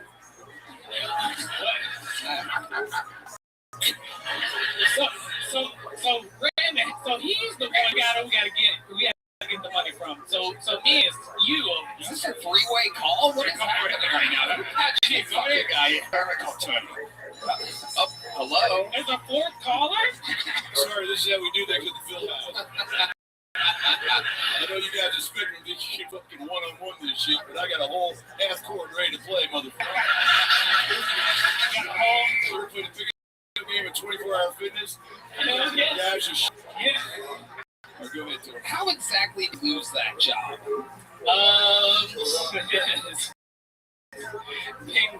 Paying a lot of people shit, like just pushing through and shit like that. Just, helping some people out. Okay. They didn't like that shit. They didn't fuck with that shit at all. Okay, so how much money do you have in your checking account right now? Right now? Yeah. Well, just give us a ballpark. Ballpark, about $10. $10? Okay. When is rent due? What's your living situation? Homeless shelter. That's like right down the street from me. Yeah. Oh, okay. That's not a sad. How long have you lived in the shelter? Austin for probably like about a month now. So a month. Okay. Yeah. And how are we going to? Wait, you moved from Dallas, so you had a living situation in Dallas. You're sacrificing for stand-up comedy right now. Okay. How much material do you think you have all together? If you were to do your longest set, we just saw your Android material tonight. I would probably say between. Can you customer service, anything sales related, anything just dealing with talking to people is what seems to be. What's that? Field test. Wow, strange. Okay. What's that from? Antonio what? Oh, Antonio Brown. That's right. Okay, that's a deep cut. All right. That happened on this show? All right. I have to hire a brand new keyboard player, dude. Oh, shit. I can make some work. I don't know. It's being pretty solid back there, dog. I'm kidding. He's not going anywhere. What sort of food do they serve you at the shelter? Shit, literally. They serve like scrambled eggs, regular shit. Sometimes they do a little chicken bolognese. Some type of chicken bolognese. Amazing. I've never even heard that before. That sounds like a good. We're throwing in this. Well, you notice I said bolognese, not bolognese. It's like the dollar store spaghetti. Yeah. It's chicken and mayonnaise shaped into a ball. It's chicken bolognese. It's real good. It's real good. It's not bad. Yeah. Food is food at some point. Oh, hell yeah. How do you have friends there? You're pretty, chummy guy. Yeah. So I met some people since I've been out here in Austin there. Yeah. Dr. Phil has a great point. Very rarely do we get to talk to anybody in the flesh about living in the homeless shelter. So kind of take us through what might surprise a normal person. Shit, man. Where do I start? So it's kind of like a cot. Cold cot. 3 bullshit meals, if you can call it that. Fights, a lot of crackhead energy. You see people in the corners sniffing cocaine and, But you don't do drugs? No. Okay. I watched them do. I'm an observer, Tony. I watched them do drugs. They do it in such a terrible fashion, but, they do what they do. They do what they do. Okay. All right. Well. Great. Easy women, right? Like a homeless shelter? Got me laid outside of the homeless shelter, yeah, in the bush. And then, near a tree. Okay. You gotta find it any way you can get it. All right. Talk about that. It's like, that's crazy. Chapter 47. Old pussy bush. Depending what year it is. All right. So you have family in Dallas? Yeah, I have family in Dallas. And did they just not? Did they kind of like kick you to your own thing, or was moving to Austin to a homeless shelter your own idea? No, actually, they didn't kick me out. I just kind of left on my own. was just like, I'm just gonna do it. I'm all in for it. How old are you? 29. I just turned 29 on the 31st. Okay. Yeah. 31st of the last month of the year. Of some month. First month of the year. Yeah. All right. Happy birthday. Appreciate it. Does this do anything? They give you like a cupcake or something like that? No, nothing at all. Nothing. Damn. This is all so interesting. Doc. Yeah, well, you don't have any like jobs or anything or anything like that, so this is going to be one of the saddest endings to an interview in the history of the show. So she got a job offer. Yeah, she raised her hand. She's been wasted for 2 hours. That is not the place to find hope, my friend. You think you can sell nachos? I think I can sell nachos. I can sell the fuck out of some nachos, dog. Greg McCowan, I'll tell you what, you have a lot of work to do, so here's a big joke book just to fill it up. Just have something. Worth it for work, sell it, double your net worth. Yeah. There he goes, Greg McCowan. There goes Greg. Yeah, let's do that. Let's go with one of our golden ticket winners who's here to pop in, just visiting town. Ladies and gentlemen, this is a brand new from Jack Shaw, everybody. Here he is. It's Jack Shaw. Ever since getting on this show, I have never been called autistic more in my entire life. And when I say autistic, I'm saying retarded a lot. And when I say they, I mean my dad. This guy, he won't stop saying it. I'm just Jewish, man. I'm just fucking... I mean, I'm so Jewish. I have family on both Epstein and Schindler's List, dude.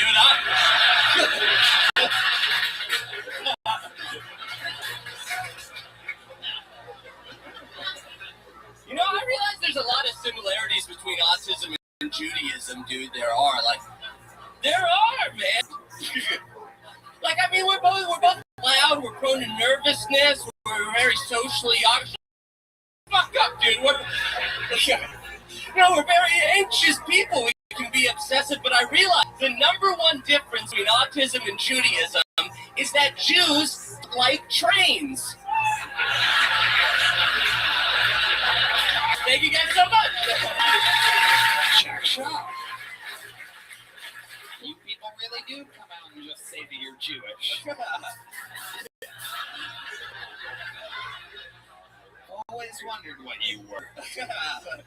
Just kidding. Greg Fitzsimmons. So the last guy worked for Spectrum, and you're on? Yeah. It's come full circle.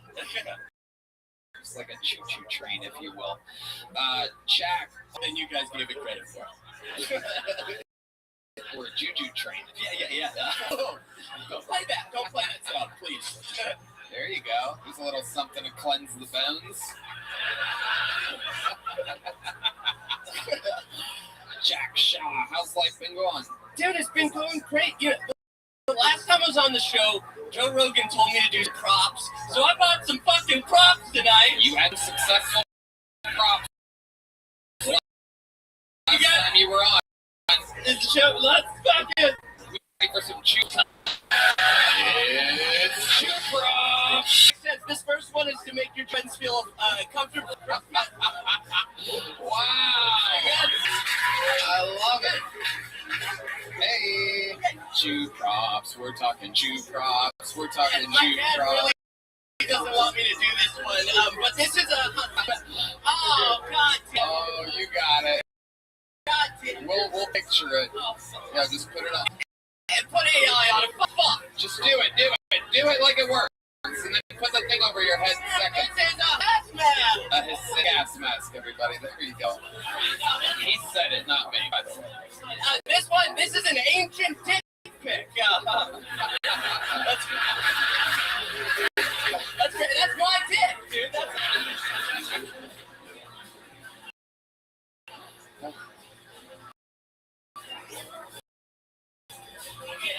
What sucks, if anyone has a pig at home and it gets hurt, how about some ointment? I've ever seen in my life. Jew props. We're talking props. We're talking Jew props. He's doing the Jew props. Jew props. Uh-oh.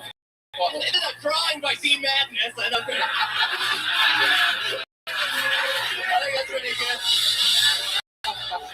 It looks great. It's great stuff. This is health insurance for healthcare CEO. Bulletproof vest. All right. They go Mox top. Get up.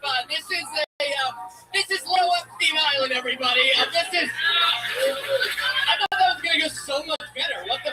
Jesus Christ. All right, well, we have an expansion back with Donald Trump and Bill Clinton. I think. All right, Trump was never up. But keep going. All right, Clinton was Stephen Hawking. 55 times. What's that one? Stephen Hawking. Yes, he was. God damn it. That's Okay, right. well, you know, we tried it. That's right. Sean lives in LA, so they will never let it go that Trump was never on Epstein Island. Just a fun fact. But he was never there. Okay, well, that didn't go great. It's like Sal Volcano. It's a little bit of carrot stock. Dude, that's what I wanted to ask you. Karen Top would be here so I could ask for some mentorship. So, Karen Top, I'll be Carrot Bottom right here. Oh, you were ready for that. Yeah. That's amazing. You want this? Wow. That's a lot of red pew. Here, I'll try it. There you go. You can use that. If I scrunch it down enough. Money into it. Yeah. Put it over my head. And It's one full poncho sandwich. Sancho Villa. Jack, it turns out we love good and bad props here. I loved it. Make some noise one more time for Jack Shaw, everybody. What a hoot. There he goes. The lovely Jack Shaw. Back to the bucket we go. This name came from the inside. Make some noise for BHC Tommy. BHC Tommy.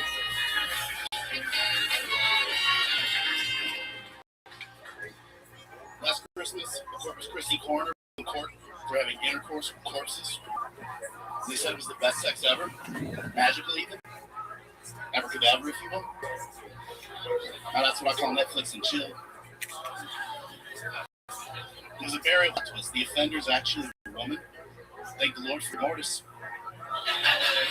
She testified that her favorite movies are Die Hard and Rise of the Living Dead. In related news, a local drive-by shooting had 12 casualties. That means she was down there gangbanging gangbangers.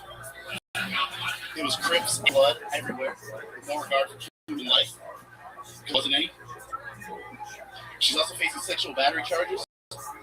Literally, because she had jumper cables hooked up to their nipples. Here's the real shock. Caught because she got pregnant. The dumbass was out there raw dogging zombies, and she should have been using the Twilight birth control method. That's when you bang only vampires. And it works, because a vampire can't come inside anywhere without permission first.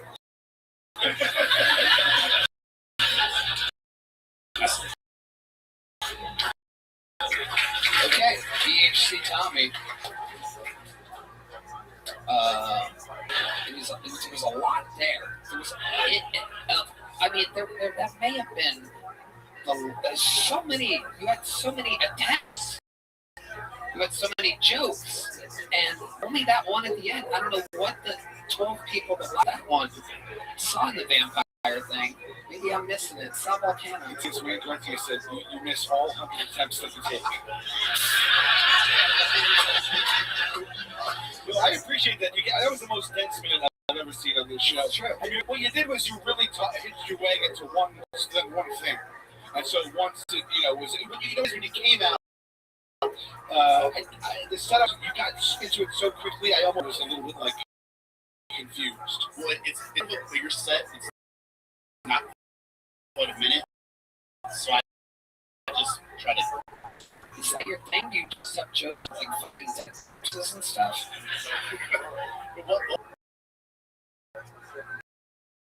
There's another. Oh, I'll see, Tommy. How long have you been stand? She's since last February.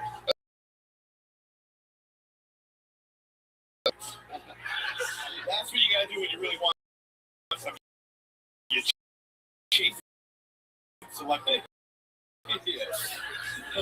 Yeah, what do you mean by So I've been a fan of the show for a couple years. It started last February, and chasing? The bug sounds like a Judy Blume book that never made the cut. In the book. Are you there, God? Yeah. So I've done some mics and some practicing to get ready for this because it would be insane to come up here with zero mic. I agree. And if you, especially if you did that while on mushrooms at the age of 60, that would be insane. And it happened here tonight. Okay, so BHC Tommy. I'm old, Tony. What do you? 43. 43. What do you do for work? I work with marine construction. Marine construction. You mean we build beaches?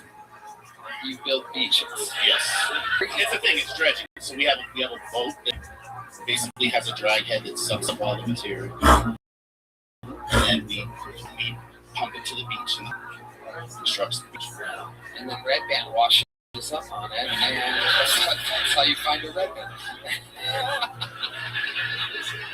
Okay. BHC Tommy. So how long have you been doing that for?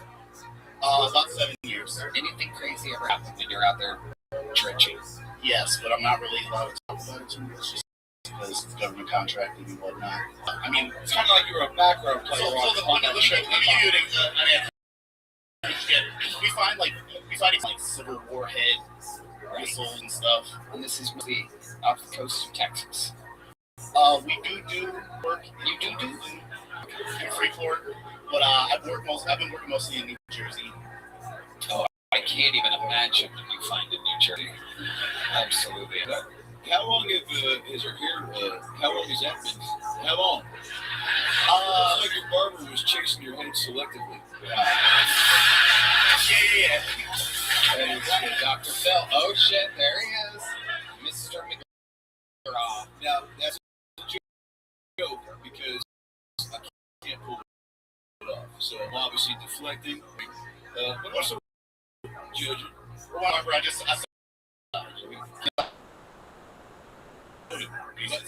how long have you had it? It's a new acquisition. Made you want to go with that?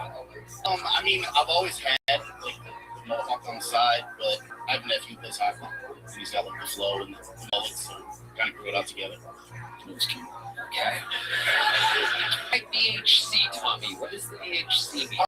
So BHC is just like been my handle for all my social media ever since like AF Messenger. It's just a nickname of that. Banging hot corpses. Sometimes. Hey, I want to play. Big hairy cat. Wow. Sal, your turn. So it really stands for Big Hater Company because I hate on shit all the time. I just talk shit. Wow. What do you hate on? I mean, I'm just a troll in general. Like, I just. Oh, Jesus Christ. This fucking broad. Be hating Coochie, I think is what she said. All right. BHC comedy. Here's a little joke of Great Bones Eye. Keep trying. Keep selectively chasing your dreams, baby. There he goes. BHC Tommy. Some people just, some people try. Some people just hope for the best. You gotta try. If you don't at first, well, do something else. Is that in the book? Chapter 2.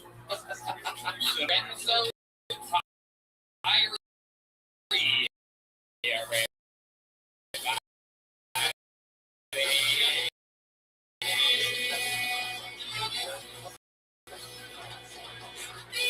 I don't do one-night stands anymore. I do two-night stands. Otherwise, it looks, makes the bedroom look uneven.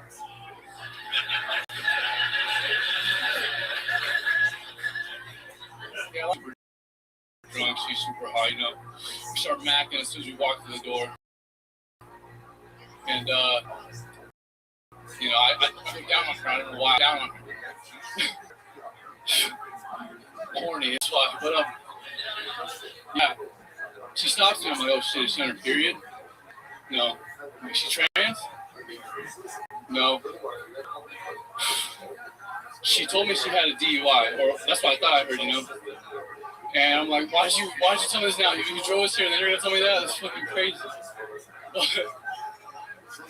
But she tells me, no, a VYI. I'm like, VYI? What the fuck's a VYI?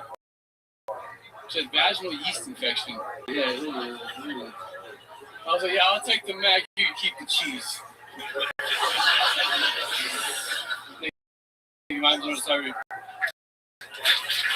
All right, Lorenzo Reed. Lorenzo, have you been on this show before? Yeah, third time. What? Third time. Third time. Yes, sir. Absolutely welcome. How's it going, man? Man, pretty good. I didn't expect it tonight. I was drinking a pitcher of that good stuff. Yeah, tequila apples. You got a pitcher of tequila pineapples? Yes. You think that was a good idea?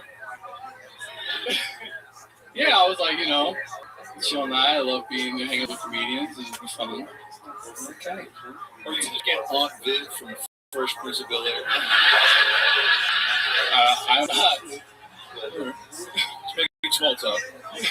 Thanks, Dr. Phil. Thanks. This is incredible. Yeah, I like your. I do want to say, you know, a lot of sexual content tonight, which is fair. It's a relatable topic. It's something we're all going through and trying to figure out. But you said a second stage. We're out there trying to grease this quite often. Yeah. Well, it's a simple yes or no question. You're in active season. Preseason for what? WNBA? The fuck are you talking about? You look like breeding. My way of saying lesbian, Lorenzo. Thank you. You're welcome. Somehow you look like every character from Sesame Street at once. It is so absolutely incredible. Ladies, any stud likers out here? This guy's built like a fucking palm tree. Look at this guy. Oh my god. Tequila pineapples. You make jokes about your appearance because that isn't one way to get the crowd on your side, right? To be self-deprecating right out of the gate. I got a couple. Yeah. Last season, because I was in a Russian prison. Shit, that's just Alaska. That's why, yeah, Alaska's basically a Russian prison. All right, Lorenzo, what do you do for a living? Mainly work a smoke shop job right now. I also work fireworks in Alaska. You what? I work with, I do fireworks. You work with fireworks? Yeah. What exactly do you do with fireworks? Cargo containers come in with full of fireworks. Where are they coming from? China? Yeah, I think so. You don't know where they're coming from? Well, who else makes fireworks, Tony? I'm asking you. You're the one that works in the fucking business, Lorenzo. Jesus Christ, the attitude on these children nowadays. Fucking people. It's unbelievable. What? Lorenzo, anything happened interesting in your life since the last time you were on the show? Me and my girlfriend separated. Oh my goodness. Yeah.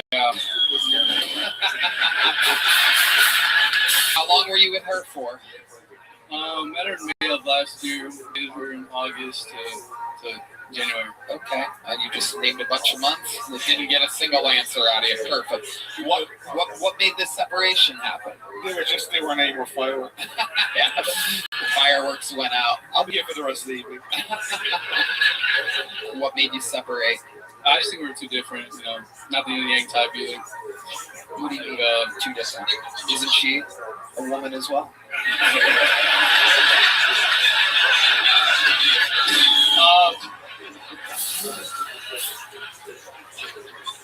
You know, I like working out. She really didn't. Long term, that's. You know, I need that. You know, for sure. Going out, I did it. She's like, what? Going out, I didn't like going out to her whole body. Kind of. I go out for mics and stuff like that, but I like to go out too often. I get really drunk sometimes. It's a lot. If you drank a pitcher of tequila pineapple before the opportunity of a lecture, you might have a drinking problem. Sorry, Grandma. That's his closer. That's how he signs off his sets. Hey, that's my I'm sorry, Grandma. Yep. I'm actually not mad about it. It's a bit better than buckle up. They were the same department store, though. Lorenzo, we're going to keep it moving along. There goes Lorenzo Kyrie, everybody. There he goes. You got nothing but little joke books, right? I'm guessing? Little and medium, so. Okay, little medium next time. Keeping it moving along. Make some noise for Sion Lazar out of the bucket. Go, you drunk ass motherfucker. Jesus Christ. Sion Lazar. You thought it was one of those AFP stores, you know? It's automatic curtain. Hold on. I'm sorry. You just missed something crazy. I don't know if you guys heard, but Dr. Phil just said he thought it was one of those gas station doors. Let's reset. Ladies and gentlemen, this is the Kill Tony debut, I do believe. One more time for Sion Lazar, everybody.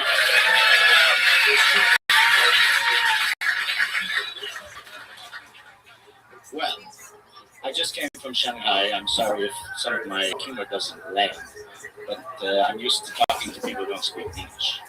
So if you don't mind, I'm going to talk a little bit about some Chinese problems. If you people can drive well over here, you should see how they walk. There's this one guy, he walked into me about 10 times. It's kind of remote cars. When they bump into something, he they don't even look up from their phone. They just keep on bouncing into your ass until you just burn out. They got a lot of metrosexuals out there. Does anyone know what a metrosexual is? If you don't know metrosexual,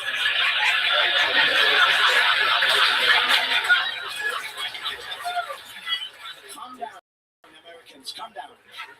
Stand on your head and calm down, like the police said. Put the hands in the air, stand on your head and calm down. No, calm down, sir. You need to go. No, what they do is in the metro, if you're walking around and you don't know what a metrosexual is, just watch who's bouncing off of the poles. That's Sion Lazar. Sion, where are you from? I'm originally actually from Texas, but I lived most of my life in the Mediterranean. In the Mediterranean Sea? In the Mediterranean area, yeah, Greece. How old were you when you moved to the Mediterranean Sea? 19. 19. And how old are you now? I'm 34. 30? So, oh my God. In 15 years. Okay, guys, Jesus. I see why you moved to the Mediterranean. Drunk Latinos everywhere. So in 15 years, you're saying that accent's like, yeah. And you sleep on it, and that's what it is. I don't know what to say. No, I think you're reversed. I think he's saying that what you're saying. Yeah. Oh yeah. He thinks. Bear with me. So you think that he's saying that you're trying to achieve a better American accent. You're working on that. He's saying that you lived here for 19 and definitely didn't speak the way you're speaking now. Yeah. And then you picked up a heavy accent from the Mediterranean over the last 15 years, which is peculiar. Yes. This is like me coming back from the 2-week vacation I took last year to Rome and me coming back like, how is everybody doing? What do you talk about? It's good to be at home doing America. He's like, how you say cucumber? If you understand me, I don't know. You hear these metrosexual? I've been in the Mediterranean for about 15 years. I was born in Texas. Can't you hear the Texas in the accent? Holy shit. I am from Texas, and we like getting to me. And I'm an English teacher, by the way. I was born with a barbecue or flies like a wing. You never understand the man for his wing. The bad boy. Fuck the dog, and we got the owner. And then it's up into that they know is strange. Sorry, Well, I mean, to ourselves. If you gotta really continue, gentlemen, I'm enjoying myself too. so the accent you would label that more as Greek? No, probably more Israeli actually. Okay. I speak Hebrew. I speak a little Greek and Turkish too. Okay. Yeah. Didn't take him long to bring it up, did he? Yeah, baby. It's dog. That is tonight's Honey Nut Cheetos joke of the night. Wow. So, Sion, I gotta give you credit. Out of all the interviews out of the bucket tonight, you do seem like the most interesting. You're answering questions. It seems as though you have some go to the Mediterranean. Oh, well, I teach English.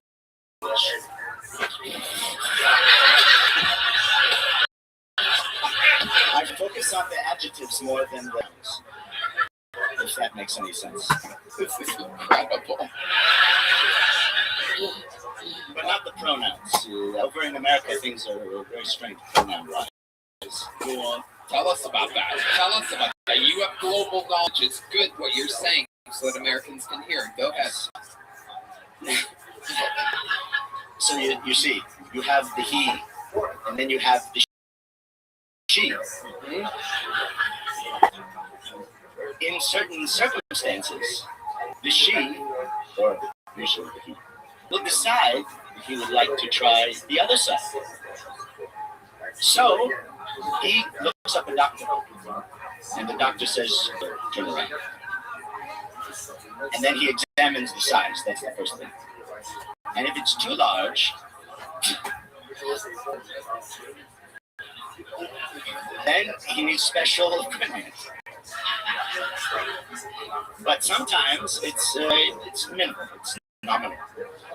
And in that case, he just says, continue with what you're doing, put on a little lipstick, and you're good to go. Anyway, to the bride and groom. Yes. Worst wedding speech of all time. Can you imagine your best friend getting married and he's up here going, hey, let's go to meet Zelda in the parking lot for something.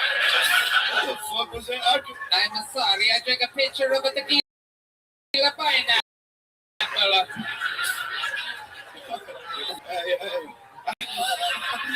That is true. It is not the direction I thought things were going to go. Into hypnotizing. So you teach English in places, and you kind of just go wherever you want. Yeah. Well, yes, that's the way it is. It's kind of addictive, actually. Once you start traveling, you just can't stop. You just keep running away forever, and you convince people that this is the way Americans speak. So wherever talk like me. And wherever you're teaching, you're going to talk like them. You have to assimilate. I don't want to be say this is the one contestant tonight, panelist, Yeah. guest, what do we call them? Bucket pool. Bucket pool that looks like he gets pussy. That is true. Or dick. Do you do well? I've seen one or two. You present like everything you're saying is so much more important than it really is. You might not think it's funny. I'm gonna go Literally, back. you got me hooked. I'm like, look, what happens to the he and the she? It comes from Genesis chapter 6. And they knew that they were naked, and they hid themselves in the garden. God agrees. We are getting rid of God agrees with you. Christians, where are the fucking Christians? Science. Go ahead, Doctor. You take drugs? Excuse me? Drugs like are you a casual weed smoker or You live in China? Yeah, I live there now. Oh, I live in China so long. Speak English. What's up? Can you imagine? You ever heard of one guy with a Chinese accent? This guy was born in fucking Texas. It could happen. And I wanted to. What'd you say? If there's any Chinese people, you know what I'm talking about. Yeah, we have a very small Chinese. How dare you say there's Chinese people in Texas? I talked about that. Not here. Actually, Is this a clan meeting? What the? All right, Zion, relax. Excuse me. A Wu-Tang Clan meeting, perhaps. Okay, so Zion. All right. What does Zion mean? Zion. It's like Zion in English. So, you are Jewish? Adonai Echad Yamahaf. Okay, that's enough. There you go. Get down. Adonai Echad. you said buckle up in Hebrew. Tomato, tomato, romano. You know what I'm saying? If I killed your gods, don't mess with me. What the fuck? About that in this book. All right. If we killed God seriously, do you want to mess with the guy who killed God? I'm just saying. Yeah. Is that what you use on the first date? If they come at me with "you killed God," I'm like, so why you want to fuck with the motherfucker who killed God? You know what I'm saying? It's pretty badass. All right. I'm sorry. Like you put it on me. Put it on me. If I get a God killer, I'm gonna put that on my fucking sweatshirt. Here he goes. Here's a medium-sized joke with Zion. Oh, thank you. Zion. There he goes, everybody. There he goes. Thank you. Thank you for the conversation. Those doors will open up automatically if you just stand in a lot of handshakes. All right, there they go. Thank you. So one more time for Zion, everybody. All right. Okay, we have one last bucket pull. Ladies and gentlemen, make some noise for Layla Engels, everybody. We know Layla. She's been on this show before.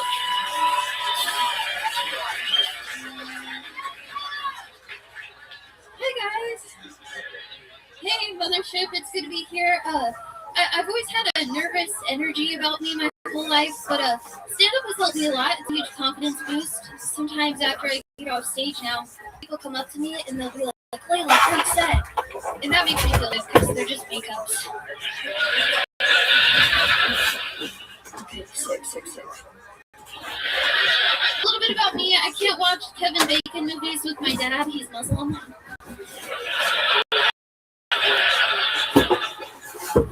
I have been single now for like 13 or 14 months. I don't remember exactly. I'll have to recount the slits on my wrist.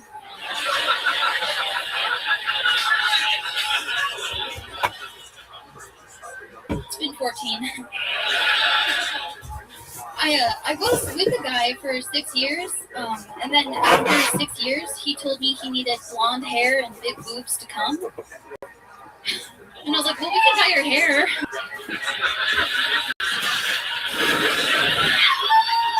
Okay, thank you. Layla. Welcome back, Layla. How's it going? It's going good. Were you gonna say something else there? No, it's going good. I just wish I had time to finish my joke. I'm sorry. Did you want to do it? Oh, Let's do it. Really? Yeah. Long. How long is it? It'll be no 40 seconds. Okay, there you go. He told me he needed blonde hair, big boobs at home. And I'm like, well, we can dye your hair. Oh, man. I interrupted. But, you know, I'll be quiet now. Okay. Let's just send some in the air. Hey, Layla. That's one way to do it. Layla, welcome back. It's been a while since you've been on the show. About a year, right? I think it's been 2 years. There you go. How's life been going? If I remember correctly, you live in Ohio? Yes. I still kind of live there, but I'm more like a vagabond. Is that what it's called?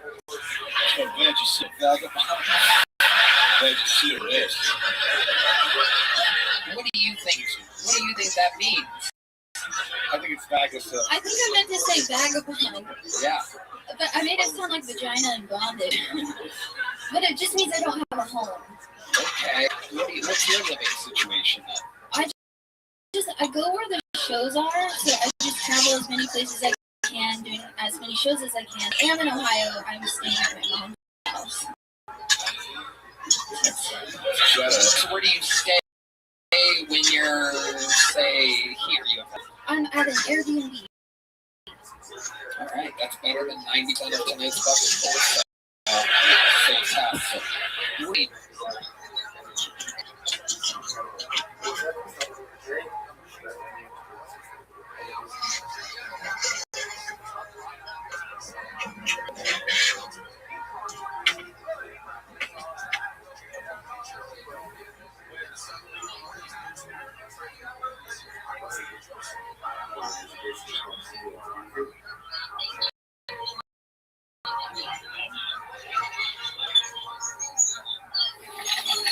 Hey y'all, it's official. We are live streaming the 10-year anniversary episode of the show. Those of you that have been missing episodes going absolutely live where anything can happen, super dangerous stuff. Maybe someone messes up. Maybe someone says a naughty word. You want to try to cancel somebody. You want to have fun. You want to feel dangerous.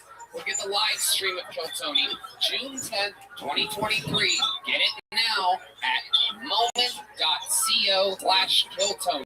That's moment.co/KillTony. We're working with Moment House, a high-powered streaming service to provide this opportunity for you all around the world to be able to see the show. If you weren't able to get tickets, go to moment.co/KillTony and watch it live. 10 years in the making. Let's go.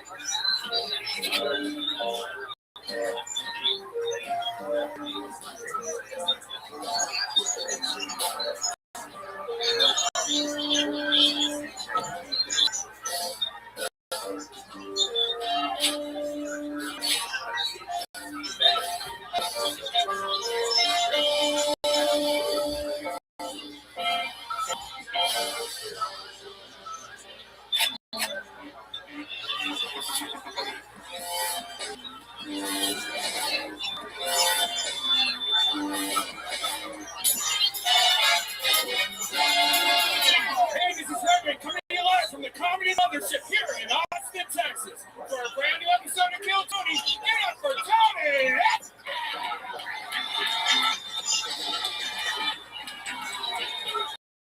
Who's ready for the best fucking night of the...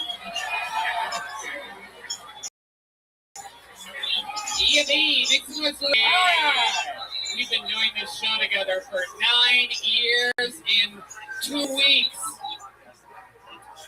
9 years, 11 months and 2 weeks, actually. This is the #1 live podcast in the world. Kill Tony, brought to you by the Red Rose and the Yellow Rose, Gel Blaster, Austin Security Guard Service, and Screwball Peanut Butter Whiskey, which presents, guys, you heard them. How about a hand for the fun band? This is the live music capital of the world, and these are some of the best musicians in the goddamn city. Taking a phone call real quick. That's Paul Deemer on the horns, everybody. This guy's got a raise 2 weeks ago, and it's his first call on the show. Very exciting. Over here on the electric guitar, Matt Mueling, everybody. On the keys, Louise, one of the great musicians in the world, fresh off tour with Gary John B's on the keys. And another one of the best in the world on the bass every week, our hero, the one, the only motherfucking Madness. Yes, yes, yes. Here we go. A lot of fun stuff going on. KillMerch.com is booming and open. My tour is thriving. TonyHinch.com, massive 24-city theater tour all around North America. And a lot of fun stuff happening. But here's more from the amazing sponsors and make the episode available for you here right now. Hey y'all, it's official, it's announced, it's out there. My largest stand-up tour of my entire life. All the biggest theaters in all my favorite cities. Toronto, Canada, Royal Oak, Michigan, San Antonio, Texas, Chicago, Illinois, Charlotte, North Carolina, Atlanta, Georgia, Columbus, Ohio, Kansas City, Missouri, Indianapolis, Philadelphia, Pennsylvania, Tice, Virginia, just outside of D.C., Milwaukee, Wisconsin, Minneapolis, Minnesota, Youngstown, Ohio, Cincinnati, Ohio, San Francisco, California, Sacramento, California, San Diego, California, Phoenix, Arizona, New York, Clearwater, Florida, and Jacksonville, Florida. Tickets available at TonyHinchcliffe.com. Come see the crazy Texas fucking stand-up that I've been working on. You're not going to believe it. Let's have some fun.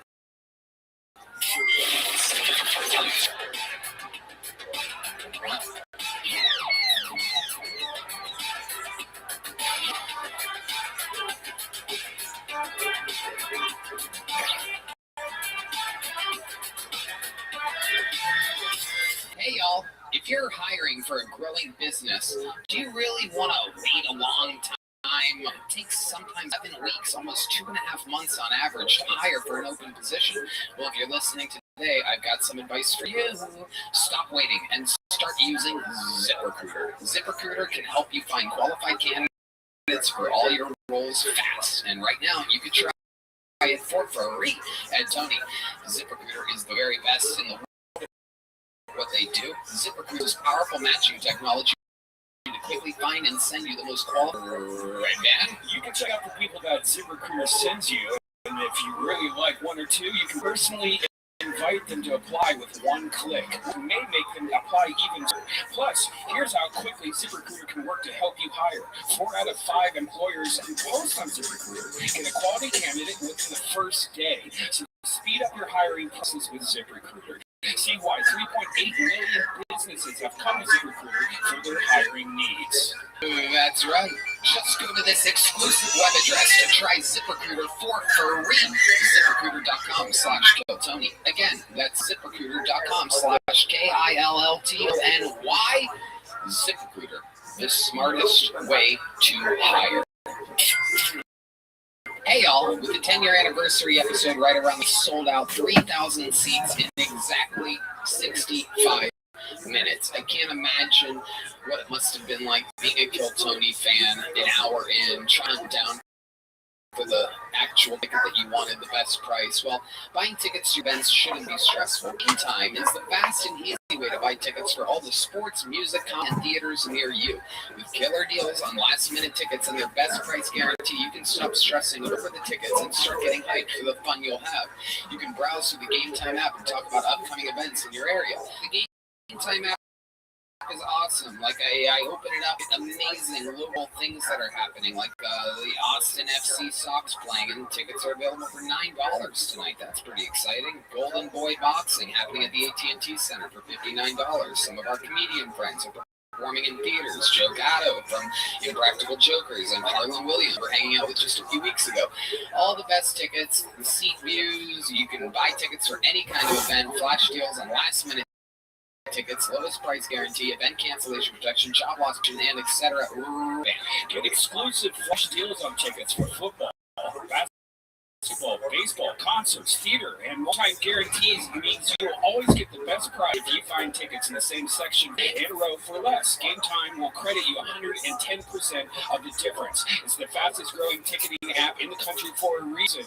You can get images of your seat before you buy it, so you know exactly what to expect when you arrive. Buy tickets in a matter of seconds, 2 taps and you're set. Tickets are sent directly to your phone, so you never have to dig through your email. That's right. Snag the tickets without the stress with Game Time. Download the Game Time app and use code KillTony for $20 off your first purchase. Terms apply. Again, create an account and redeem code KillTony for $20 off. Download Game Time today. Last minute tickets, lowest price, guaranteed.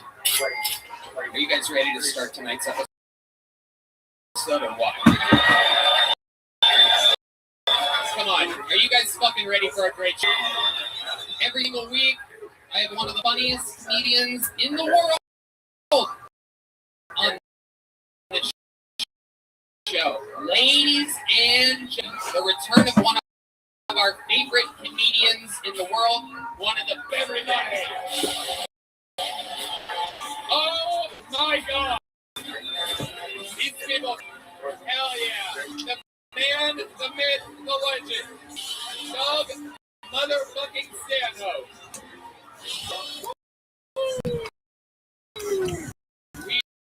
We are going to have some fun here tonight. Doug, It's only going to be you and me. And I go, well, I don't like that because it's usually like a bunch of guys and I can just lay back. Yeah, Rip Band is always here. Last time you were on the show, you kissed me on the lips. I'm gonna close on that tonight. Point is, I thought I was gonna be blown on the beach clip, and I was afraid, and I'm glad you let you kiss me this time. Red Band,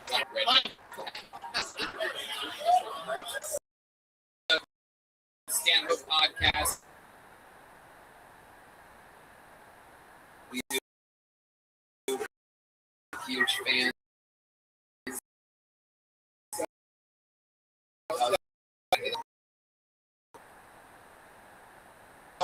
Wait a couple of minutes. Doug has been on the show.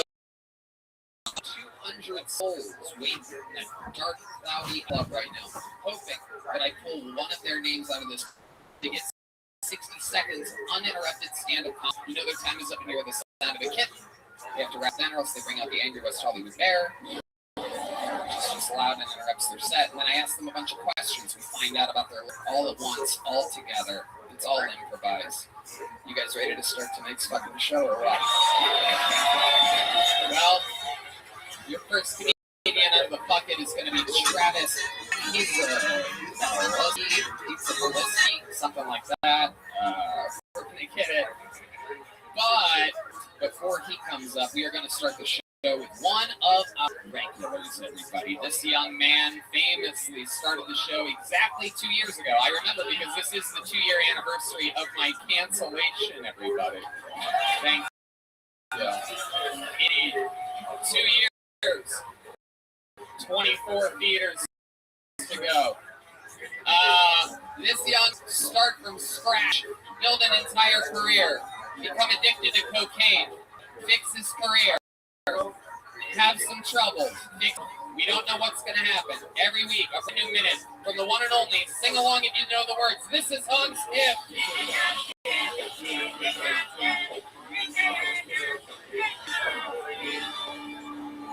What's up?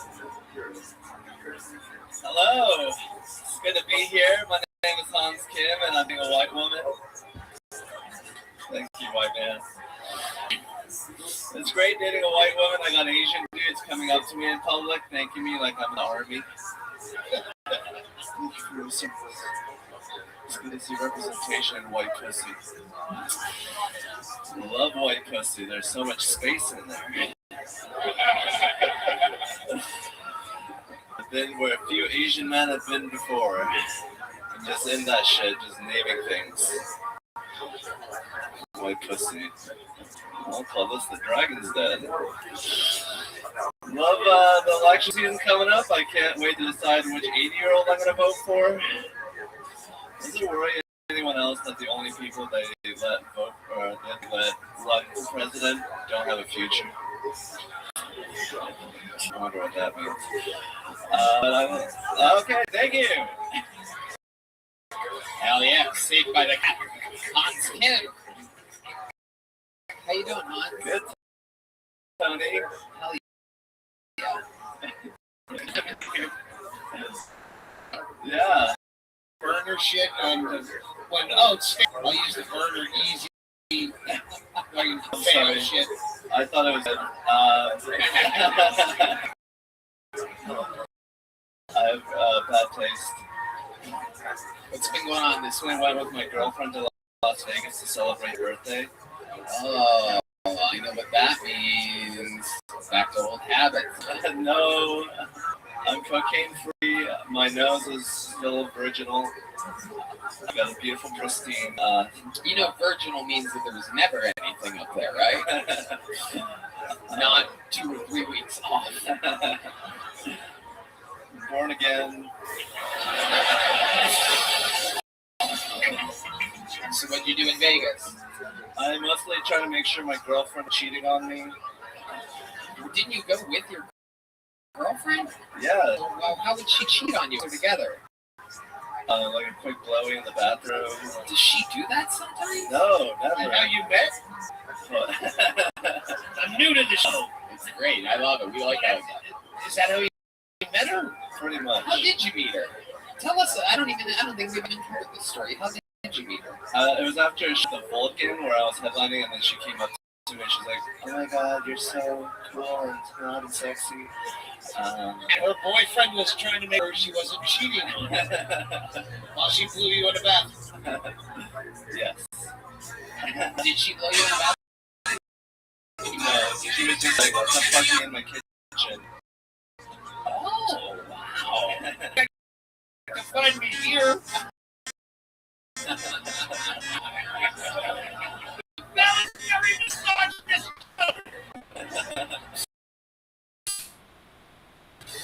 Right over there. And she fell asleep. Okay, hold on. Where in the kitchen did you sex with her? We haven't done it. We only done the bed and the couch. But you said that when you first met her, she told you to come fuck her in the kitchen. Yeah, and then I was like, I got a podcast real quick. And then she fell asleep. And then we met 3 weeks later, and okay. You guys ever show each other emotions? You ever have a serious conversation with her about anything, or do you just fuck? I just picture you fucking and then coming and then fucking again and then coming. Is there anything more to that? yeah, we're like, I won't cheat on you. You love me. Now, Hans, you've said this already that you were so worried, like on a previous episode, that you're so worried about her cheating on you. I mean, this does not seem like a healthy relationship at all. It really doesn't. Would you consider yourself a little bit insecure? Yeah. Have you been like with other girls in the past, or is it just because you're dating a white woman that's way above your league? That's probably a lot of it. Do you think she knows that she's way above your league? So here's the thing.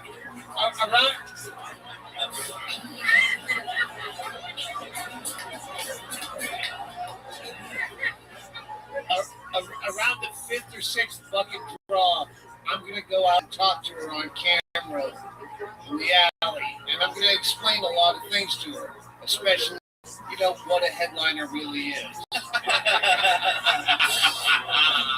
It'd be an honor if you could have sex with my girlfriend. Oh! It would be an honor for me, too, if I could. Am I on the verge of doing the impotent old man jokes?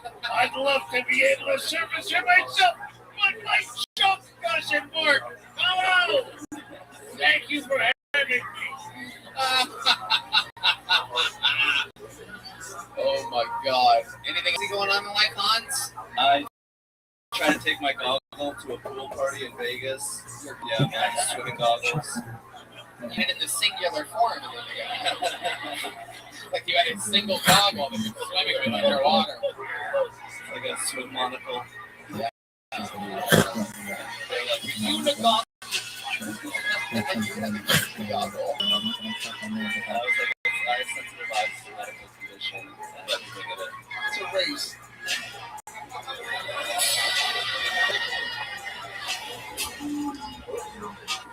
So you took goggles to Vegas with you? Yeah. Party machine, dude.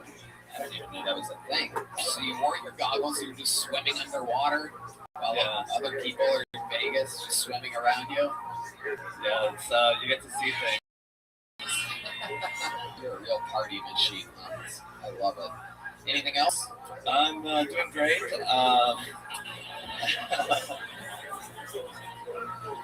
I'm doing great. Thank you guys so much. Okay, there he goes. Hans Kim, everybody. Thank you. I really love Hans Kim. That was Hans Kim. I love you. Sean Ty is going to be after your next comedian, which is Travis Pizza Majewski. Pizza Priceveski. Travis Priceveski. Here he is, everybody. Make some noise for the Kill Tony debut of Travis Priceveski. All right, so I'm going to get ready. Is anybody in your growth fat? Yeah, I was fatter. Something like 5'4", 220, no neck. You know, just chin connecties. You know? I told a friend once that I had tits growing up. He's like, oh, you had kid tits? I'm like, no, dog, I had woman breasts. Yeah, I lost a lot of weight when I was 17, but I still had these titties, you know? So I got them surgically removed, but it just left these two big-ass scars on my chest, you know? So it's like a weird situation. I want to like own my body. I want to like get the closest shirtless pics of the brand, but I also don't want to look like I'm appropriating trans culture. You know, sticky situation, cisgender, but trans passing.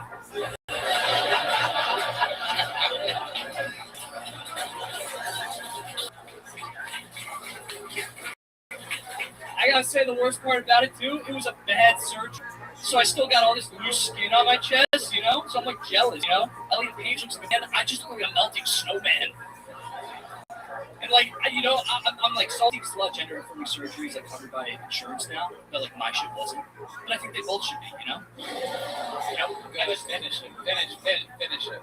You know, cause I think they both should be. I consider mine gender affirming. It's like, I get it. You want to start being called Justin. I just wanted to stop being called Jugs.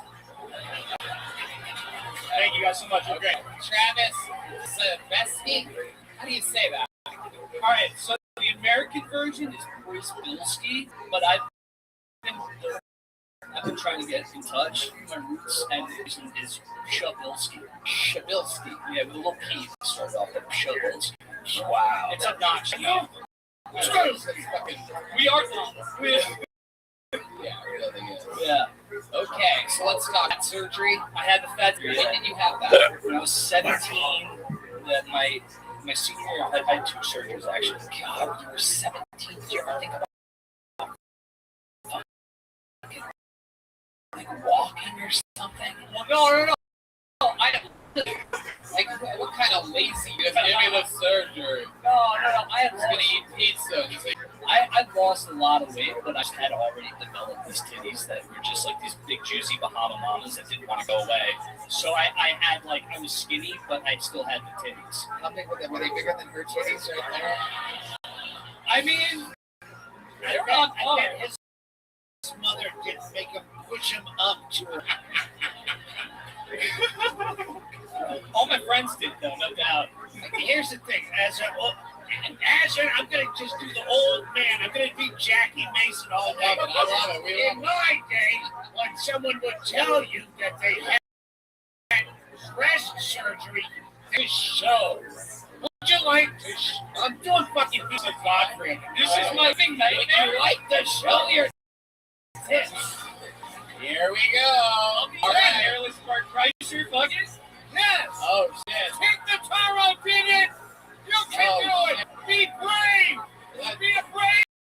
Here come the tits. Here come the tits. Here come the tits. Whoa! Wow! Oh my goodness! And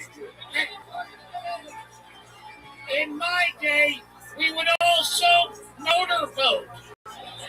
In fact, I don't get in trouble. Oh yeah. Those look like. Yo, sorry to my lord, you have to come to me. All right, well, Mike stand barrier. we'll link up, no doubt. Yeah, you're about to get E2'd right now. Yeah, baby. Those are some Gorgeous. Yeah, really It's all right. That one's a little bit sadder than me. And I have feeling in this nipple, not this one. I would guess the opposite. With all your candle wax and we're all.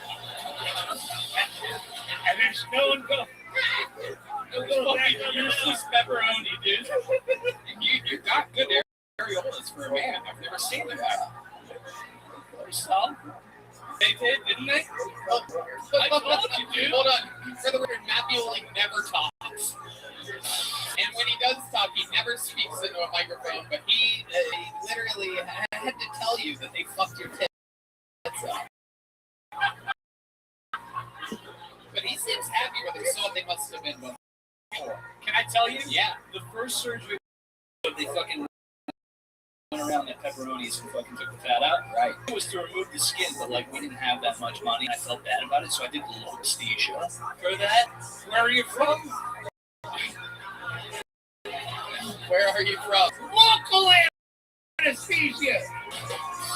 It wasn't. I'm from New Jersey, West Virginia. Ah, the old New Jersey local anesthesia. Yeah. Nowhere better than Rude. Rude. A fucking dinner. Did you go to a fuck for that? What did you? That orthodontist clothes. Yeah, God. You could be on like every show on A&E kind of. The fat people thing. You have like the whole prime time A&E lineup right now. I see a little fucking honey boo boo in your eyes. It's Barf Kreischer. Oh yeah, there he goes. He's the sleep apnea machine, everybody. Wow, incredible. Do you hook up with a lot of women? Do they see those and they go, should I suck on those? I mean, you know, right? I got a girlfriend now. I've been with her 6 years, and she'll get down dirty with him sometimes, you know. Okay. For her, yeah, hell yeah. Okay. What do you do? So I work in a restaurant and I also do some acting work. What type of restaurant do you work at? What do you do at a restaurant? I serve and bartend. It's an Israeli restaurant. It's called Laser Wolf. Oh, cool. Hell yeah. Yeah. My goodness. Do you ever think about bartending shirtless at Laser Wolf? You know, when I float it, I'm gonna float it by and say, you know, I don't know how that feels, guys, but I think it would be a hit. It's full of good ideas. I love it. How long have you been doing stand-up? A little over 2 years. A little over 2 years. All of it there in New York? Yeah. Was it all about your kids? My first was about just being fat. I just added the trans passing stuff though, like in the last couple of months, pretty fresh. Yeah. So I know people that be drinking blood heavy, anything else crazy about your life we should know about before I? Yeah, actually, I just found out recently I might be ethnically Jewish on my dad's side.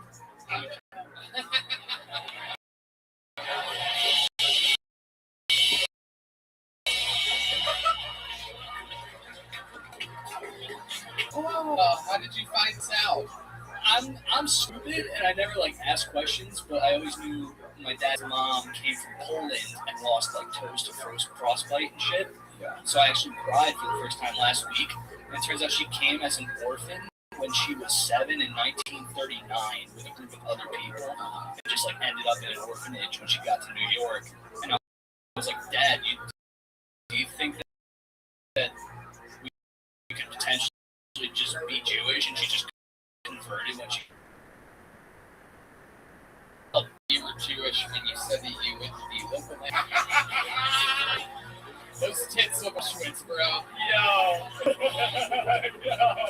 Travis Kraszewski, congratulations. You're walking out of here with a big joke book from Boneside, handmade Texas leather.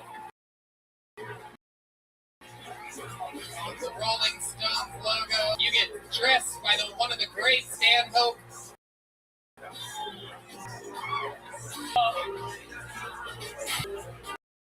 Very rarely does someone get the honor of being redressed by one of the great comedians. Only on Piltoni, live in Austin, Texas. That's for you, Travis. Have a great day, buddy. Great stuff. Travis Shabayeski.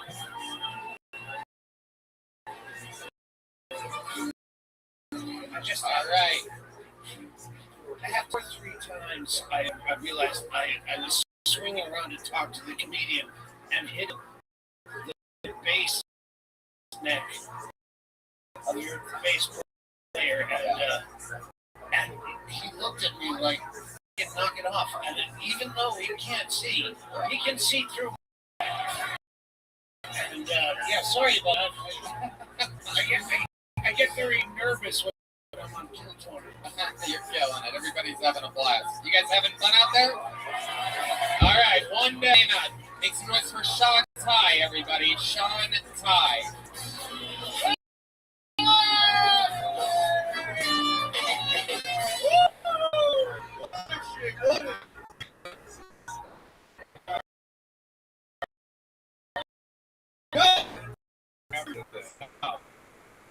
Sean Ty, before I look at porn, because I'm a Christian, and that's what sensitive. I was watching Rogan the other day, and he always brings up he almost got a Huawei phone, you know? I feel like every time he says that, some Chinese businessman just jumps off a building. Like, we almost fucking, you know, there was close. We don't, you know. Whatever. We got us anyway. I think the word relapse is kind of fucked up. So I always hear about it, I go up to my buddy and be like, bro, I relapse. He'd be like, it's alright, we'll get you some help, you know, we'll get you. Yeah, I'm Sean, Ty. Oh boy. Are you? I wouldn't have mentioned that again if I were you. I would have made up a different name after that minute. Sean Ty. Wow. Well. Sean. I bet it is. Oh, you're still bombing. Incredible. I thought that set was over. Can I ask you, can you tell us exactly how much you drank before the set? Oh, dude. It's the black. I'm not judging. I would never have done comedy if my first set on drank a pitcher of beer, my first open mic for 4 minutes. You came out and stand.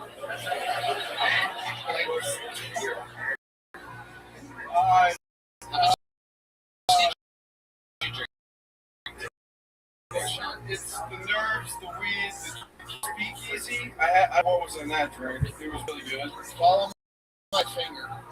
So it's one drink and then No, I had that. I had probably 4 drinks since then, but all I had today was a Chick-fil-A sandwich. Deluxe. Okay, shout out to Chick-fil-A. And that's your Jared Fogle. Chick-fil-A. That's your new sponsor. Right? Incredible. Okay. Sean, let's talk about it. How long have you been attempting comedy? About a year. How many times? From Atlanta. Probably 2-3 times a month. So I'm from Atlanta. I just moved here. So. What made you move to Austin, Texas? Jason Dreams. Wow, it seems like you are not catching up to them whatsoever. The old carrot on a stick right in front of you. Chasing for a long time, my friend. Yeah. Has anyone ever told you you're funny? Let me ask you this. Let me ask this question. What do you think, referencing your entire life? How long do you expect to live? We'll decide what's middle age. Take a couple of big steps like this. I didn't think I was gonna hit 30, but so we hit the.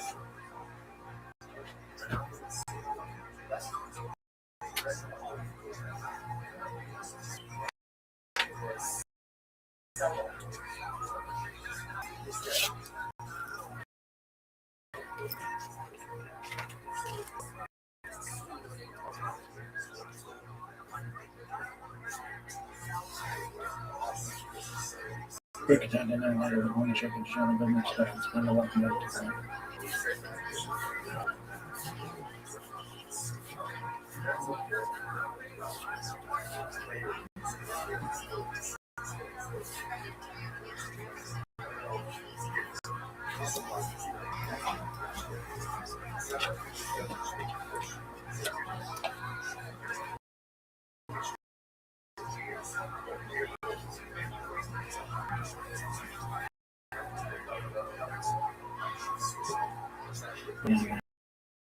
Check it, show them the next time and expect to find.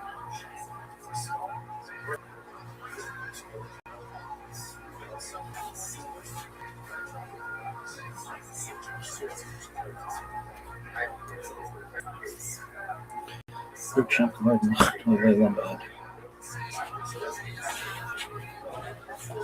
Sean, yes, I am.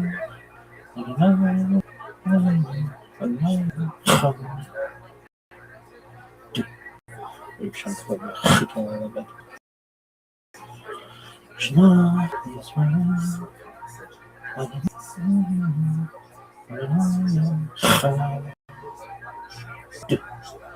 Chunk of bad.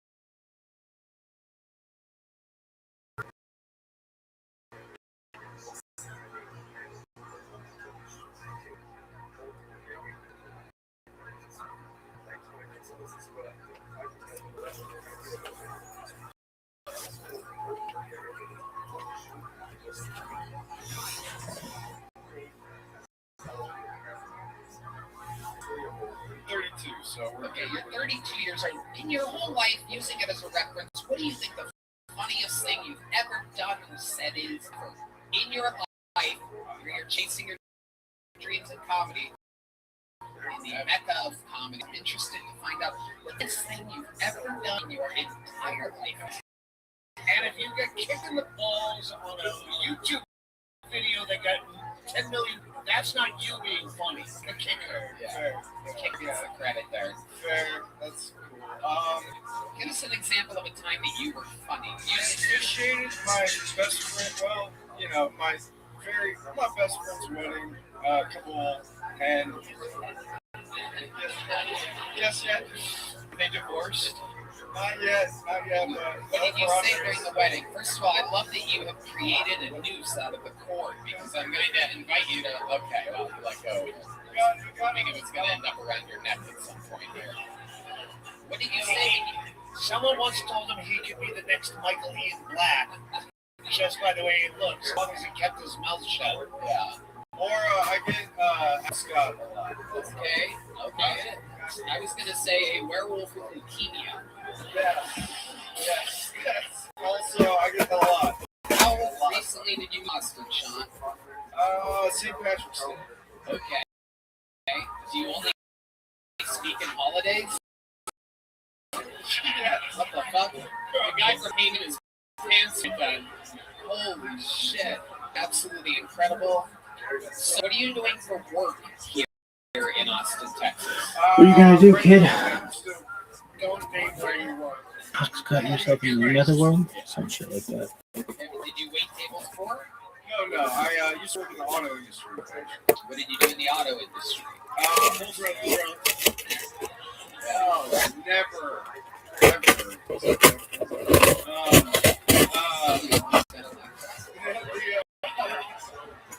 I wholesale, like I would buy and sell cars for dealership on the back end. Sean, let me ask you this. Are you good at anything? Do you have any special skills or talents at all, ever? I can play. Oh, and I'm not getting I grew up in the 90s, so I can band up with some instruments. Nothing cool. Really up to par. Sean, you're leaving here with a small joke. I find you to be one of the boring people that's ever signed up for the show. Put the mic back in the mic stand. Go work more. Put the mic back where you found it, Sean. You're going that way, Sean. You're going that way. That's where you came from. Holy shit. He was about to literally just die off the stage for a second there. Well, ladies and gentlemen, you've seen three people tonight, three comedians that are not mentally challenged in any way whatsoever. And you saw how they went stage. somebody who's mentally I'll challenged. cut away from yourselves, kids. Ladies and gentlemen, this is one of the golden ticket winners from Toronto, Really? Canada. Make some goddamn noise for the one and only Sharon Nathan, everybody.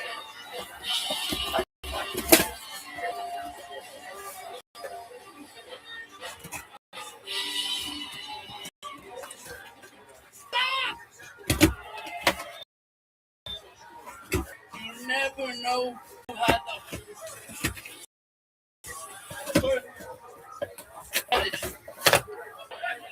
You never know who had the first study.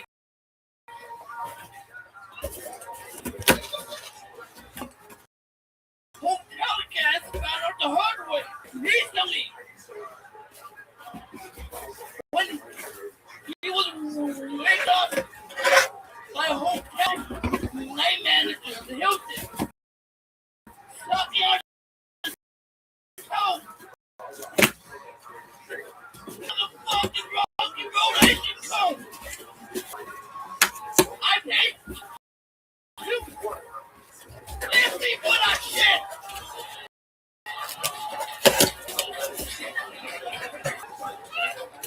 He was my coach. Sharon, this piece. And saved him. Percent of the handball. And the foot don't know. Tell him damn motherfucking name and send you. Yeah. Wow. Jared Nathan. Absolutely incredible. I have no idea what you said, but you killed the entire I was laughing more than I understood the words. Like I got a challenge at Jeopardy, and I go, I got it, the words. They're probably funny.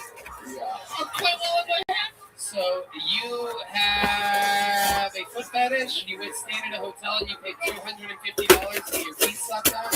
I got recently in Glasgow. In a store. You guys read the same thing as must be watching the wrong news. You craned my foot. Special Olympics forums. You craned my foot. Oh my god. Okay. So what? The guy in Nashville stayed at a hotel, and then what? And my manager called me, and I snuck into his room and night, and I caught something that was closed. Oh my god. What was it called? Oh, look at that.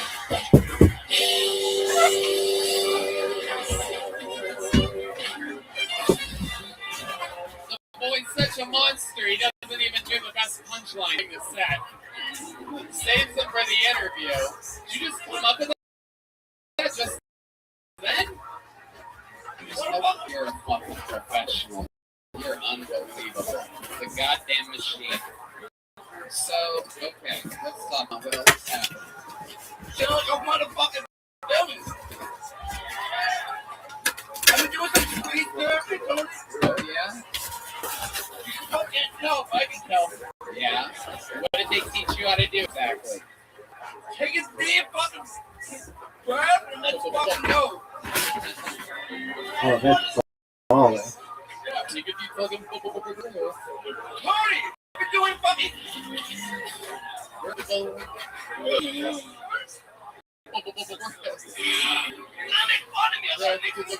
Money off the shit, you know? Yeah, you are. I didn't even know you had merch. That's incredible. He's got bad to the bone. Get a fucking ball! Check out my Instagram! DM me if you want one! What's your Instagram handle again? Jared Nathan Comedy! Jared Nathan Comedy. Why are you screaming? He's very excited. I'm trying to be legible. Can I get a sneeze guard like at the salad bar, please? Thank you. There is a lot of spray coming out today, Jared. I have noticed that. That's incredible. So you're taking speech therapy, you're focusing on your breath. What else is going on? I'm doing...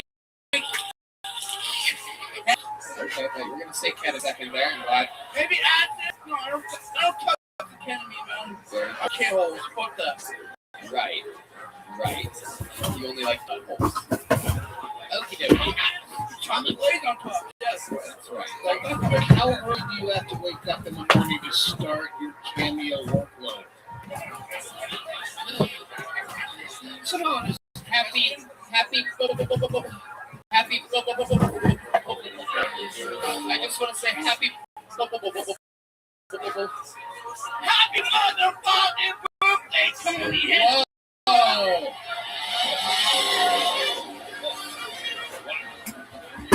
Look at that. One take wonder over here. Absolutely incredible. Jared, anything else exciting happening? How's your love life going? You find a little little girl that took a duck out in Vegas to go have a smoke while her Asian boyfriend was looking around. Oh, can we please set that up? Can we just fuck with Hans and just have her fucking? We can have him just walk on the corner here. She's just bouncing. We could pay her a lot of money to do that. Just say I hung up somebody last week. Whoa! Oh my goodness! What happened? What did he do to you? And how much did you pay for the Tony, man? I like cheating on you. Okay, very good. Okay, so what did you do with this girl? And what did you do with the body? I don't know.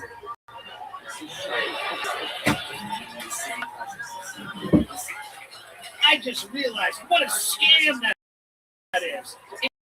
If you stutter, it gives you an extra few seconds to come up with the punchline. And you can kill. Yeah, I'm retarded. Take a step back. Take 3 steps. I don't know why Doug's alive tonight. Don't give away my secret. Okay. All right. I didn't hear a thing. I like your fucking chat you gave me, Tony. Dog, if this works, it's wearing the day and then should be next time. It's a great jacket. I've been officially roasted. Alright. You got fucking deep roasted. Jared, I'm going to have you on the secret show at Sunset Strip. Hey, there you have it, folks. Oh, yes. Arun Beer Mangat is going to be next. Arun Beer Mangat. I should have picked that before, but I did not. How about one more time for Jared Nathan, everybody?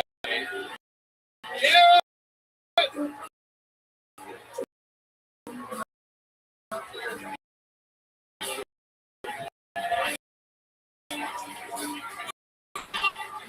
Yeah, you get a fucking tall glass. Oh, I that should is get a solid. fucking tall glass.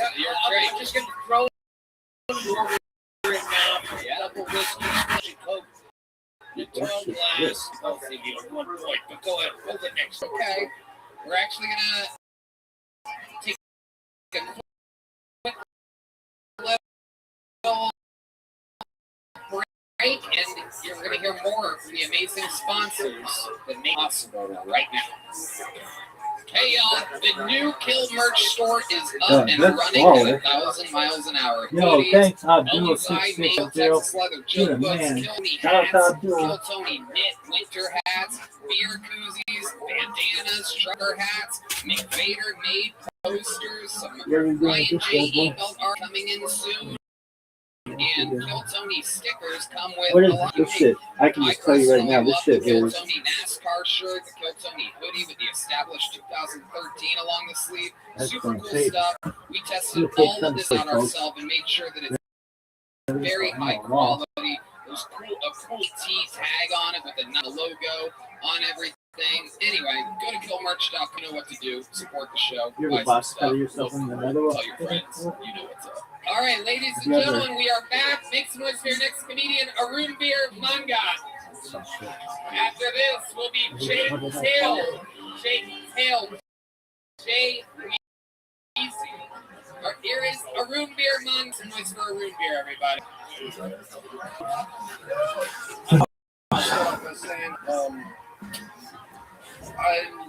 I do as much coke as I look like I do. It's stuff like saying that. But don't do coke, man. Like when it comes to drugs, I treat it like, you know, I treat it like I always say no, but sometimes no means yes. You know what I mean? Like you gotta do some drugs and stuff. But listen, this is my second time on stage ever, so I'm just going to catch myself before I get started. Why do we look gayer than the guy with the pink coat on right now? What the fuck's going on? Jesus Christ. No, nothing like that? Alright, fair enough. Come on, Tony, you just like a gay JB Mooney out here, man. You don't think so? No?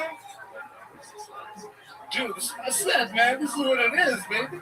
Jesus Christ, I'm fucking horrible. But yo, listen, be realistic with you guys, man. There's a dude outside with two broken middle fingers saying like, yo, Brad, man, you guys can prove this, man. He said he put his fingers up fucking Brad Redman's ass and he cracked them himself, man. So you can go find that out yourself right now. Wow. It took me less time to get a drink than for you to suck. You just got buried by a retarded guy. Yo. Yeah, he bothered me still. Horrible in every single way. Everything you thought might even. It's like even details like mic control. Mr. Quiz. Apologies, I have missed you the past few nights, but I got you. I got you tonight. I think I got enough sleep. How you living, girl? Good. Did you sleep well? Yeah, it's raining out there. Oh, well, I wake up at 10 o'clock. stay warm and cozy. Huh? Stay warm and cozy. I am. Yeah, it's going to be cold tomorrow. Oh. I'm going to go to work tomorrow, but I got to get the money. It's not today. No, happy. Happy is right. I'm going to go eat breakfast. What are you going to have? I have no idea. I haven't even done coffee. Alrighty. I know she put something. I smell it. Ooh, then go check out what you got. I know. I'm back to tell you, okay? Sounds like a plan, ma'am.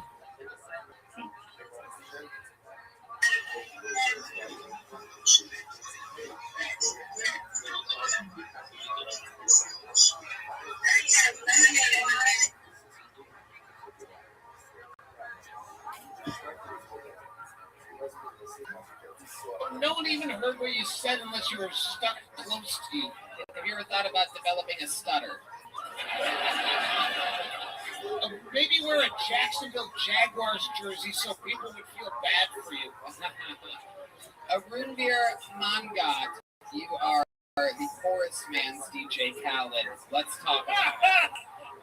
So, here we go. What are you? What do you do for work? Mortgage agent in Bracktown, too. This is your first time doing stand-up? Second. What's the thing on your nose? Oh, I can't breathe. Is that from all the cocaine you do? Oh, he's gonna fucking bring George Floyd into this death? That set was actually sadder than the George Floyd video. I don't know. It's incredible. My career's gonna end fucking faster than that joke. That's crazy. I can't believe I'm getting canceled for that. You're not getting. You're nothing. You have to. You are less than nothing. Fair enough. You literally have the worst set tonight. You have A general award get burned off and never canceled. New Jersey. I ask you, Always plugging the sponsors. what ethnicity are you? Arun Veer? Indian. Okay. Like the Red Dot kind of movie. Right, the unfunny kind.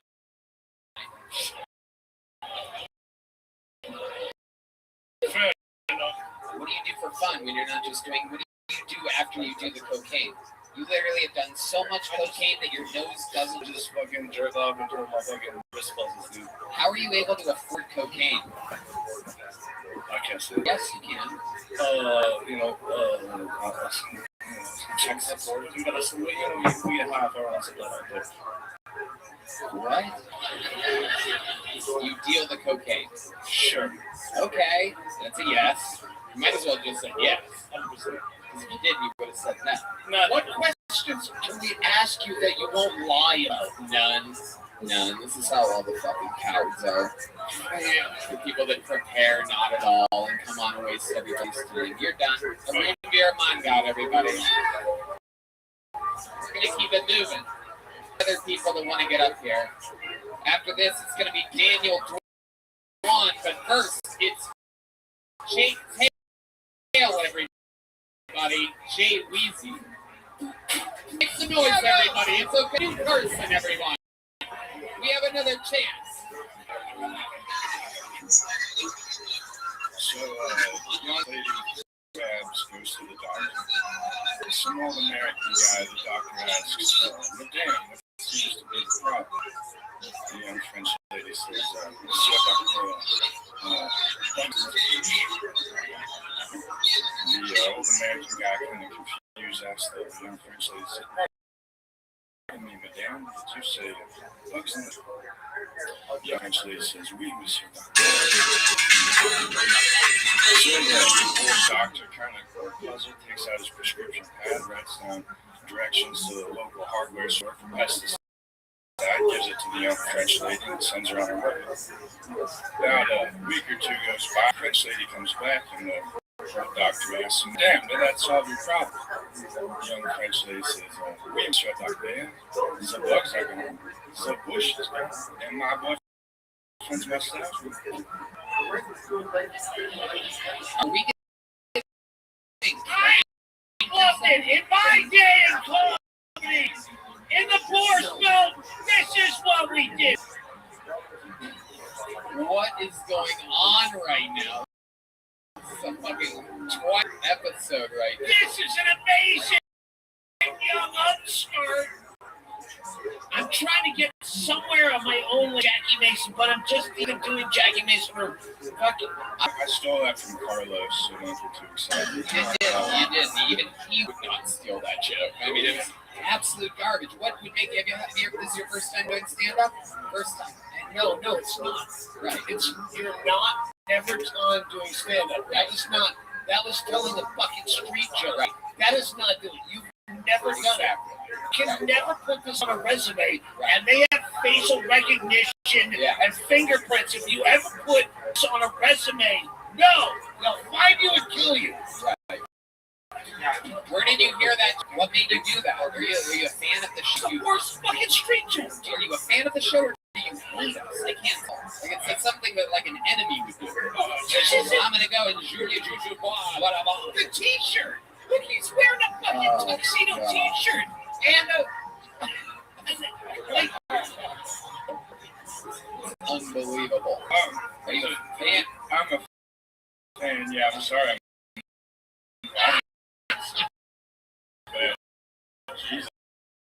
What do you think is going to happen? How many episodes of this show have been watched? A couple. You never saw anybody come up with a joke. I thought it was a solid. Another time. We're going to keep it moving. Get out of here. Jake. We're flying through tonight, baby. Make some noise for your next comedian, Daniel Dwan, everyone. We're flying through him. We couldn't set a record here tonight. We're on pace. Daniel Dwan, everybody. More time for Daniel, everyone. Everybody gets a fair shot.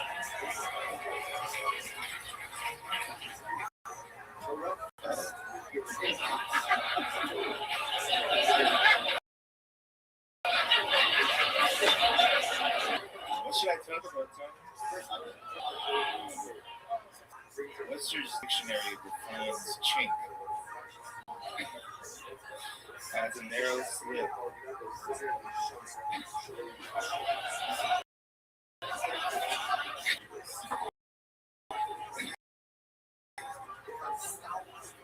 Narrow or crack from which light may penetrate your armor, or you have chinky eyes.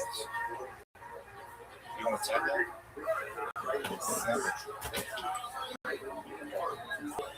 Is it your anniversary? Go ahead.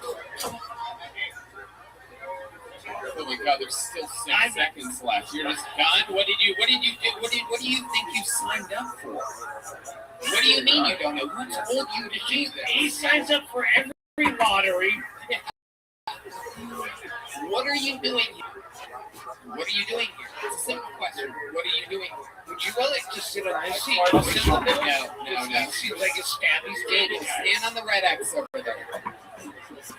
Listen to the question that I'm asking. How did you get here? What are you doing here? Well, some people prepare to do a minute. Some people are comedians. They've been doing it and they want exposure. Some people work hard for a couple years. Honestly, I just wanted to see if you would test a joke. But it's not even a joke. You didn't write a joke. Somehow, in a row, haven't written a fucking joke. I say sometimes I act chink in my armor and then I backpedal. So yeah, I know. Have you ever done it before? This is the second time. What the fuck? God. Talk about first fight, like, hold on, Doug. I was gonna get canceled. I was saying, do you write like really awful fortune cookies for the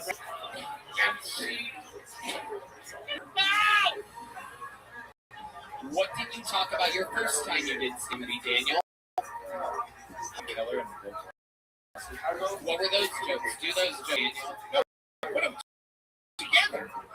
No, I did. What was that joke, Daniel? When did you do it? I think it was 60 or 70% of those ass nuts.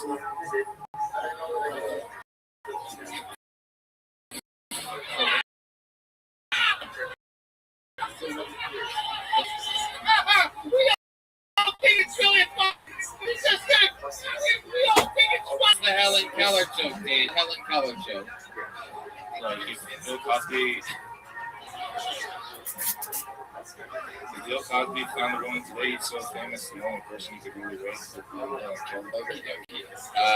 Daniel, what do you do for a living? I'm an EMT. EMT?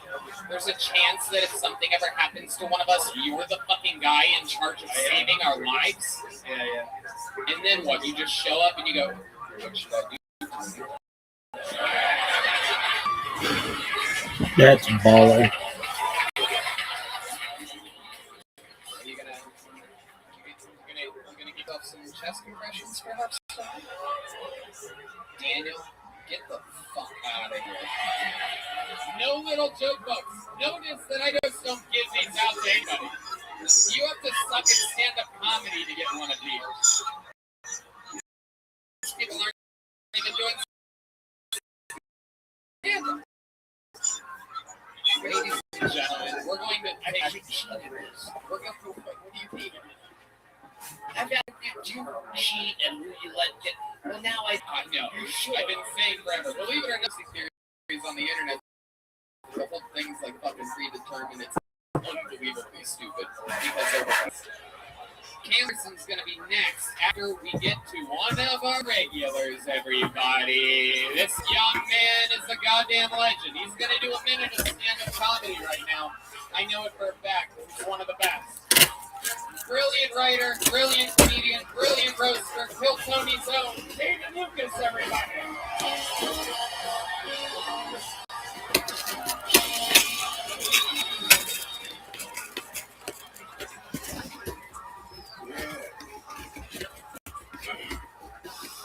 I think 2023 is a waste of money for black people.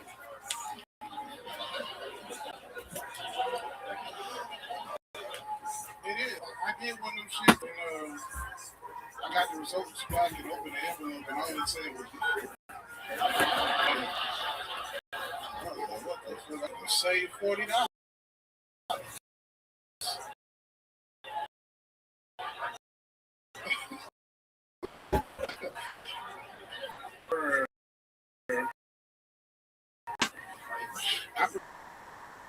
Regular women over pretty girls. Pretty girls take like an hour and a half to get ready before they... It's like, why do you take so fucking long, bitch? You know who can be ready instantly? Ugly Betty. That's That bitch put on a baseball cap and got in the car. Man. Hour and a half it took you to get ready. I got my dick sucked in a spicy chicken sandwich from Chick-fil-A. Boom. That's how it's done. A return to form here on Second preference for the spicy chicken sandwich at Chick-fil-A. Right. That is the second reference. That is the really second reference. to get them. We out here. Product placement. It didn't seem like you. Oh, we have to call us for work for. No. Hey, both of y'all niggas dressed like y'all about to go buy you. And you look like you're dressed like you're about to buy a candy corn, so. Hey, are you selling Lucy's? Someone might choke you out. It's a big fat black guy joke. Hey, bro, you talk about it. You look like you inherited Willy Wonka's chocolate factory. And you look like the chocolate factory. Yeah. Hey, are you selling a unicorn by any chance? Tony, you got the damn skin of a gay nigga on your shoulders. What is you talking about? What? Some Mexican gay nigga, you cutting booty cheeks up and. Oh my god. Your jacket got herpes, nigga. That shit got an outbreak. I gotta get a tetanus shot after I shake your head. I like that Terry look you're going. Are you a member of the U.S. Gravy?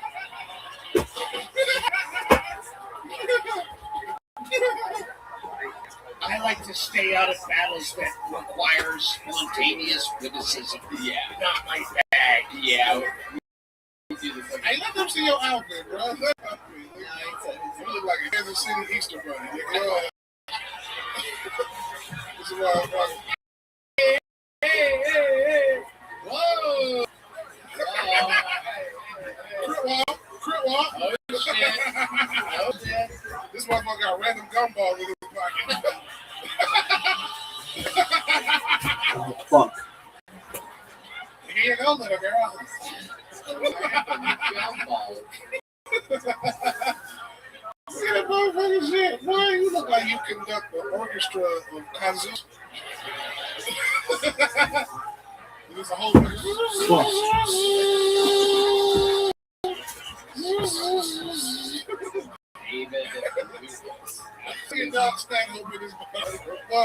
Incredible stuff. The 23andMe was amazing. Did you get a cholesterol result off that by any chance? Tony, I'd love to see how much estrogen you got in your body, nigga. I mean, you're the one with the tits, bro. I don't know. You got so much estrogen, you can get pregnant. You're the one that looks pregnant, dude.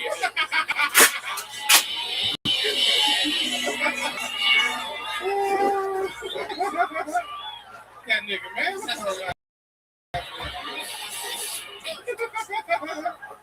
love it. Look at these last few comments, dog. I don't know what. Jesus, I think you getting pumped, nigga. I think so too. It really crossed my mind. I ain't gonna say who, but I'm not gonna just pay a random nigga to podcast. Fucking, I don't know. Remember that one episode where we have like the same shit? It's happened. Bro, It's happened yeah. before. We're having fun. That's it.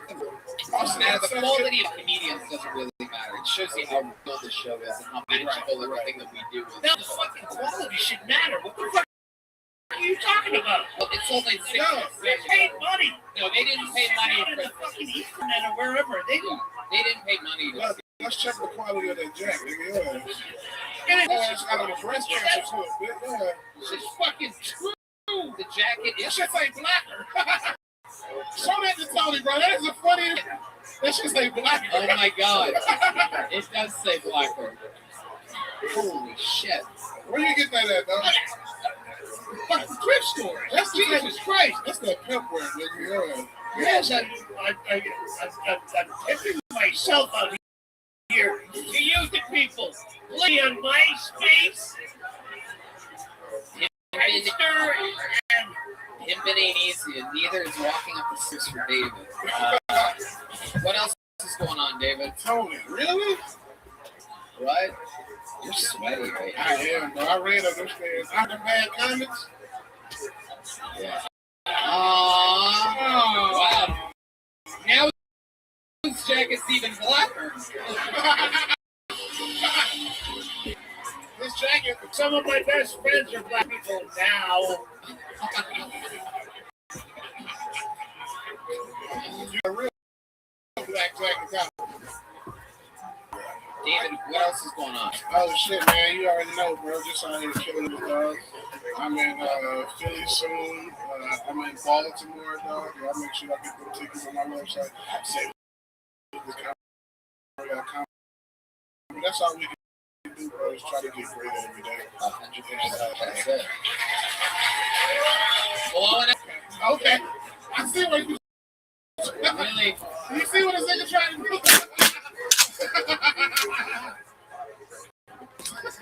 Groundbreaking stuff. Tommy, why you so red? Did a nigga bite you in the ass when he got up here? I've been on the boot. Let's go. Listen. I'm waiting for the punch. No, I'm giving you. I rose, but I'm giving you a shot. Oh, thank you. So pleasure to be here. I get on this thing and I want to be mean to people. You sure? But no, then he does it. And then I go, no, I want to be the iconoclast and be nice to people. But then so many of them suck so bad. They're like, oh, I see. But no, you like this real shit. Like, the meaner you are to people, the better their future. Because so many comics walk around with a false sense of being amazing that sometimes they gotta get humbled by you guys. And that's the only way they can grow. Because if these niggas been going to open mics thinking they're doing good. I'm not talking, but when it's a level of, okay, that's not, I want to be one day, that's a mental illness. You know, okay, if you're not funny, 4 kids are gonna die in a preschool. As long as they ain't joke kids, I don't worry about that shit, bro. Neither do I, really. I wake up going, did I look like an asshole? I don't care about the kids in the preschool. I look like a jerk. I'm a school kid, shut up. I'll be like, that's what my kids go to private school. That's good. Afford it, but they're doing better. You're suffering on earth. You really dress like a black guy. I had a gay brother named Pusha. I make you dress that. Pusha, I think was gay as hell, and he could fight. The only difference between me and him, I can't fight. But I'll be gay as hell and black as shit. You dress like a guy on Easter. I used to really, well, he dead now, but I had an uncle named Pusha. He was gay as hell, one of the biggest sissies in Macon, Georgia. Really? And he was, all his outfits was like this. I fucking love him. He's still alive with this one? He's dead. No, he died of AIDS and he died skinny. Even that's how I fit into his.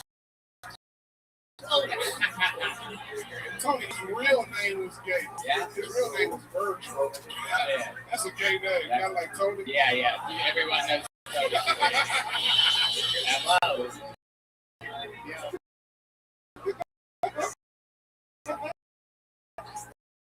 All your friends in the hood who have fucking perfect. You said Tony.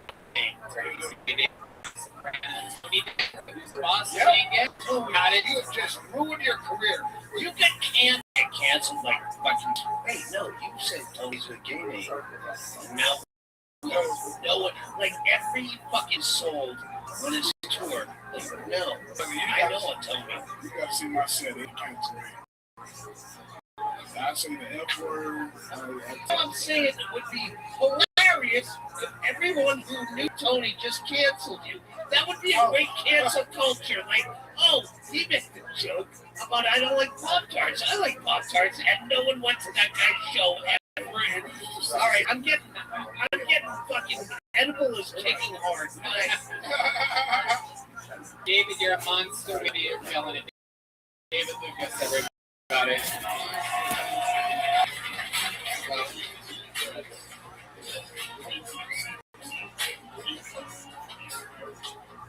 Just a reminder, if you guys want to add some excitement to watching sports, then you should download our favorite app, Prize Picks. Oh, my favorite app too. Yeah, on Prize Picks, you can choose any player from any sport, and I guarantee they have what you're looking for. Pick 2 or more of your favorite players, select more or less on the projected stat, then lock in the entry for your chance to win 25 times your money. It's that simple. Prize Picks is available in over 30 states like Texas, California, Florida, and more. So what are you waiting for? Prize Picks is the Oh, this is that motherfucker. Right now, it's for 100% deposit match. Put in $100, and Prize Picks will give you $100. But it's funny, and then give you 20. It's true. If you look at the screen right now, you're going to see that. Yeah. I love it. Prize Picks is like no brainer. Use the code Tony on the Prize Picks app. As you see, I've actually won all 3 of the wagers that I put on. I did a parlay. I did we did it all. Meditation is whatever color you want. And don't fear, you don't like it, Big day, wait up. Larry Johnson is the Cy Young of his time. The best of the big league shoe pitchers. There are only 38,000 feet in Sharon, Pennsylvania. Last year, Larry Johnson sold $423,000 worth of shoes. It's going to be busy today, fellas. I can feel it. It's going to be busy. His stats make him the MVP, the officially recognized champion shoe salesman. He's got it all. Fastball, curveball, sinker, slider, pitch inside, outside, downbeat C's, 11 trippies, wingtips, loafers, boots, and moccasins. I love it. Got his rhythm. Now he's throwing strikes. Jonas Bunch. See? Take care of you. Sorry, like, have a seat. I'm gonna get you right now. Everybody shoot. Hey, we're hot today. I'm moving. I'm moving on the same way. Larry Johnson is rule number 1. If you're standing still, you're not selling shoes. It was drive that made him the hottest pitcher in shoes today. It's just wanting to be the best. You know, that goes back to my days in Brooklyn. I used to be at the playground. Getting no money for nothing. Yeah, you had to win. You wasn't to win that game just to feel good about yourself. Well, I apply the same thing to sell shoes. It's like a fire burning in me. You know, that never goes out. You just do the best job possible. That's right there. Of course, the inner fire. Every champion has it. That makes Larry Johnson a shoe-in for the Shoe Retailers Hall of Fame. Is the little something extra he puts on every bench. Tonight, come to it. I think maybe you black here go with baby. Shoes didn't come in yet, the man come back. I promise I'll take it right to your house. I don't personally deliver shoes to people's houses. Shoes to restaurants. Larry, I can't get down there. I need a pair of shoes. You do me a favor, drop a pair of shoes off for me. I'll say sure. Anything for the fire. On fire. He stays loose. He has all the moves. What else? Busy. People get annoyed by waiting too long for shoes. So a good salesman should know where all the stock is.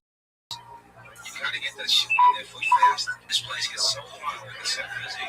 Really, you guys are. It's one thing we don't want. We don't want people walking out without shoes. And if I can help it, try on to the shoe. When an athlete drives himself right into the ground, Larry Johnson knows that. That's why he always takes time for a good lunch. You have to keep up your strength because sometimes the game goes into extra innings. You get people who just doesn't know the size. They come in and there's one fellow in particular I remember. He came in and he says, I'd like to have a pair of black shoes. I said, anything particular, sir? He says, just a pair of black shoes. So I says, what size do you wear? Can I measure your foot? No, you can't measure my foot. I wear an 8.5 D. So I bring out about 2 or 3 black shoes. I put it on his feet, and he says to me, oh, easy on my toes. My toes are sore. So I says to him, how long your toes been sore? He says to me, I thought he'd say 3 months, maybe 2 months. He says to me, 12 years. So I says to him, what's the last time you had a foot measured? He says, about 14 years ago. I said, please, let me measure your foot. So he starts yelling at me. He says, listen, Sonny, nobody's going to measure my feet. I'm wearing 8.5 D. I said, sir, I tried on 3 pairs of shoes, Ray. They're all tight on you, and they all hurt your toe. Let me measure your time in the shoe business. A good salesman. If you think you're a good salesman, or you try to be a good salesman, you got to take charge. You can be the nice guy, and you can be funny, but you got to take charge. And you got to say, listen, you want to get a good foot. So he's finally agreed to it, and I measure his foot, and believe it or not, the man wore a 10B. 3 sizes too small. I didn't tell him what size he wore, because I knew he'd never let me come out with the shoe. So I just went back to the stock room. I walked out with a black 10B, and he puts on the shoe. He gets something, goes like this. He goes, what did you do to the shoe? My toes don't hurt anymore. This is Larry Jolton's motto. If the shoe fits, sell it. Don't buy my size, buy my fit. You want to sell that today? It's like at the right time. Busy place. Because today is for other great moments. Shoutouts to the back. Have a nice weekend. That one why I have days this year I did between one day. It was just booming here. And he sold me a pair of shoes. Well, I was a little short of cash, so he took a credit card. Nobody walks away from the jam without a pair of shoes.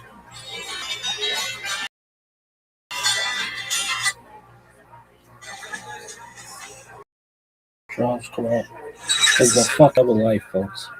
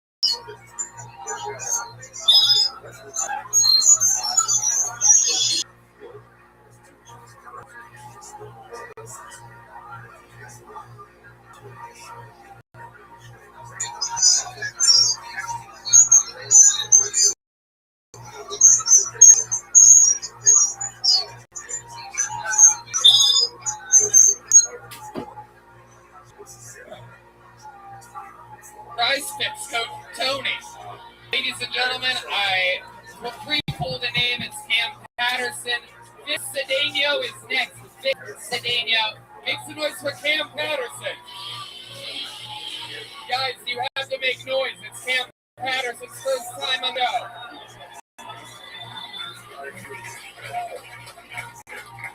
So I got my very first apartment in stand-up comedy, and that's great, you know, so I love it. But I got roaches really bad. I got roaches so bad I got a home, but right, he had roaches. But I asked him, I said, how do you get rid of them? So I just trained them. And I was like, nigga, that's not possible. Bitch, you can't train roaches. I said, train roaches. At my house, I roaches. They be on their side of the room. I be on my side of the room. We have a good night. Wouldn't bother each other. But I bought a girl over one time, and it was 72 roaches in my room doing TikToks and shit. They were making podcasts. We were walking over crazy, right? And at one point, we were really watching a movie. And I was killing roaches as I watched the movie. So I watched the movie and I murdered a roach. Then I watched the movie and I murdered a roach. And at one point, she came up to me and said, Cam, it was a big ass lizard roach that walked into the middle of the TV. And I couldn't avoid this bitch. And she was like, Cam, it's okay. I got roaches too. Ew, bitch, that's nasty.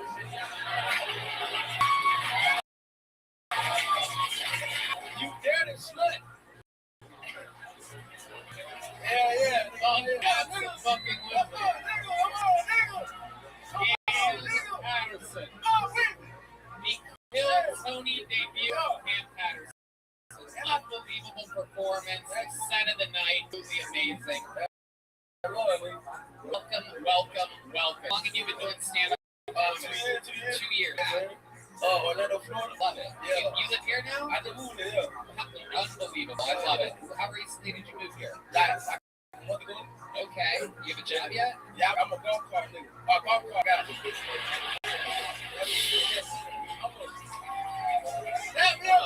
Come on, nigga.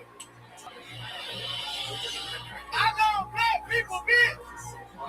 Come on, man. If you could clarify for an older gentleman for myself, I understand the word, but the golf cart part, I don't understand how that applies to the part. Like I said, dog, I'm a golf cart nigga. Yes, but I belong to a golfing club, and okay, I know what I can't say when I look at it. That's fine. You know what I'm talking about? I will never tell you.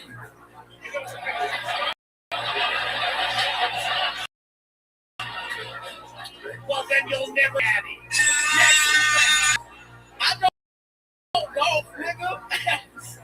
I like I love what the fuck I'm doing here. No, I like this shit a lot. Amazing. You're a golf cart and but I don't say the whoa. Gee, but no. Okay, well, I'm scared me, though. Actually, scared me. He didn't say it. It was a bleep. Okay, good. Just said beep. Yeah. So when you say a golf cart N-word, what does that mean exactly? Are you doing drive-bys in them or something like that? Yeah, so like they hire me, right? Yeah, that's dope. I like that. See, that might be in my hometown, but they hire me. They hire me because I don't know golf for real. You know what I'm talking about? So I just drive the golf carts up and park them, and then draw the golf carts on the carts and be like, thank y'all for giving me money. That's how that shit works. You're a star. I've seen this before. Cam Patterson's a star. I didn't know it for 3 minutes and 45 seconds. I think you duped me. You acted like that was some. When he said golf cart N-word, I thought I should know from the hip hop you listen to. And said, what does that mean? That's what Joe point to.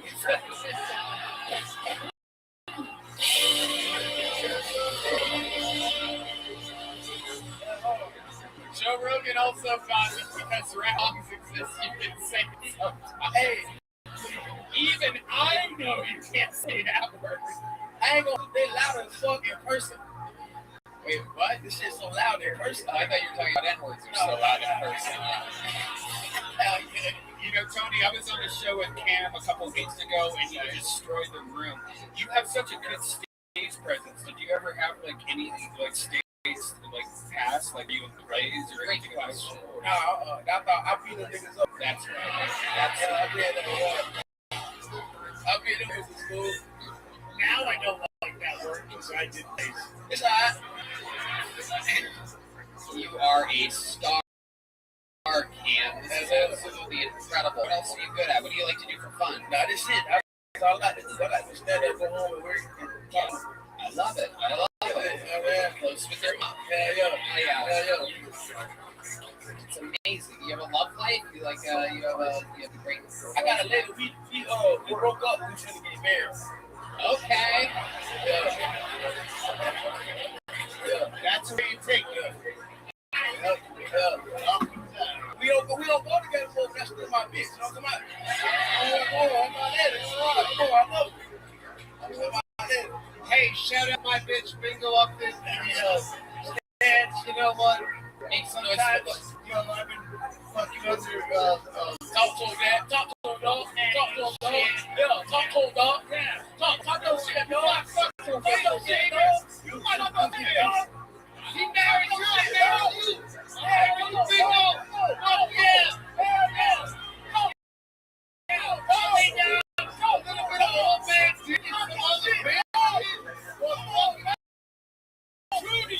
I'm true to you, bitch. I'm true to you. So go. Fuck you. Hell yeah, dog. Hell yeah, dog. Hell yeah. That was so, Doug. That was so black. I think you can now use the end. Always start with the fucking punchline.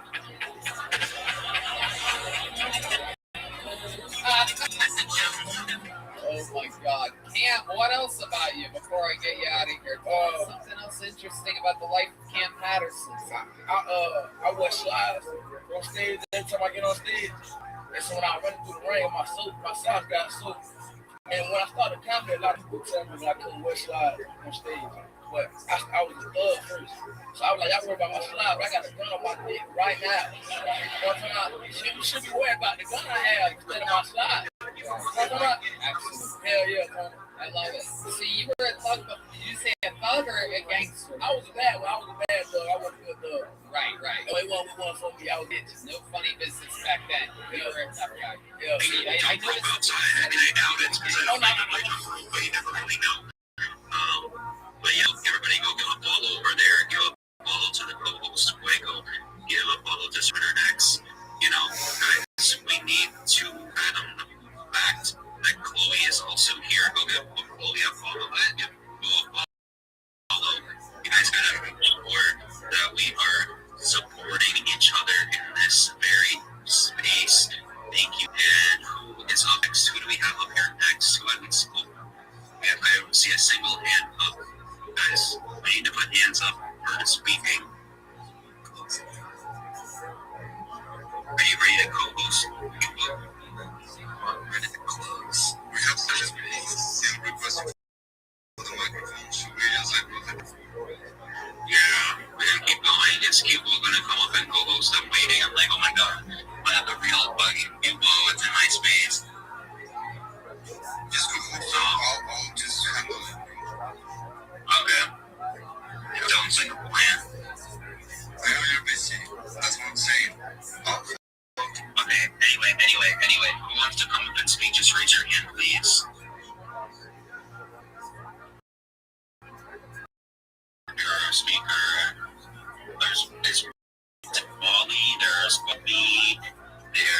We have a lot of cool-looking dudes. Look at them all up on the microphone. Ram, what's good, Ram? You want to speak? What's good, brother? Good evening. Good morning. Good afternoon. Good night. And sister one supporting GMC. Everybody follow only. Then follow the space host co-hosted driver of this place. Thank you, calling. 42nd chance. Thank you, Michael Jones. Over to Dave. Heck yeah, brother. You're the shell lord. Every time you come up here and speak, you just know what to say, bro. You know, it's a pleasure to have you, my dude. Oh, yeah. Oh, yeah. Yeah. Like, I did. All the way. Heck yeah. I agree with that statement. I see, after hearing all of that, I hear all the monsters in the closet. Monsters never keep you there, brother. Definitely the monsters are in the closet and they want to get out. He's actually such, so it might take him a minute. But bro, I see Hakuna Matata requesting for the microphone. I see the Indian boys, big girls, Indian boys,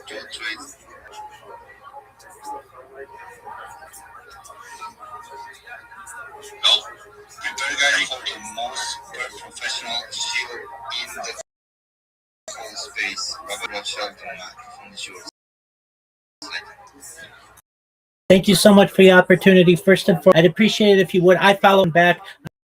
I'm Rabbi Rothschild. If you don't know who I am, you will. I stream my life 24 hours a day, 65 days a year, 4 world years.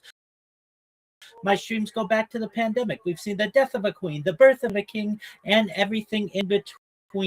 This is a real life Truman Show, a real Big Brother. This is a timeline and a time capsule of human achievement. In the 1990s, the phrase content is king was coined, and I'm making it true today. I'm king of the internet. This is the biggest event in global history, and here's why. In 2018, The Economist magazine stated that data had overtaken petroleum as Earth's #1 resource, and I have more data archived on the internet than any person ever, which is making me very influential. I'm going viral, and when I do, I want to make you, your friends, your family all financially independent if you're not already. I want to ensure that you have generational wealth if you don't already, and I want you to be able to start charities and philanthropic organizations of your own. I'm unlike any influencer you're ever going to meet. I'm not live on one stream nor 2 YouTube streams. I'm live on over 20 simultaneous YouTube streams 24 hours a day. You can view my life in 360 degrees. I even have a ceiling cam. If you want to view YouTube streams, the link's available in my profile and in my pinned post. You'll also find in my pinned post a link to my link tree.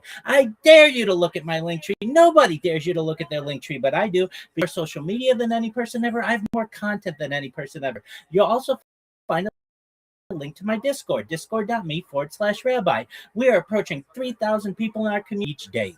In addition to making you all exceptionally wealthy and wanting to promote world peace, I want you to know that I want to end world hunger through the use of technology such as agricultural greenhouses, hydroponics, vertical farming, cloud seeding. I want to help end world thirst. I'm sponsored by a cryptocurrency that's worth about $100 million, and one of the things that we do is we build wells and water towers in developing nations for the benefit of the less fortunate. Additionally, I'm an advocate for the LifeStar program, and most importantly, desalination technology, where we pump Earth seawater onto land to make it drinkable. If you are a reply guy, if you're a Web3 marketer, if you're a raider or a shiller, and you want a free mentor, coach, and friend, send me a follow. I will follow you back. Send me a DM. I will respond. I want you all to know that I'm here to support you both personally and professionally. I'm here to be a positive person in your lives. I'm here to have an optimistic view on the future. And most importantly, I want to give people hope. And with that, I sincerely appreciate the opportunity. Bingo.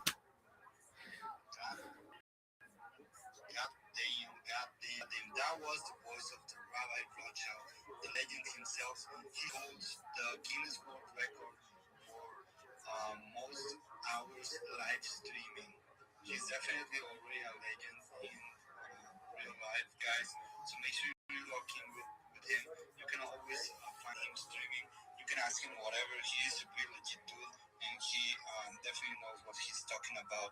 So you might get some good offer and some good information, and probably some good guidance on how to do a proper shield, on how to properly brand yourself, and a whole bunch of things in this space. Thank you very much, Rabbi Rothschild, for taking your time for these spaces and vibing with us for a minute. You are always welcome around here, as well as every one of you guys. And we are here to grow. So make sure you're following every single and locking with Fuego, with Kubo, and with Surge, guys. We are trying to get our account to 1 million followers. Let's fucking go do it, man. I think we have the vibe. I think we have the energy. I think we have the youth. I put enough pills in search so I can just hold and go. I think we can do it, man. I think we have the vibe. I think we have energy. I think we have the youth. And I think I put enough pills in search so I can just hold the space for as long as it's needed. Let's go, guys. To grow, so make sure dropping a comment in the comment section of this space. Make sure reposting the space. And also tag a couple of your friends, man. Tag Sophie Rain, tag Yuki, tag all the crypto bodies, bro. I need to meet them. I want to see Sophie Rain in this speaker section, bro.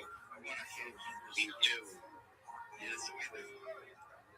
Yes, we do. So VRA needs to get in here. That is the most prioritized thing that needs to happen in the space. So, guys, you guys need to retweet my space post and bookmark it all the time and comment, please. Like,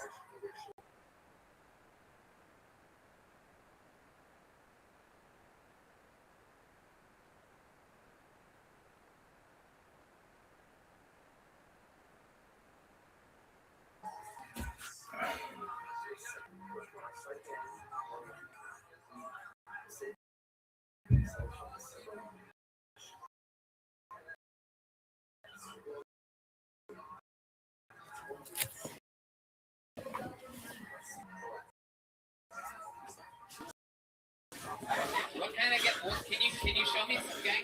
Because a lot of my fan base is mentally ill.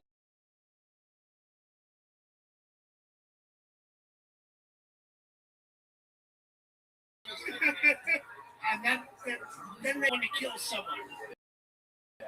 You know, you're watching this. Kill Tony is not real. You and I are watching this. The computer's. Yeah. Okay, and back to pretend land.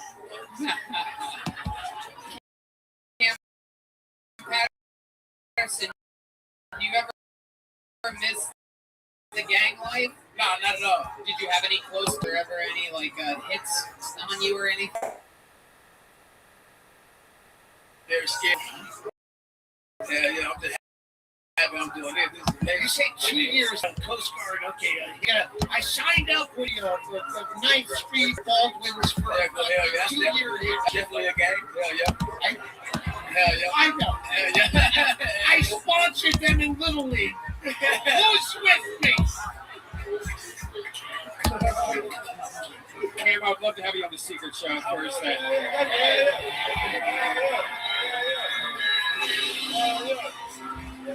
And also, Cam, there is a hit show that happens every Tuesday here in the Little Boy called The Bottom of the Barrel, in which you get to perform in the actual other room, the Little Boy. And I have a spot to give out tonight for that, so I'm going to give you that as well.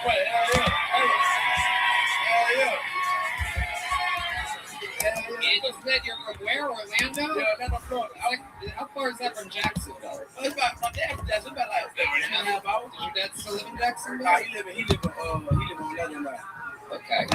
I'm doing a place called the Florida Theater in Jacksonville, Florida on December 16th. Would you like to do a gig on that show? Yeah. Okay. Yeah. You got that right, Tony. And you get a big joke box. Thank you so much. That's everything. Thank you so much. Yeah.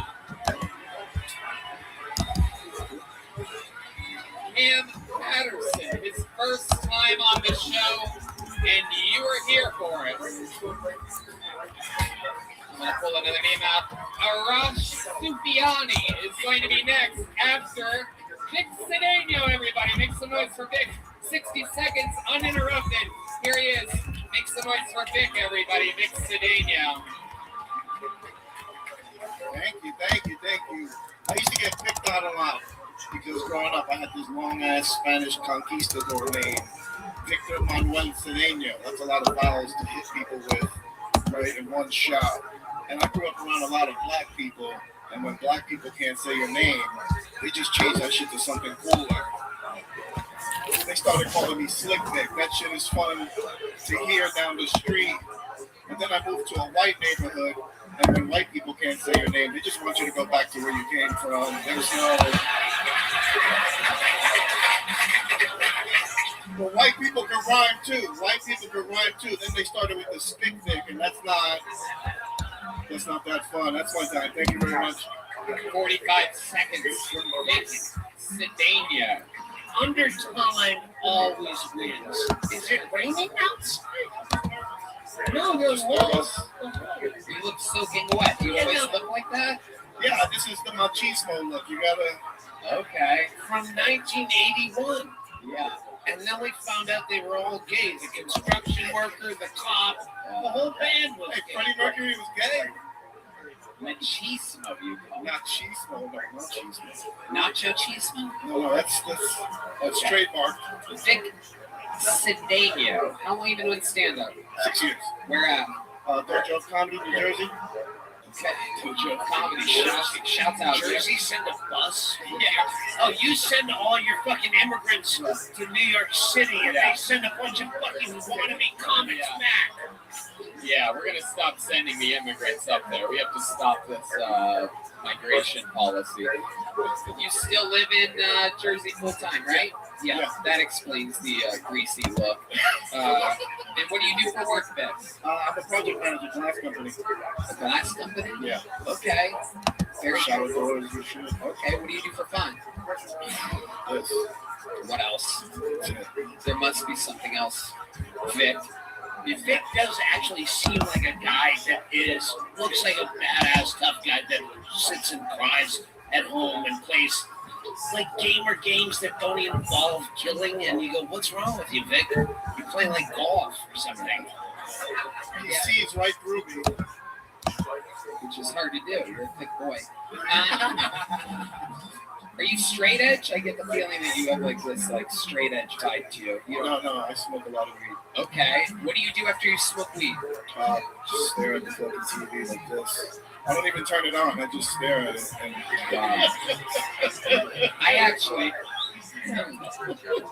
actually was sitting in front of my TV the other day, and it was off, but I thought I was watching one of the Medea movies. It was dark and white and screen. Okie dokie.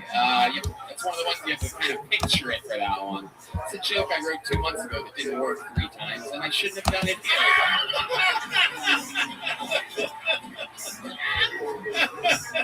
I wrote it when I was sitting in my living room staring at the TV not on. I'm like, there's something to this.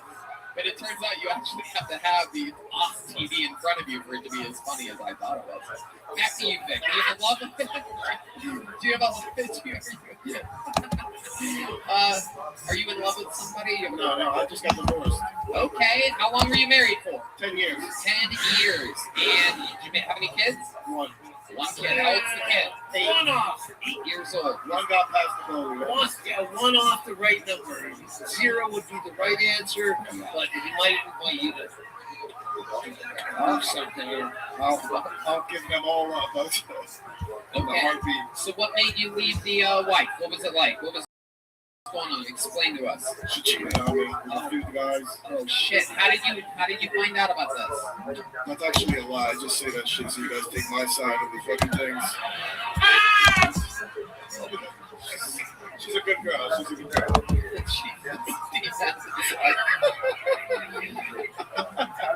Tony, I gotta go piss. Okay. So you, yeah, I'll take keep care. talking to this guy. He's very interesting and he has good answers.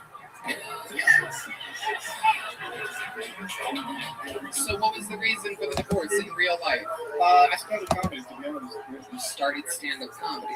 Is that what you're saying? Yeah. But you started 6 years ago. 6 years, yeah. So for like 3 years, I just stayed in the basement, jerking off by myself. Okay. You wanted the answers. That's the truth. Okay. Is that how you made the baby, jerking off in the basement? Yeah, then I ordered it up in a cup and was like, right.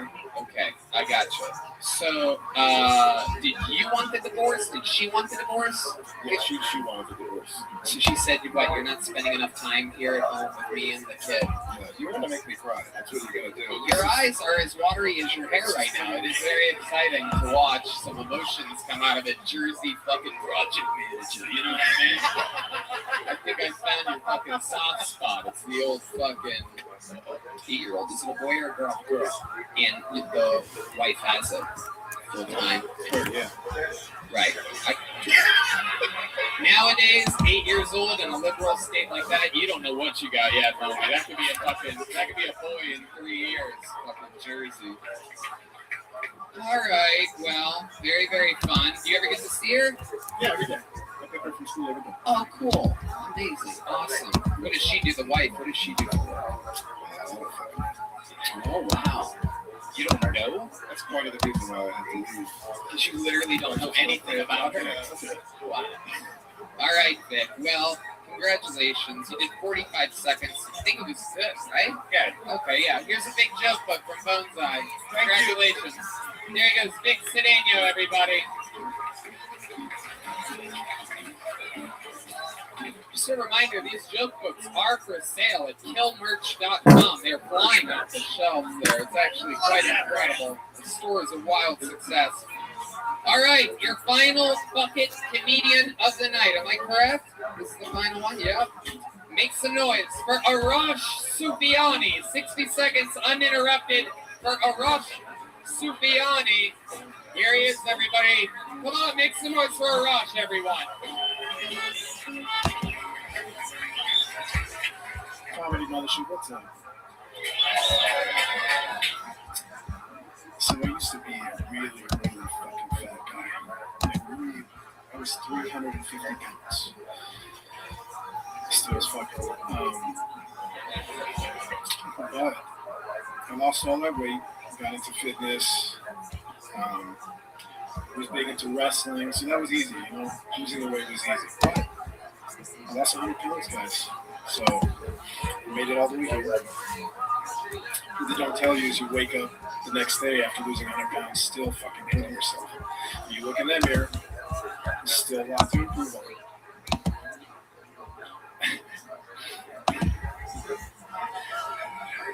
The only difference is you go from fucking petite chicks that are into fat guys to fucking really fit chicks, still super insecure. Still having a lot of trouble. I would like to call from the audience the first guy who showed his breasts, the fat man. Would you please come out and re-show your breasts for the Congress, or the people who are sitting here tolerating this from this obviously fit man who has not had breast reduction surgery. I want to see those breasts again. Tony, is this possible? Can we find Massachusetts? I would like to. We don't know his name. No one knows. They just Travis call him Brisbyeski? Yes, Pizzareski. Anyway, Indeed. if we were here for the whole show, my friend, and answer the question honestly. Honestly, were you here for the man who showed his breasts? No, I was not. You were not here. You don't care about the whole show. You only care about your part of the show. Am I right that that's wrong? And I'll censor myself. Arash, I have to give you credit. Well, that was, again, completely unfunny. It was so, at least you had something that you wanted to say, which I found to be hilarious. Like, at least you were getting it out, you were saying it, it wasn't necessarily funny, but that's how it starts. How long have you been doing stand-up? This is my first time. Oh, I like that. You see? I don't mind that. I don't mind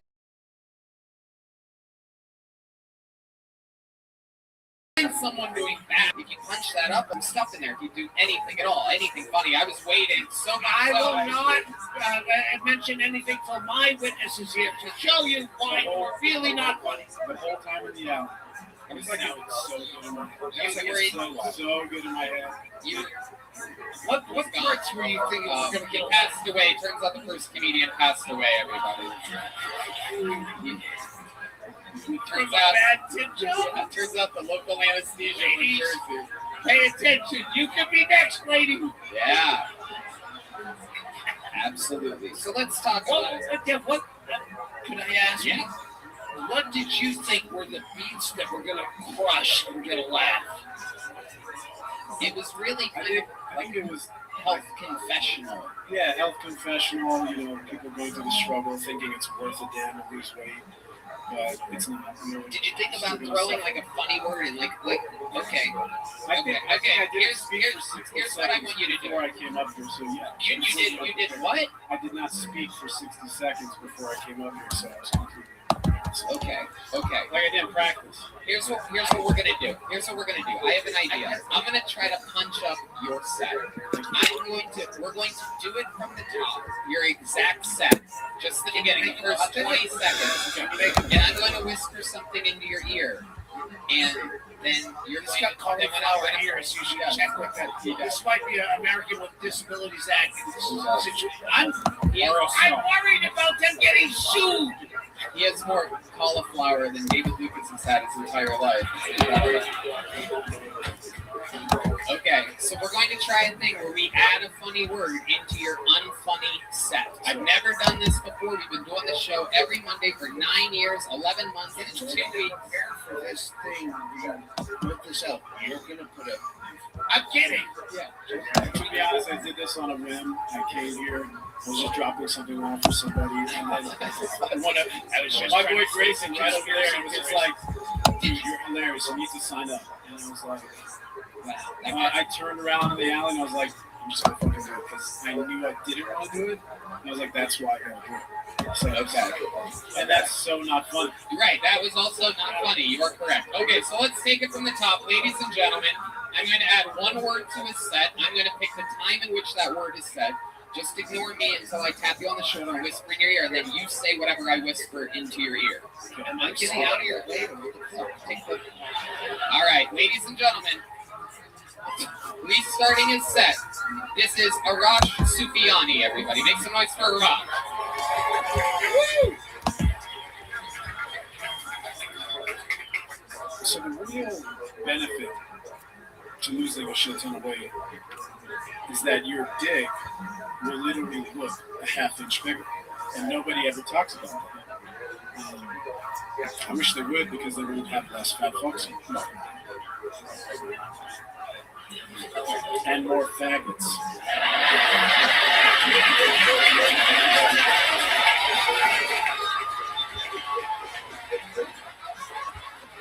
See how easy it is?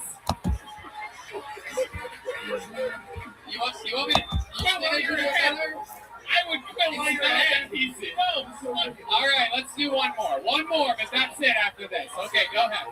I don't trust him enough to say enough. The trouble with getting so much pussy now is I actually have to deal with my pubes. And if you know anything about me and how hairy I am, cutting just this section is like clear cutting a forest.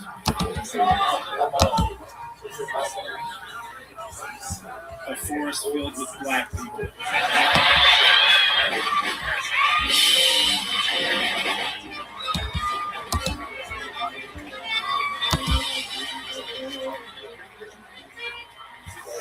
You know, Tony, I'd love to have you on the Secret Show Thursday. And I'd love to take you on tour. And you're the new co-host of the Joe Rogan Experience. Oh, I'm sorry, I thought I'd give away prizes while you're away. Arash Sufiani, you popped your cherry here tonight. You're a badass motherfucker. Congratulations. That was a lot of fun. You rolled with the punches. You're a badass. There he goes. Arash Sufiani, his first time on stage. Arash, take one of these. There he goes. One more time for Arash. Well. Right when you think it can't get any more exciting, how do you top all of this? There's only one human that can do it. Ladies and gentlemen, I present to you the man who holds the record for the most appearances ever in Kill Tony history. I just did a weekend with this guy in fucking Florida, 4 sold out crazy shows, and he's never been stronger.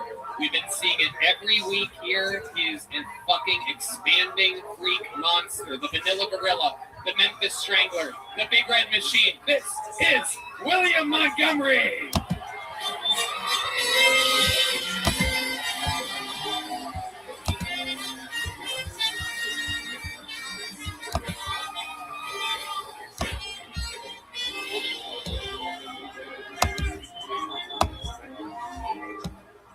Liberal parents be like, they better abolish prayer in churches.